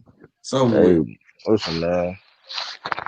My thing is, Oh, that's wild. Yeah. I'm talking about. Listen, man. Brother, There's nothing wrong with having a body, man. You don't gotta be trying to cut your hair out on live streams and stuff like that. I don't like. I saw like Soul Illuminati. Yeah. No, but it's crazy. Like I see a dude with a cul-de-sac on his head. And he went to the barber to get the sides like lined up. I hate that, man. I hate that, man. Let it go, man. You look like George Jefferson. Let it go. Let it go. You got. I don't like. Come on, man. Like Kobe getting a haircut. Like yo, I'm like Kobe. Let it go, man. Let it go. Let it go. Shave it up for. You can only wear it that low for so long, and people don't see what's happening. Let it go. That man gotta have a shape up with it. Come on, man. Let it go. I see other guys, let it go. Ray Allen, he let it go. It's like what I'm holding on for. Let it go. Yep. KG, let it go. Yeah, let it go. Yeah, too. And I just want LeBron. Just let it go, bro. It's over. He ain't doing it. I'm gonna tell you how bad it was. So Miami had a no headband rule, right? And LeBron was like, he only wanted to play for a team that would allow him to wear a headband. So if you look at LeBron pictures his 4 years of Miami, notice the size of the headband gets bigger, and he pulls a little bit more. Sean, you ain't right. I'm serious. Sean, you ain't right. Listen, I'm telling you, it's because he's trying to hold on. Like, man, I've been saying let it go for 10 years. Well, he good now, though. He good now. No, it ain't good. It ain't good like that. It's not. Man, that man worth $1 billion. He is straight. And you can let it go. Listen, money is the best lotion. Hold on, they could route headbands in Miami. Nah, he changed the rule for. Oh yeah, now I'm looking at it right now. He had a double headband in Miami. I remember he used to double. Pat Riley tripping. That's what I'm saying. Pat Riley tripping, man. No headband. Pat Riley can't say nothing, man. All that gel he done had in his head over the years. Yeah. Come on, man. Pat Riley trying to hold that thing together, boy. Yeah. That's why nobody want to come to Miami, man. He all the fun. He talking about. I understand there's a culture down there, but come on, that dude, like, come on, no headband. What type of military? Yeah, I mean, hey, listen, when you back in the day when you come to the Heat, if you ain't come to work, you couldn't play there long term. Think about it. I understand. I respect that, but not having no headband though. Like, I mean, it was. It's the Bulls. It's the rules for the Bulls too. It was a lot of teams had their rule, no headband. Yeah, that's weird, man. That's weird. What's the reasoning behind what? that? I think it's just a team unity thing. They want everybody to try to look as uniform as possible. So, but Jordan can have a calf sleeve on, but okay, that makes a lot of sense. That's his leg. But that was a fashion. That was fashion though. That was more fashion though. None of it makes sense though. It was guys wearing like the long tights, like all the way on their arms and legs, and teams started banning that. That man Jordan was wearing North Carolina shorts on the hips. Come on, man. Listen, man. Like, yeah, but you couldn't see him. Like you couldn't see him. Yeah. That's nasty, man. And then that's the goat. You talking about the goat? That's nasty. He's one of two goats, but Bill Russell, man. Yeah, the goat. Kareem. You got Bill Russell. You got Jordan. LeBron. Yeah, go with this Bill Russell win his championship on an 18 organization. Get out of here, man. Hey, man, a serious question though. Why do people put Jordan over Kareem? What is the logical reasoning for besides the politics, the basketball? Why is Jordan better than Kareem? I feel like they put him over Kareem because we haven't seen Kareem win without another elite guard with him. You know, remember he won with less talent. Oh, Jordan, yeah. Because Kareem always, and then remember, people forget that first year he went to the Lakers, they didn't make the playoffs too. So people forget that. And he never won until he had a elite guard. I feel like they hold that against him. Jordan was the best player. Jordan was the best pro on this team. But Jordan couldn't win without Pippen. And the other side that's true. Because of the nature of the game, centers don't win without great guard play. They need it. Like somebody got to feed the ball. They don't feed themselves the ball. So that's always to hold that against the center is crazy. That's how the game was played. Yeah, which it's not fair, but that's why they do it. Yeah. And then what? Jordan was like the first person, even though they don't get Isaiah credit, but like show that you can really build your team around a guard. You don't have to do it around a big man no more. He broke that mold. He was the one that broke that. Even though Isaiah did it, like you know what I'm saying, right before, but he had Bill Laimbeer. To be fair, Bill Laimbeer, a borderline Hall of Famer. He was an all-star, but he was never. That man just said Bill Laimbeer. Bill Laimbeer is a borderline Hall of Famer, man. I'm sorry. He's not a Hall of Famer, but he was an all-star. Listen, man, he led. That man said Bill Laimbeer like Hakeem Olajuwon. Hold on, Bill. I didn't say that. But he's a borderline Hall of Famer to me. He was shooting threes. He paid like he was doing things in his era that was unheard of, uncommon. Well, he was a great rebounder. Yeah, I mean, if he wasn't a dirty player, he would be in the Hall of Fame. Let's just be real. His politics is the reason why he's not in the Hall of Fame. Tell you the truth. I mean, I don't think it's politics. I think he was their fourth best player. And had they won more, maybe he would have made it, but he was their fourth best player. Mm-hmm. And really, it might have been their fifth best player. Come on, man. No, fifth best player now? No, seriously. If you look at that Pistons team, you talking about Joe Dumars, Adrian Dantley were all better than him. Yeah, you talking Adrian Dantley was better. Adrian Dantley was better. Yeah, and I can argue Dennis Rodman was better. You can argue. I ain't gonna even do that. I'm gonna say Mark McGwire. Mark McGwire. You can argue Mark McGwire. He was a baller too. He was really good, but he was never a Hall of Famer. Yeah, he had a few big years. He could ball. And he from the city too. I knew his. I think it was his nephew or his son. When they had the Bad Boy documentary, Andrew Dantley was hot. He talking about. Hey, SB, I want to ask you. Mark McGwire saw who I was better than Andrew Dantley. About Chicago, man, because when I watched that, one of my favorite episodes of I forgot that series name, but 30 for 30. Yeah, the story about Benji. Yeah, Benji. 30. Yeah. How great was he as far as the folklore, what everybody said? From what I know, you know what I'm saying, I obviously wasn't born around. Yeah. Everybody said he was like the next, he was gonna be the next one. You know, everybody labeled everything as like he was gonna be better than Mike. They said the same thing about that dude who got drafted by the Celtics. He was gonna be better than Mike. So, but he was cold though. He was definitely nice. You can say the same thing about that one dude who I don't know why his name is forgetting. Like my man, dude played with KG in high school. The one who had that case on it that messed him up. He went to Simeon too. No, he went to Farragut. Yeah, okay. I can't think. I don't know why his name like slipped my mind right now, but he was cold too. So yeah, Benji was nice though. Benji was nice. And it's crazy, J Max. That's a good question to ask Skip next time he's on. What? Because he grew up more in that era, so he's okay. Yeah. Yeah, they got a down here in even where I'm at, graffiti. They got R.I.P. Benji down here. Oh, that's dope. Where you at again? In Picola. Picola. What the hell is that? Florida. No, West Florida. Oh, okay. I ain't never heard of that. I'm like, what the hell is that? Roy Jones Jr. Derrick Brooks. You said that's where they from? Emmitt Smith. Emmitt Smith. Oh, okay. I'm a big city guy. I was like, I ain't never heard of that. Justin Gatlin. I mean, yeah, it's a small place. That's not helping me really. That's not helping me visualize. It's some athletes that come out of Pensacola. Yeah, no, I know that. I'm just saying, but it's not helping me visualize what it look like. That's all. Yeah. You got some nice beaches, man. That's about it. Gotta come down and go to a beach or something. Yeah, man. I hooped. He got 36 points, 14 for 15 from the field. Who? Zion. Oh yeah. You know what? I want to say something back to your original question, J Mac, about why they give Jordan the GOAT thing over Kareem. Hey, before you say that, Sean, just an update. Lakers up 10. Oh, okay. That's wow. They were just losing, wasn't they? Wow. They were down. They scored 41 in the third quarter. That's a good team. Montrezl blocked.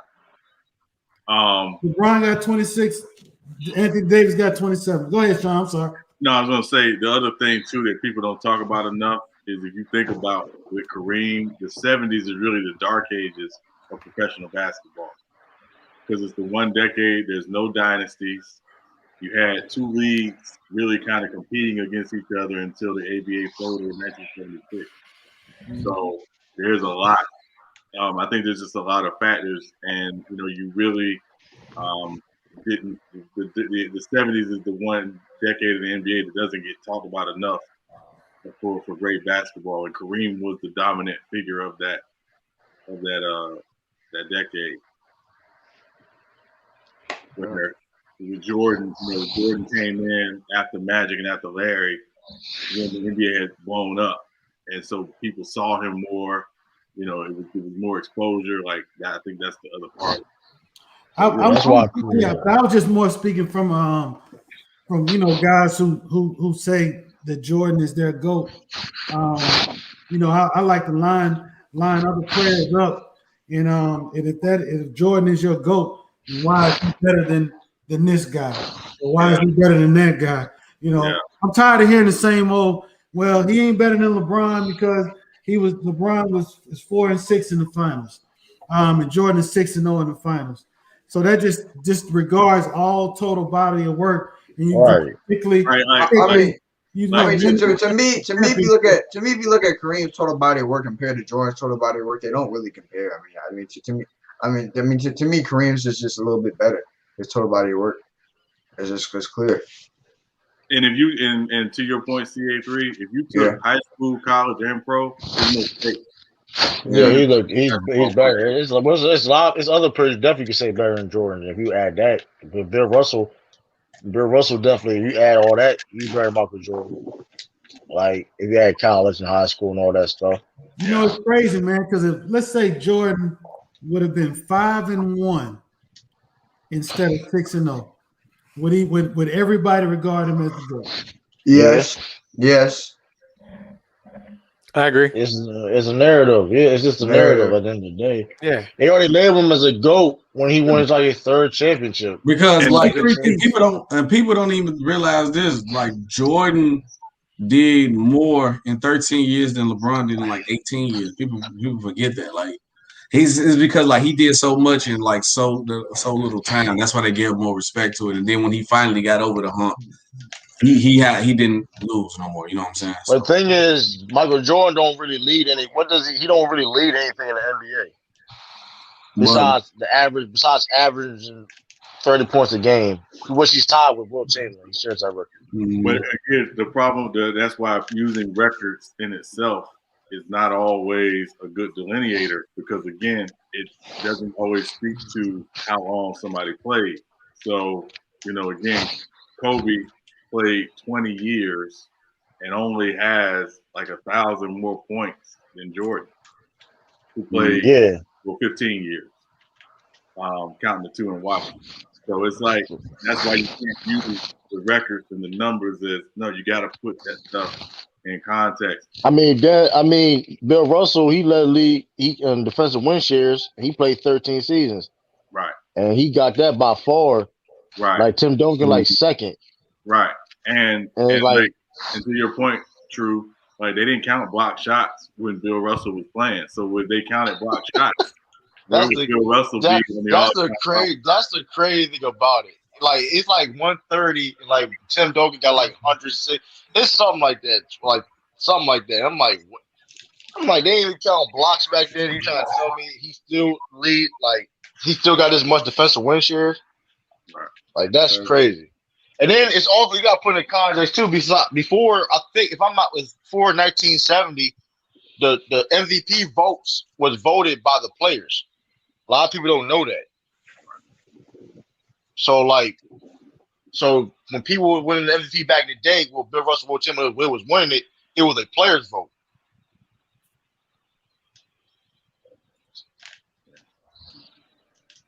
Yeah. Hey, this is gonna all be very interesting stuff that we'll be talking about next Friday as we get ready to do this next 25 for the all-time team list. So yeah, don't be ready. Go Mike may make an appearance. Yeah, he might make an appearance, but if you say something stupid, he get kicked out. Wait, what you talking about, Sean? What you talking about, Sean? Yeah. If you say something stupid, nothing that has nothing to do with basketball, you're getting kicked out. Next week is all about basketball. All that personal stuff, you know, so and so shouldn't make it because I ain't like his shoes. You get kicked out. So He gonna be like, what you mean? yeah, What you mean you on B can't be a top 25 player? yeah. Nah, man. LeBron. Nah, the Dominique Wilkins is a top 25 player because he made them boss moves. You know, he made them boss moves. Oh man, Lord Ninja made boss. See, he had made that call, and once he called, you know, that made him third on the all-time list because he made that phone call. And shit, man, that was funny shit I seen, man. Dog, I was crying. And the funny thing with Lamont was like, listen, hey, man, I ain't Gave gonna him a hold you. chance to redeem himself too. That was one of the worst takes I've heard of all time. I was crying. I was like, but the funny part is, like, that shit was so bad that niggas just wanted to hear how stupid that shit was. Nobody said a word. then he got nerve to come back. He came back like the next stream, then confronted Lamont about making a video about him. But it's like, and Lamont told him straight up, it wasn't that serious. You may have had a bad take, and you still report him. Come on, man. Listen, Ridiculous. And when I mean, at the end of the day, if you say something stupid on the stream, You gotta stand on it. It's your fault. Yeah. Like, you didn't have to come on the stream, and you didn't have to open your mouth. You chose to come on the stream and open your mouth. He heard LeBron James and embarrassed himself. You're just stand on it. Listen, man, I be talking. People be laughing about my Celtic takes. I stand on Hey, it. they be on me every. They be on me every time. Right, I can be right or I can be wrong. Bro, somebody You know what I called mean? me. Bro, one day, bro, I seen in the chat, I was going on a take. Somebody said, man, this man SB like Brandon Marshall with the takes. Boy, I was rolling. Yo. I was rolling. You ain't got They still try to kill me in that chat, but they ain't want to. They know better though. They didn't want to come in that panel. I get them out of there. Hey, I can tell though when Brandon Marshall ain't been taking his meds for some of his takes. He got a pretty good podcast though. Yeah. Think about Brandon. Maybe man with Brandon Marshall is he be really be talking like he be knowing he be talking about. Like he be so confident. Like, that's how you gotta be though. Even if you don't, you gotta make it seem like you believe what you say. Skip Like, Bayless do it all the time. Listen, that's from the Skip Bayless School of Media. Skip Bayless though, he uses his experience to trump everything. Like he gets a pass where he's saying he got experience. Nah, he just overtalked your ass. He just overtalked. Skip Bayless racist, bro. No, he ain't. No, chill. Skip ain't racist. And Skip Bayless does not watch sports. Skip Bayless watches the Cowboys. Yeah. He don't watch sports. Like some of the shit he said. The crazy thing he ever said when he said Tom Brady he overthrew Chris Godwin on purpose. Oh, that's what the crazy thing I said he ever said. Then he said, I knew what Tom Brady was thinking. Shit, what you mean you know he was thinking? I knew what he was thinking. I knew what Tom Brady was thinking. I was crying, dog. I can give you worse than that. The time he said Aaron Rodgers was just an average quarterback. Yeah, I was crazy. Well, he said that. Wow. He said Aaron Rodgers was an average quarterback. That was crazy. He hates LeBron. I strongly dislike when first take Undisputed talk about MMA. I get furious when they talk about MMA. They don't be knowing what they be talking about. Bro, I was like, bro, the fact that I knew to never take Skip Bayless a series ever again when that nigga said when he said what he said about Dak, talking about some he plays for the Cowboys. He shouldn't have any depression. I'm like, nigga, who are you? Like, your dumbass, man. I was like, bro, you gotta know a lot. There's a lot. I'll be depressed if I was the cameraman for this show. You can say. See, you can say dumb shit, but there's a lot of dumb shit, bro. Like, there's just a lot. He knew though. Yeah, he knew. Yeah, Shannon. That's one thing I say. Shannon be looking out for him. Probably tell him like, yeah, he probably went a little too far on that. Shannon be on some BS too, though, man. He be on. No, with LeBron. When it comes to LeBron, he do. Everything else he be on it. Everything else. Two things he be on some BS though, man. Like I like his take. I like his take on the Kyrie thing when Kyrie was like, we need to start our own league and all that. Shane was trying to make it seem like it was no way impossible that could even ever happen. I ain't like that. Like, come on, like he tried to make. Now he would make it seem like for all the resources we do have, that could never happen. I'm like, what are you talking about, Shannon? Come on, man. Like, you wilding out. I'm saying I don't believe it couldn't happen, but I don't think it's gonna ever get bigger than the NBA. It's a good idea. It really is. If everybody got on that bandwagon, it could happen. But anything possible, man. Anything possible. I mean, because you got to think, man. At the end of the day, if you really think about it, man, it's so simple as this: anybody can start anything. Mm-hmm. Anybody can start anything, and everything is meant to be changed and taken over. Recreated. That's a thought process that goes with us thinking that it has to be the same way that it used to be. You know what I'm saying? And that's just not true. We're living in times now, man, where if you truly want to start your own league, enough people get behind it and it sparks the right person's interest, the sponsor, he gets behind it. The other league makes a mistake and loses faith in them because of something they did that was bad in PR wise, and next thing you know, you off and running. Things just line up that way. It'd be hard, man. Of course, it can happen. Look at Jackson State right there. Like Deion said, we're doing with Jackson State. They got like the best recruiting class, like HBCU history, if I'm not mistaken. Mm-hmm. And that's only his first year. And if they have results on the field, great results on the field, and they win them, they're going to attract more people. And more people. But what true is going to happen there, and again, it goes back to how things used to be back in the day. The best college football players came from HBCUs. Right. Wait, bro. Hold on. My fault not to cut y'all off. This can't be true. Wow. This happened. I'm going to look the stats up. Bro, Donovan, the Jazz won today, beat Milwaukee. Donovan Mitchell scored 26. Gobert scored 27. Jordan Clarkson scored 25, and Joe Ingles scored 27. That's wild. Y'all doing a lot of running. I tell you the Utah Jazz, but no. They scored all 18 points. Shit, damn. Yeah. Who they playing? They played Milwaukee. They beat Milwaukee. They were Milwaukee A's, man. It was 129 to 115. Keep trying to tell them they're scary. People, they were scary. No, gotta tell Elder. No, they won't listen. Yeah, listen, man, that's wild though. And Don Mitchell only shot 6 from 20, and he still did that. Jordan Clarkson was 10 from 18. Rudy Gobert 9 from 12. Mm-hmm. Joe Ingles 8 from 11. Gobert dunked Giannis too. He slammed Giannis. That's crazy. Yo, Bucks not making it to the Eastern Conference Finals, man. I'm telling you that right there. That's why I keep telling y'all. Y'all think I'm crazy for saying the Nets gonna make it. It ain't the Nets. I ain't said nothing about the Nets. I said Milwaukee Bucks ain't making it. I'm telling you, bro. Ain't no. I don't. The East. I don't believe in the East enough to somebody beat them in 7 games. Y'all better hope. Sheldon better hope they can't make that Westbrook trade. Y'all better hope. I hope they make the Westbrook trade. Y'all really ain't beating the Nets. Shoot, Westbrook like playing against KD. It's something about it, man. He sure does. So we get the Jays with Westbrook. Oh man, this it'll be the best coach he ever had. Oh man,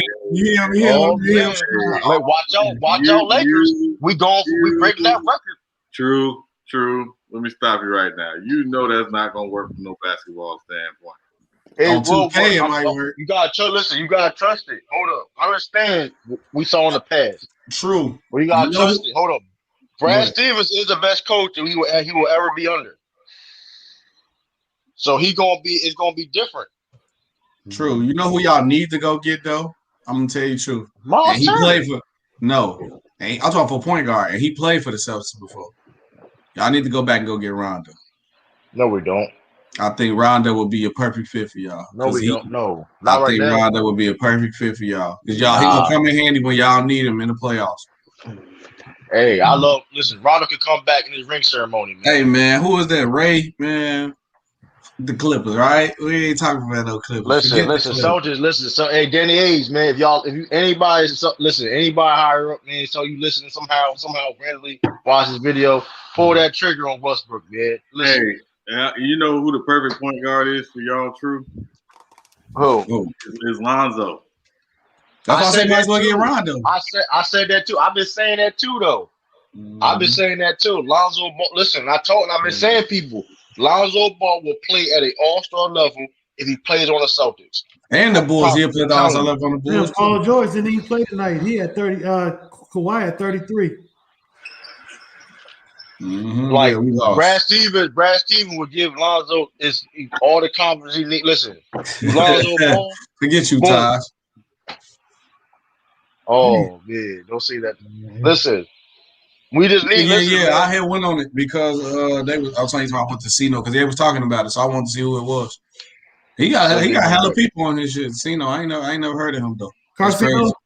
I know Gracino. I think so. I know Gracino for he's known for like having like backstories of hip hop stories and stuff. I don't like that's why I know. He got a lot of subscribers, man. He got like 100 something K, I think. Yeah.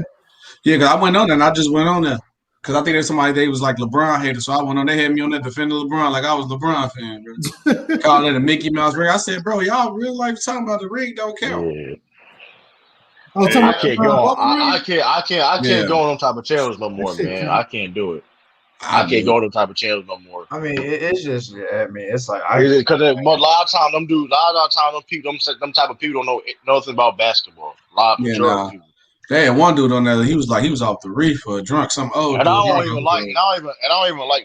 I don't even like. I be having to defend I let them get out the mud type of people, man. Get out the mud, stagnant deck type of people, man. Like that getting out the mud concept, man. Even though I came up in the 80s and 90s. I put it to you like this: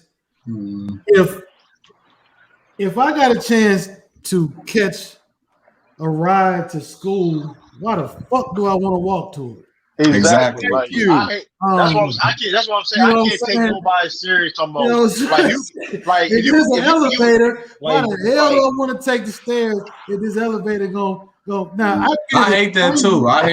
Yeah, in the off season, I could take the stairs in the off season trying to get ready and prepared. But it's game time. It's time to get there. I don't have to do all that. Right. Like I don't understand. When getting out of the mud is part of your vocabulary, I can't take you serious. I mean, the crazy thing is that get out the mud all the time. Like I can't take you serious. You shouldn't even have to say that. You know what I mean? The goal is to make sure your kids don't have to get out the mud. Exactly. That's the real goal. To me, the crazy thing is that like the people back then they talk shit about today's era, but there are still overpowered teams back then. Like they had like the Celtics didn't exist. They had 4 Hall of Famers. Motherfucker talk about come on, bro. The mud. Come on, bro. They had like Wilt Chamberlain, Jerry West, and Elgin Baron on one team. Like that shit makes no sense to me, bro. Go tell Michael Jordan to play in some Chuck Taylors. Exactly. You ain't trying to put on them Jordan 1s and his foot was bleeding, boy. It's the crazy part of it is, and CA, you made a good point. It's always been super teams. Yes. All the super teams until 2010. When LeBron did it. They called it. That's what the term called. Because the players made it. It's really just great teams at the end of the day. It's all really I agree with B said that too, bro. Ain't no such thing as super teams. It's always been great teams. Always the goal is always put together the best team you can. Right. Come on, man. Like anybody here played street ball? Yeah. Growing up. Yeah. When you played street ball growing up, you took your 5. If you didn't take your 5, you wanted to get on the team to where you make it and you win a game and you keep playing. Nobody goes to the court to lose one game and to sit on the sideline the rest of the day and watch everybody else play. Mm-hmm. Right. It's the same thing that's going on now, and everybody wanted to do it. Yeah, that's the whole point. Like it's like, come on, man. Like people cap for people like Chris Webber and all that. Like, dog, Chris Webber played for the Chris Webber played for the Fab Five. How did he get out the mud? He played for the Fab Five. He played with one of the best recruits in the country at one time on the team. When people talk about get out the mud, what are we talking about? Yeah, Like, come on, man.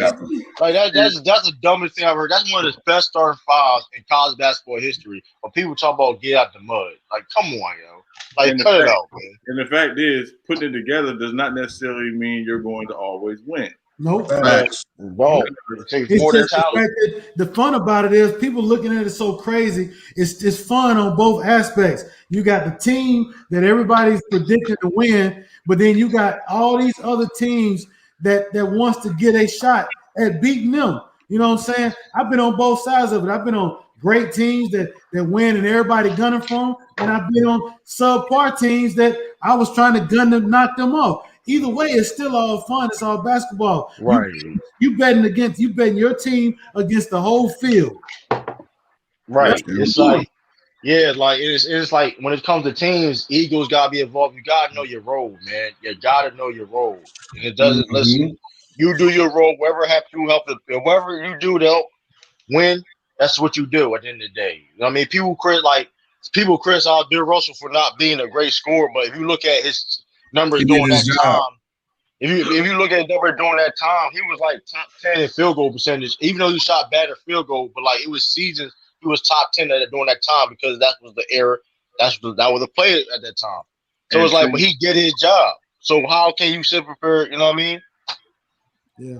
And true to your point, ask a Celtics fan who the center was before Bill Russell got there. Exactly. And Bob Cousy, what's the dude? It was two dudes there. And my thing is, they wasn't winning before Bill Russell, and after he left, they missed the playoffs and they was irrelevant. They had to rebuild like 4 years later. Yeah, like come on, the center name was Ed McCauley, and he was not that good. Exactly, he was not Bill Russell. Like, come on, like, and there's people trying to downplay. Like, yeah, I mean, you need like this ego is evolved. You gotta do what you gotta do to win. It's like, and Bill Russell did. He played defense and rebounding, which is the two most important things win games. I don't care scoring. Listen, of course you gotta score more points than the other team, but rebounding and defense is number one. If you can do that, I'll rebound somebody and play great defense. You're gonna win majority of the time. And I'm gonna say this, and J Mac, you could say something, but like I understand the whole thing about microwave championships. Like the whole microwave championship, you put something together the first year and it happens. It's like there is a certain respect for teams that had to come up and go through the process to get there. You put it together, okay, you might have got to the first round, second round, but you see like the progression, blah, blah, blah, yada, yada, yada. So I get that. But at the end of the day, you want to win. And not that you want to win, you want to sustain when you want to be able to win over a certain period of time, because winning one ain't jack. Win multiple. That's the key. Can you do it multiple times? Can you do it back to back? Yeah, now that's not microwave. That's you just cooking something up, because if you win multiple times, exactly. the more you win, the more pressure's on you. Like right. we don't understand how, like, the fact that Bill Russell, they were doing how they were doing back then, the pressure was on them. Like, it's like losing was unacceptable at all. Losing was like unacceptable. Like they type of like it was legit championship or bust for like 13 years. Right. Like that's and the type of pressure that is insane. Right. Not if they eat Wheaties and Gatorade. Yo, they put the Gatorade in the Wheaties. Yeah. The green one too. This is with the green, and the orange. Wheaties taste terrible, by the way. But go ahead. I ain't never tasted them shits. Like they're that bad. Wheaties is the breakfast of champions. Come on, guys. You gotta chill out. Frosted Flakes. Hey, True the King. Have you ever tasted Wheaties? No sugar in them. True the King. Have you ever tasted Wheaties before, bro? Man, listen, I eat my Cheerios. That's my breakfast of champions. So regular Cheerios. Damn. You know what I mean? This man, go Mike and Big Chess be on this channel going every time. I swear that's gonna be the new Skip and Shay Sharp, boy. You might as well. Nah, that's Skip. That's Skip and Max Kellerman. Oh yeah, man. Yeah. Skip it. Hey, yo, since Disney own Fox, they should do like a special. First Take meets Undisputed. Since it's an MC, this they own MCU anyway. They can do some stuff like that. No, I ain't gonna lie, Shannon. I got Skip and Weston ain't gonna go with it because they already had a show together. But I got Shannon Sharp cooking Max. I think Max will cook. Max will cook them on some topic though. No, if it's boxing, Max cooking everybody. If it's boxing, they're talking boxing. Any combat sport, he getting them out of there. Yeah. And I'm gonna be real. If they talking race, Max cooks Stephen A. lot on race. He cooks. Sadly, he does. Yeah, we know Stephen A's gonna be dancing. He be dancing, bro. We know that. Max and Shannon will be interesting matchup. Damn, bro. Shannon versus Stephen A. would kind of be entertaining too. I ain't gonna hold. That'd be entertaining. I ain't gonna hold you. Yeah. Hey, what about Steven? Shannon be like Steven. What's his name? First things first. Brandon versus Nick Wright. Oh, this is my Nick Wright. Brandon versus Big Country. Talking about Kendrick Perkins. I ain't gonna Kendrick Perkins smoke Brandon Marshall for some reason. I got a feeling Kendrick Perkins would smoke him for some reason. I feel like if they talk.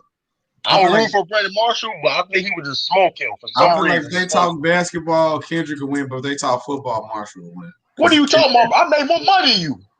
Like something like that. It get heated. Kendrick talk about. I ain't gonna lie. But when they be calling people JDRs and I start calling people LDRs, Nick Wright is an LDR for real. I haven't heard that man get one real take without bringing up LeBron James' name. I'm a Celtic hater, man. That boy is a LeBron DR, bro. Look, I love LeBron. I love LeBron probably more than anyone on this planet. But you an LDR. But SB, hold on. But SB, even I gotta admit, you are absolutely correct about Nick Wright in his takes on LeBron. Even I gotta admit that. Yeah, it's like, bro, we get it. We know that you like push LeBron too. I like LeBron too, but yeah, Nick Wright's LDR. I can't watch him, bro. Yeah, it's like, bro, we get it. Like, okay, you the one on the narrative push. You know, there's a lot more media people pushing that LeBron is to go. Like we cool with you pushing that. Skip Bayless, his riding on Michael Jordan. Yeah. Michael Jeffrey Jordan. Like, come on, I mean, they do the middle names. Thomas Edward. Patrick Brady the third. It's like, stop. Patrick Brady the third, the GOAT. Yo, when he said Michael Jeffrey Jordan, he said Michael Jordan can average 50 in this era. He believed that too. He really believed. He be disrespecting shit. He be disrespecting. There's a lot of dudes who believe that, bro. It's sad. It's sad, bro. No, yeah, but no.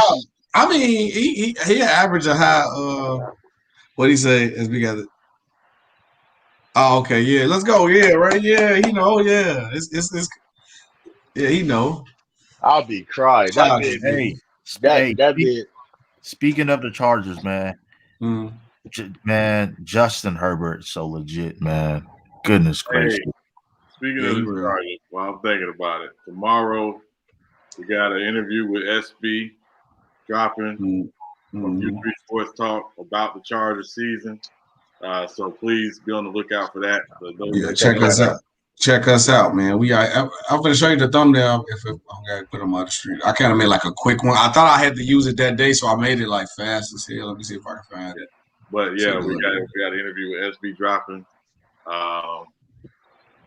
So yeah, definitely had a good conversation about the Chargers. Yeah. That was decent. Yeah, and SB, I should have. I don't know why I didn't think about it. I got an unworn LaDainian Tomlinson jersey hanging in my closet. What size was you around that time? I never wore it. I never worn it. I said, what size were you? Yeah, I'm saying it was like I didn't even buy it to wear it. I bought it because I wanted to get it signed and framed. Oh, is it a medium? It's like a Reebok. I think it's a large. Oh fuck! I'll still take it if you don't want it, man. Just go ahead. Just go ahead and send it to me. Let's see if I can get it signed. If I can get it signed by him, I want to get it framed and put up. Oh yeah, if you get that signed, I might have to. Don't invite me to your house. I might steal it. Yeah. Hey, don't go there. Hey. This is all. Yeah. Hold on, wait, yeah, go ahead, Sean. I put it on the screen. I had made it quick though, so when I share it, like do like the Chargers Facebook group, that's what I'm gonna post, and then put the link on it to it. Something look quick I made. Oh yeah, appreciate that. Yeah, definitely appreciate that. Yeah. So yeah, we definitely chopped it up about the Chargers, and then Ray DeRazzo, make sure you stay connected with us because we are doing the 32 mock draft roundtables with all the teams. So if you're a Chargers fan, you definitely want to be on that. Y'all anyway. So you know, I'll be representing the Lions. You know what I mean? Yeah. I feel sorry for you. Hey man, it's just in me now, man.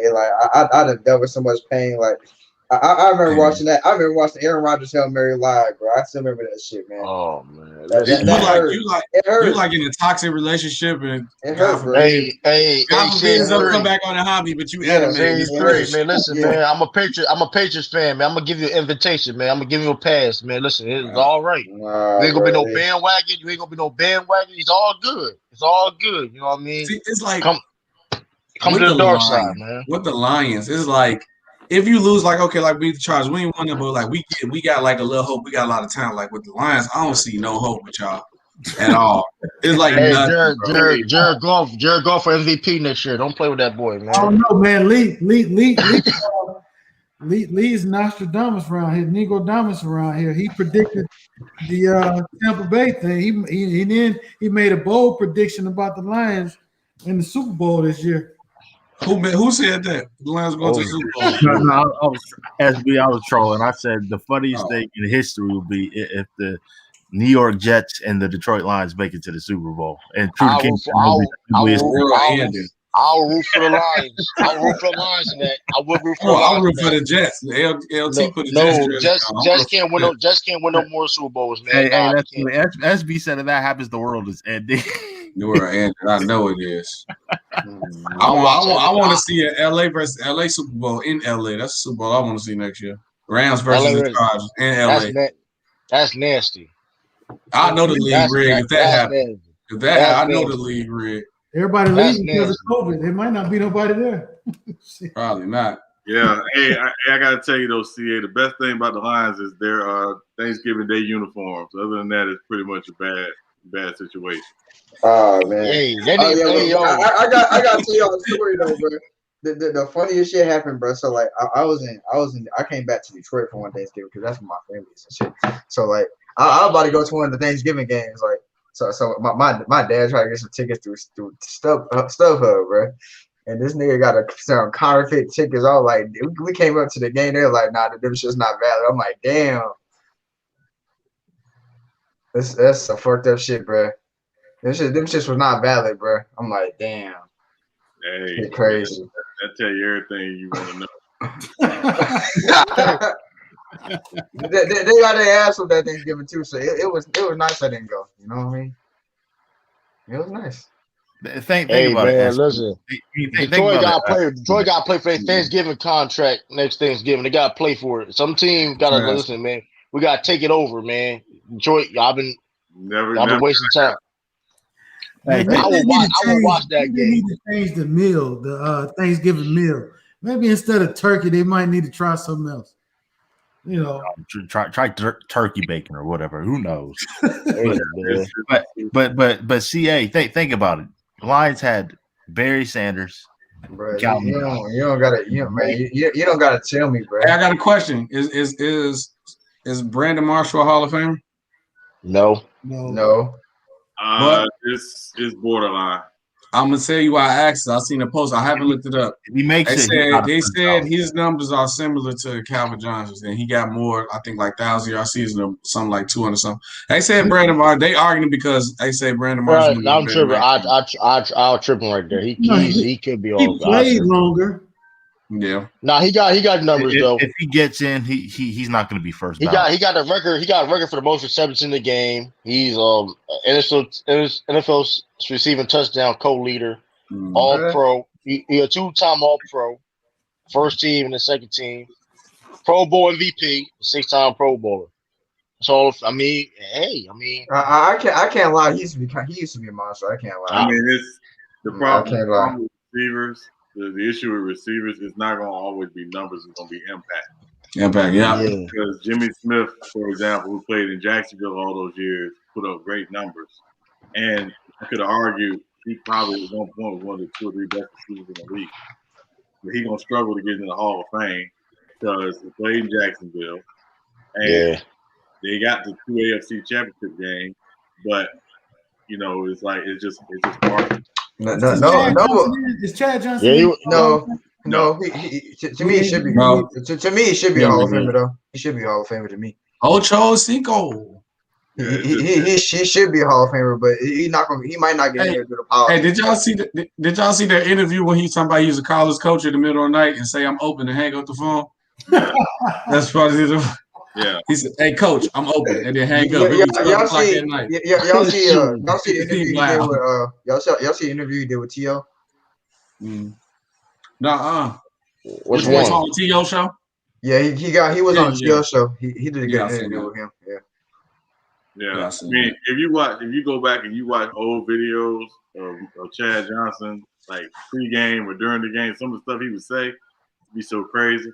He a fool. Oh, he was a fool. Yo, we had a Hall of Fame jacket on. I was crying. Hey, there's this one time he tried to block Ray Lewis and he failed. Yeah.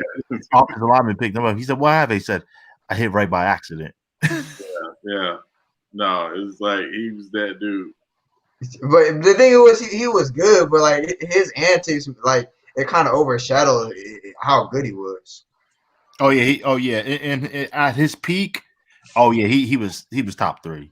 Oh, he was that dude, bro. He was that people dude. didn't know. I don't think he really knew how good he was because he played in Cincinnati, and again, that's why market matters. And then, and then outside of Carson Palmer, he didn't always have consistent quarterback play. No, he didn't. Andy Dalton. Yeah. So. Sorry, shut the channel down. Yeah, for real, seriously. Hey man, AD, man, the original AD. Yeah, but no, I mean, it's just one of those things, man. Chad Ocho Cinco, man. Yeah, he was the man though. He was definitely the man. He gonna have a hard time getting in the hall, but it's just hard for receivers to get in.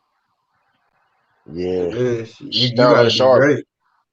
Yeah, like the only guy playing right now that's probably guaranteed to get in is Larry Fitzgerald. Oh, he's a shoo-in. Yeah, Julio and Antonio Brown gonna be. I don't know. They're not first ballots, but they gonna be in Hall of Fame. I think Julio get in there. I think Julio. He should. Unpopular opinion. Hold up. Is Julian Edelman a Hall of Famer? No. No. Is he a Hall of Famer? No. Probably not. No. Because I say that because when he did in the playoffs, I mean he's a great playoff performer. When they count that in consideration. I mean, I think it goes into the narrative, but you have to count what he'll be on some Hall of Fame. And he did have impact. Now, but if he make it, then you're gonna have people like Ocho Cinco, the Brandon Marshalls complaining like, "How this dude making it?" It's gonna be a lot of. The thing gonna be Joe Elman said, "I made the bigger catches." But they're gonna be like, "You had Tom Brady though." That's what they're gonna. Hey, listen, the catch he had in Atlanta Hawkins though, that wasn't Tom Brady. That was just. I mean, but then is you gonna say that about that wide receiver who caught the catch on the Giants? Hell no. But Jordan Elman got he's only behind Jerry Rice in playoffs, something like that. It's a lot of he's only behind Jerry Rice. I mean, in that case, true. He's the Robert Ory of the NFL. Yeah. Oh, come on, no, we ain't doing that. Man. I mean, he ain't wrong though. He ain't wrong. His performances far outweigh his regular season performances. I mean, his regular season, he had some good regular seasons though. He had some good regular seasons, but was he ever that dude? No. That's what I'm saying. To be fair though, he is definitely one of the best route runners in the NFL though. Nobody's taking that. That is true. He is one of the best. He is one of the best route runners in the NFL. And he's one of the toughest wide receivers too. I mean, if you look, I'm just looking at the fact that how do you scan toughness? He's not better than Jordan No, Nelson. line number. Hold on. Line number one corner don't cover Julian Edelman. That's his fact. Jordan Nelson. A lot of people don't cover him. No, that's bad. That look bad on him that the best people don't cover. You can literally look up a picture. Two people go Calvin Johnson at the line. So hold on. So SB. So they covering Chris Hogan over Julian Edelman. That's bad. So wait. So here's the other thing with him, True, and we gotta get ready to wrap up here shortly. But the other issue is Wes Welker was doing the exact same thing. I think Wes Welker Hall of Famer. I think the argument is better for him than it is for Edelman. Yeah, because I give you that. Yeah. The thing about Julian Edelman is that he was always hurt. But I don't know. I look at his playoff kind of like his production of playoff. Like, so of course he ain't gonna be no first ballot, but I'm just looking at him as a talent. He ain't gonna make it, bro. As a talent, I don't know. He's a good returner. There's a lot of good players that we could think that we could make a case for in that aspect. A lot of players, had moments where they looked, like Hall of Fame worthy, but the body of work, man. And then who is he gonna jump to get a spot? I mean, there's a lot of players that's not in the hall, man. Yeah, Darren Sproles, like I put him in the same category like a Darren Sproles. Like Sproles was a dog too. Like people like that, like Darren Sproles is not me. Like it's gonna take him a while, or he may gonna get slided.